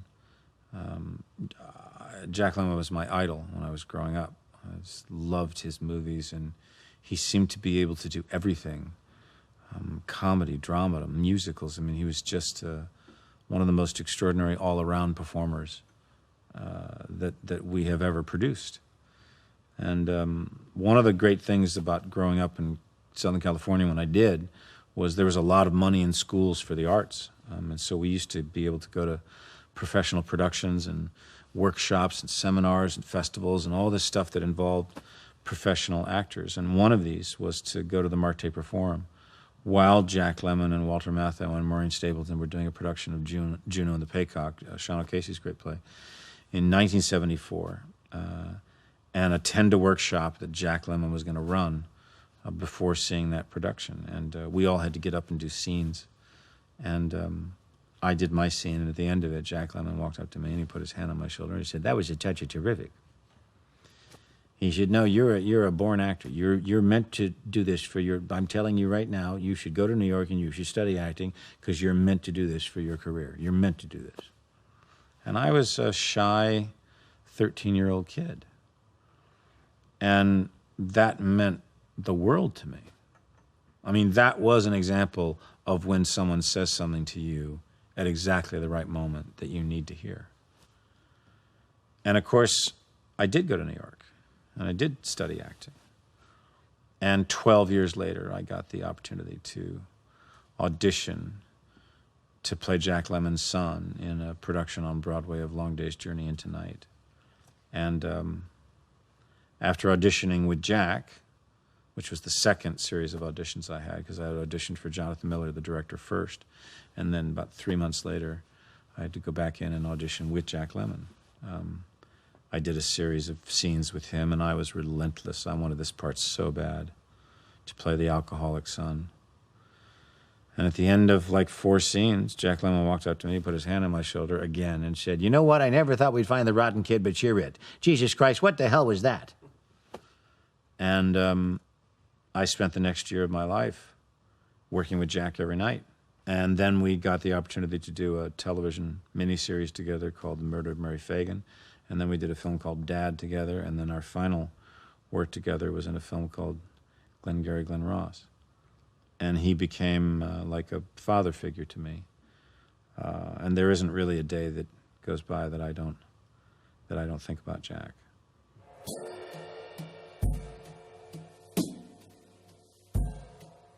After I did my first play in New York, which was Shakespeare in the Park, I didn't want to be a waiter.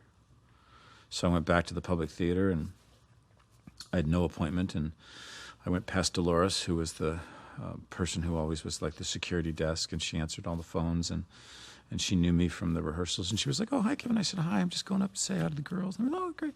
I was like sneaking into the public theater, and I went upstairs and I started saying hi to all of the gals that worked for Mr. Papp, and he was in his office, and he sort of leaned out and he said, "Oh, yes, I remember you," because Joe always used to saddle up to the young actors in rehearsals or up at the Delacorte. He'd ask you where you're from and where you studied, and why were you an actor. He was always sort of investigating people's degree of seriousness. And so he called me to his office, and I went and I sat down. I told him my little sob story about I had no agent, I had no manager, I had no money, I had no prospects. I didn't want to wait on tables. I didn't want to be a waiting actor. And I said I just came because I thought maybe if there was anything, there's like a job at the public I could do and just make like a little money so I could pay my rent. So Joe hired me in the stockroom and put me downstairs in the basement where I handed out pencils and pads and erasers and rulers to stage managers and directors. And then over the course of a bunch of months, they took me out of there and put me up into the contracts office. And so I worked for Robert Camelot for a while, and then I went into the publicity office and I worked there. And then eventually I ended up in Joe's office and became one of, 3 PAs that he had. So I'd, wash the car, get the dry cleaning, whatever the menial stuff was that I had to do. And then while I had this job, I got this off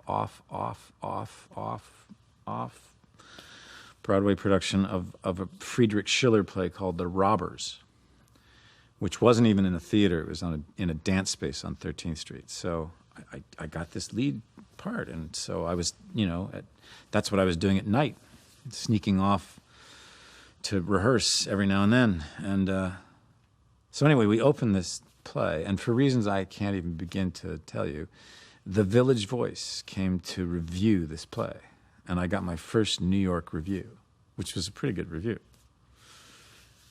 It actually, in the same paragraph, compared me to both Carl Malden and Marlon Brando in the same sentence. So my friends had a really good time calling me Marlon Malden for quite a while.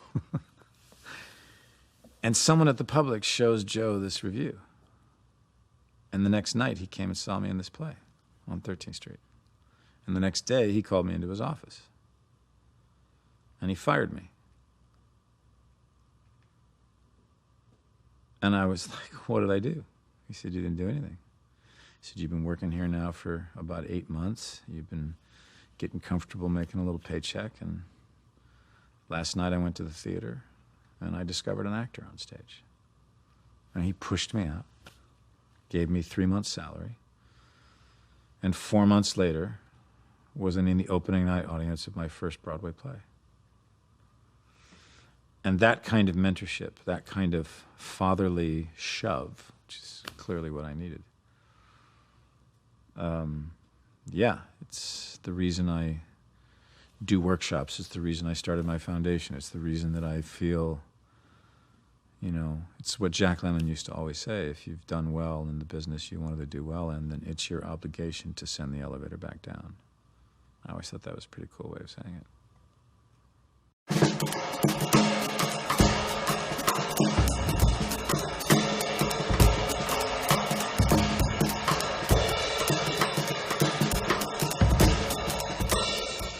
Before I left Juilliard, a kind of unusual thing happened, which was that I was in my second year.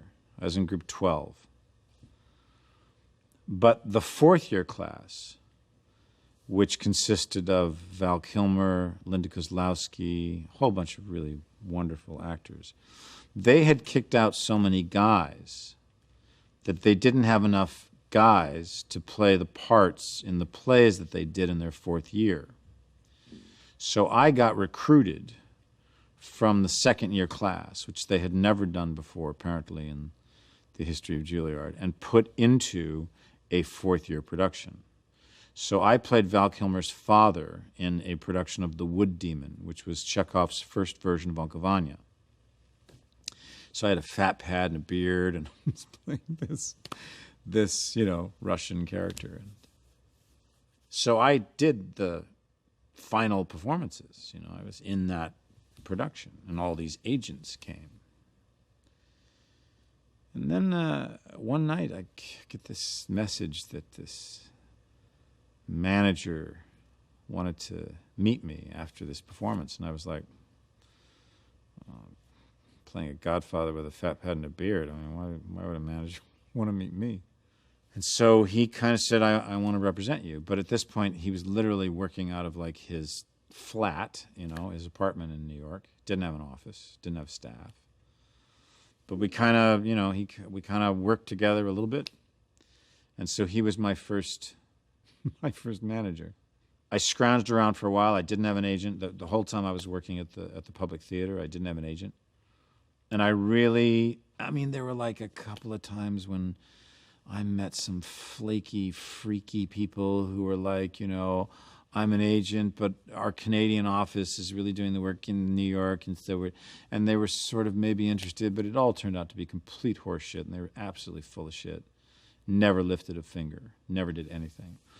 And I really started to sort of do what I'm always encouraging people to do, which is to write letters. I started writing letters to casting directors, to directors, to theater companies, to directors who were doing shows out of town, and I began to get auditions that way. And then, the other way that we get auditions are, I remember when I was working at the Shakespeare Festival, and I'd started out in the stockroom, and then they moved me up, and someone found out, I think it was one of the girls in Joe's office, found out that because my mother used to be a private secretary, I knew how to work a switchboard.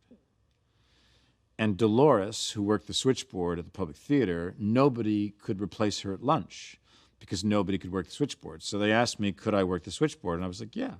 So I started replacing Dolores at lunch. Now, Dolores sat at the stage door where all the actors and the directors and everybody came in to rehearse the plays that were going out of the public. And one of the people who came through while I was sitting there, and I used to do, for weeks I sat there at lunch.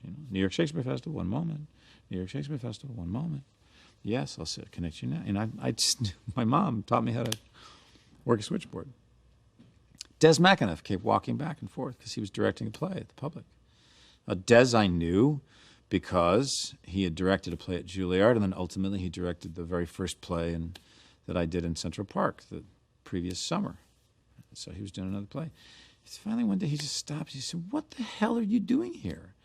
I said, "Well, I didn't want to wait on tables, and Joe hired me in a stockroom, and now I'm doing this." And he was like, "God," he goes, "there's a friend of mine who's doing a play at Soho Rep that I think you might be right for. Is it okay if I tell him about you?" I said, "Yeah, sure." So a couple of days later, I got this audition for this play called Barbarians, and I got it. And that would have never happened if Des hadn't been walking by my face while I was working the switchboard. So that's also the way that, you can either rely on an agent who maybe hasn't even seen you work except for your showcase. I'm always stunned when I'm told by actors that, yeah, I'm doing this play, but my agent didn't even come.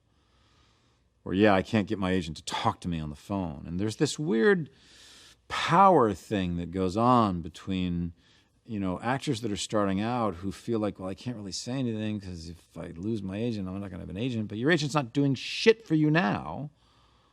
Why do you care about not being able to confront them, about being able to say what's going on? Because it is supposed to be about a relationship, and it's supposed to be about somebody who believes in your talent, is supposed to try to be building, a career, help build a career for you. So I've never quite understood the dynamics of some of that. But I wasn't lucky enough to have an agent for, quite a while. And then I finally got an agent at William Morris when I came back from doing about 3.5 years of regional theater, when I went through a period where I just realized I wasn't good enough to play in the leagues I wanted to play in. So I went off and I started doing a lot of regional work and came back to New York and somehow got an agent.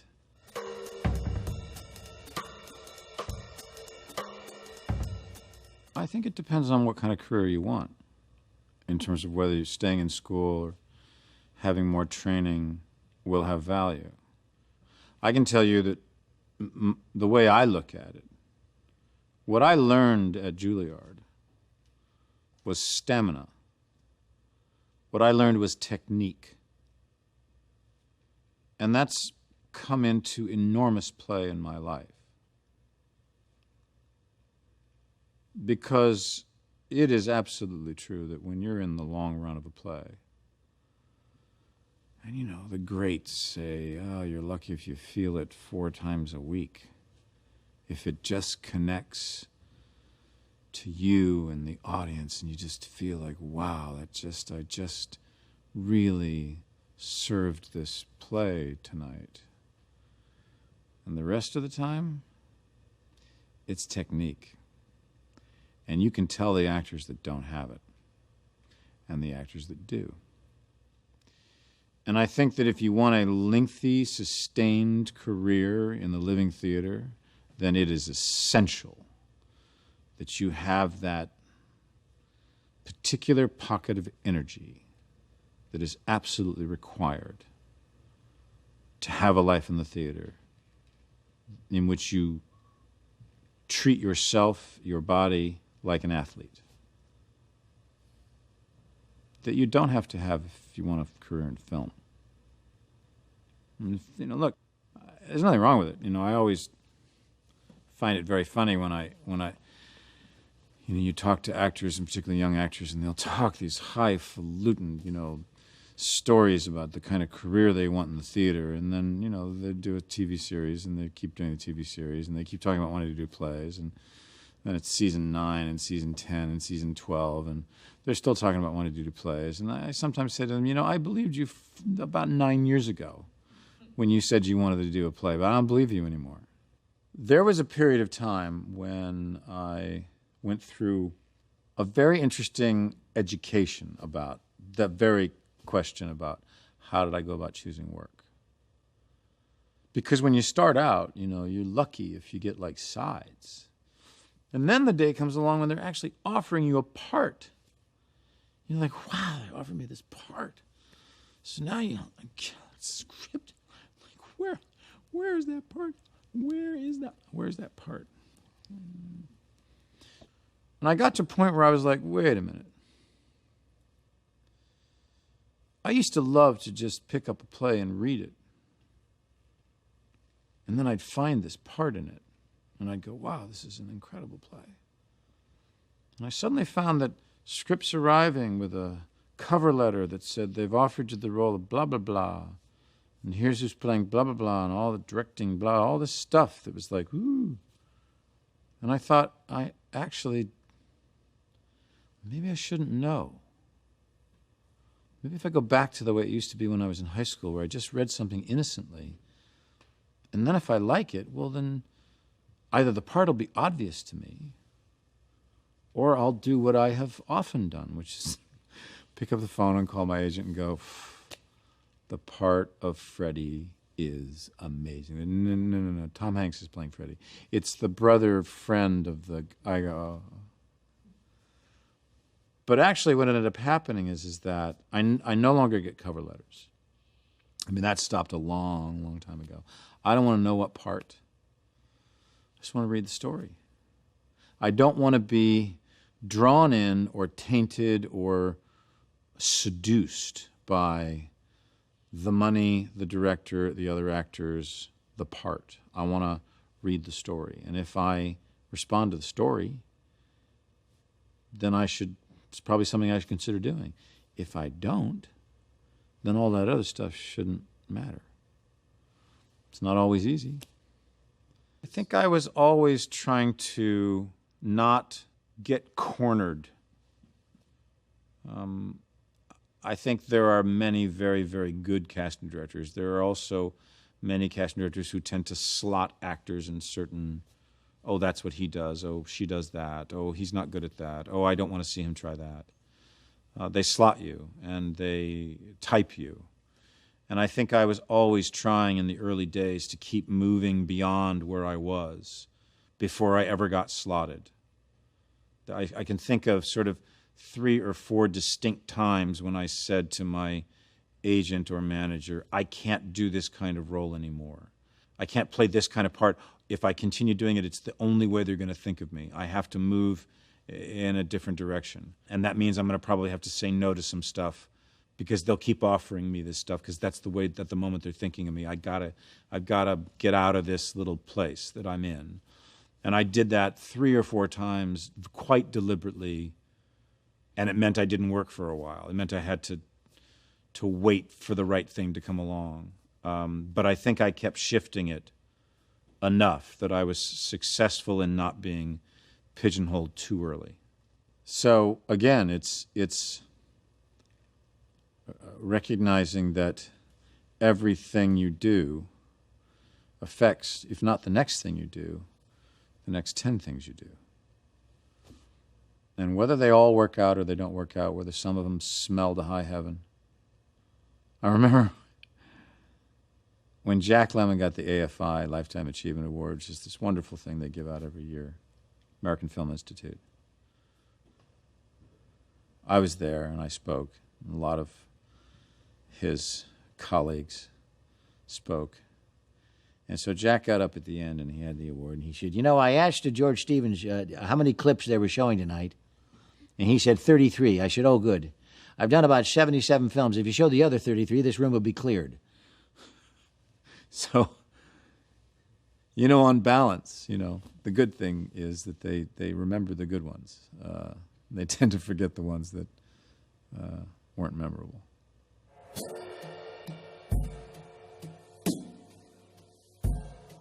Why can players like Murray or Nadal or Serena survive 5 hours on the court? Why can they outplay a 22-year-old? Because the 22-year-old hasn't had as many hours on the court. Because the 22-year-old doesn't work as hard. Because they may have innate talent. They might have initial energy. So, you know, they might win a set. They might win the first set. Boy, that young guy just won that first set. But then the master comes back. Because those young kids, and it happens in acting, it happens in sports. You think you're talented, so, you know. I remember I was upset for a period of time that I wasn't going out for all the parts that some of my friends were going up for. And I remember sitting my manager down and saying, what the fuck? So-and-so's going up for that part, and so-and-so's going up for that part. Why aren't I up for that part? Why aren't I up for that part? Why aren't I up for that part? You know? And by the way, I didn't even know what these parts were. I hadn't read the scripts. I didn't know what the role was. Didn't know if I was right for the role, but I was pissed off. And my manager said to me, very smart guy, first manager I had, he said, do you think you're talented? And I said, yeah. He said, do you also think you're raw, undeveloped, inexperienced, not ready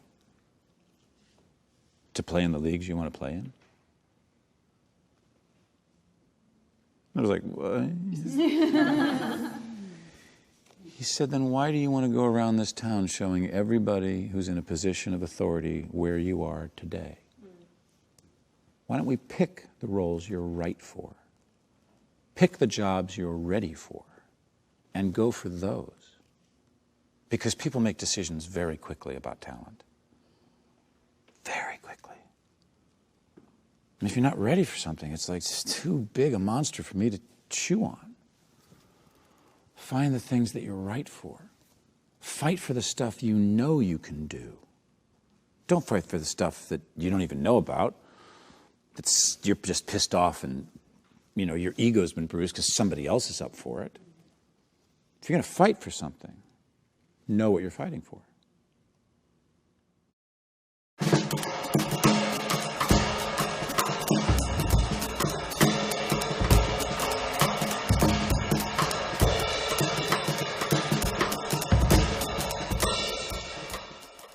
The notion of building a career slowly, gradually, carefully is because people want it too fast. They want it immediately. They want it to be on television. You know, there is a school of thought that you should take anything, any job that comes along. No matter what, take it. I've had a couple of agents down the line who had that philosophy. I didn't have that philosophy.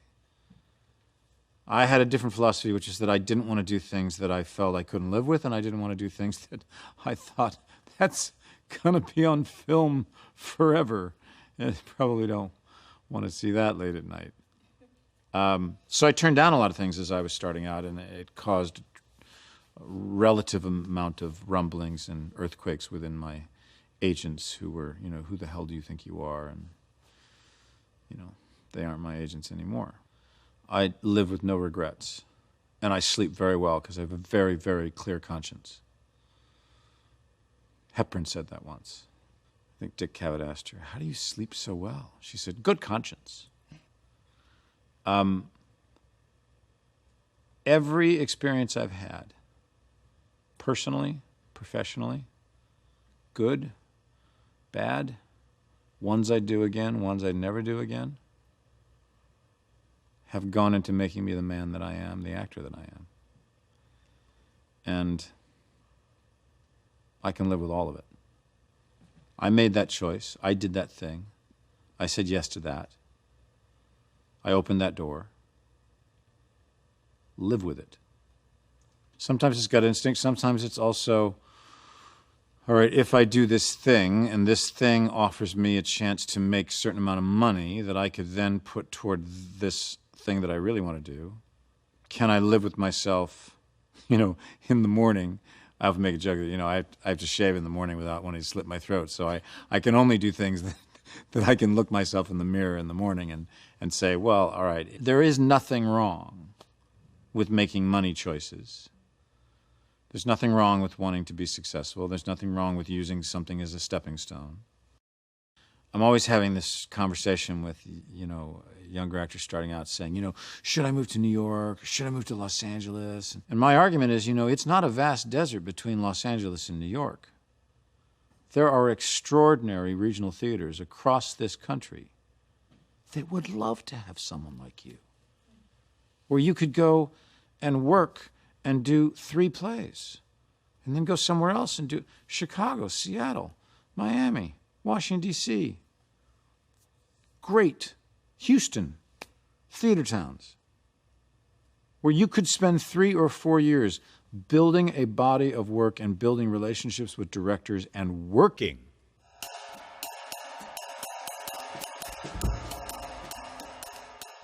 If you think long view, take the long view, not the short view, and say, not where do I want to be in 6 months, but where I want to be in 6 years or 10 years, and start building toward that. And recognizing, by the way, that most actors that you really admire, it took them that long. And it really did. Henry Fonda was 31 when he did his first movie.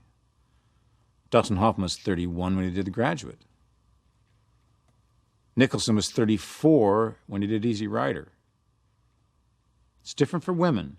It's a harder business for women.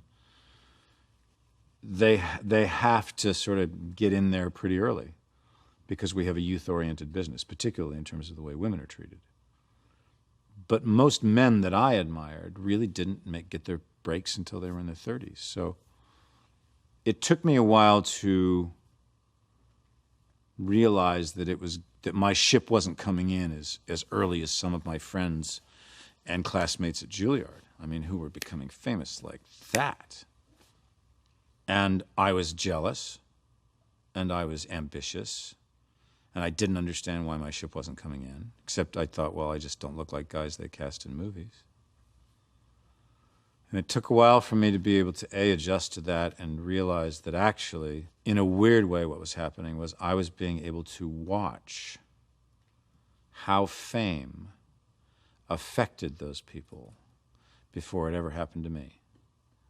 So I was actually, in the end, very grateful that mine was more of a slow burn, because I learned a lot about fame and how I wanted to handle it if it happened to me because of observing other people.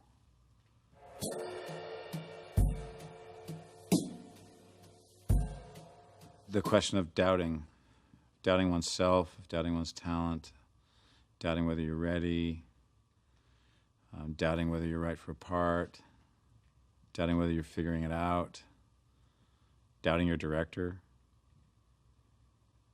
And the funny thing is that I don't think that ever goes away. I think it remains, and I think it's important, and I think it can be incredibly valuable.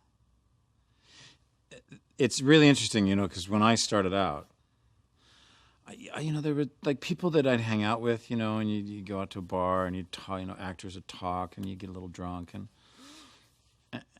it was very interesting that I started to see a kind of pattern of there was a certain kind of person who was really energized and hopeful, believed in themselves and believed in the craft and loved it and talked about it in really passionate ways that I found inspiring and moving, and I liked them as people. And I kind of found myself gravitating toward that kind of person because there was another kind of person too, which was the bitter, angry, disappointed person that would quote statistics of how tough it was. There are so many actors in the Screen Actors Guild, there's so many actors in Actors Equity.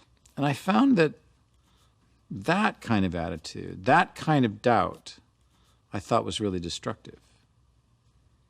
Because it was destructive about the whole profession. It wasn't like being doubtful about a specific thing. And I felt really strongly that I never, ever wanted to end up on a bar stool saying it should have been me. It should have been me. And it's really important for, I think, someone starting out to recognize the difference between those kinds of personalities. You can get sucked into that and not even realize that actually all that someone is giving is negativity. And I think the pursuit of being an actor is a noble one. I think it's an important profession. I think it means something. People go to bars and people go to restaurants and people come to dinner and they sit around and they talk about the latest movie they saw or the book they read or the play they saw or the TV show.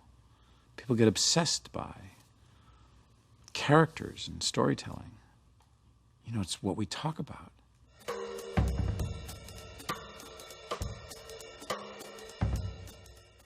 Doubt's part of it, but doubt shouldn't overwhelm it.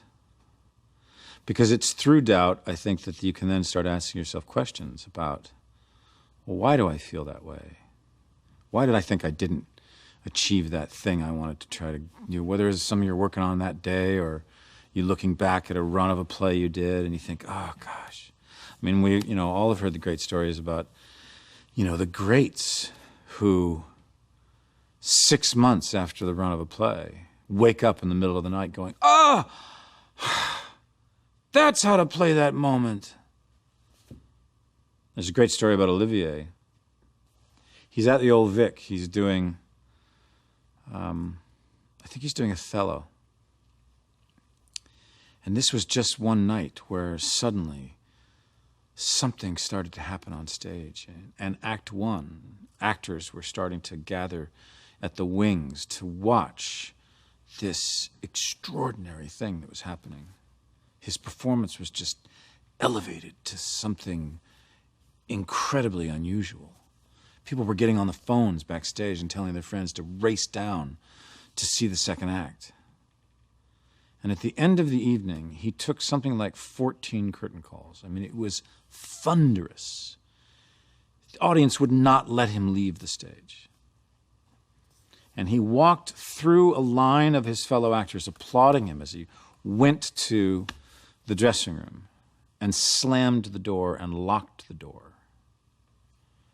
And for the next half an hour, people had tried to get into the room, heard nothing but the sounds of lamps being thrown, glasses being broken, doors being slammed, tables being overturned. And I think about an hour and some time went by, and finally everyone had left the theater but Vanessa Redgrave, who was outside of his door, and he finally let her in the room.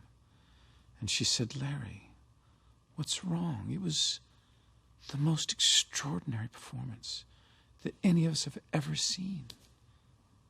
And he said, "I know. I know. I just have no idea how to do it again. And I have no idea how I did it." That even in what he achieved, he was filled with doubt. And that can't be anything but frustrating, but extremely valuable. Because it's the doubt that pushes us on and makes us want to be better.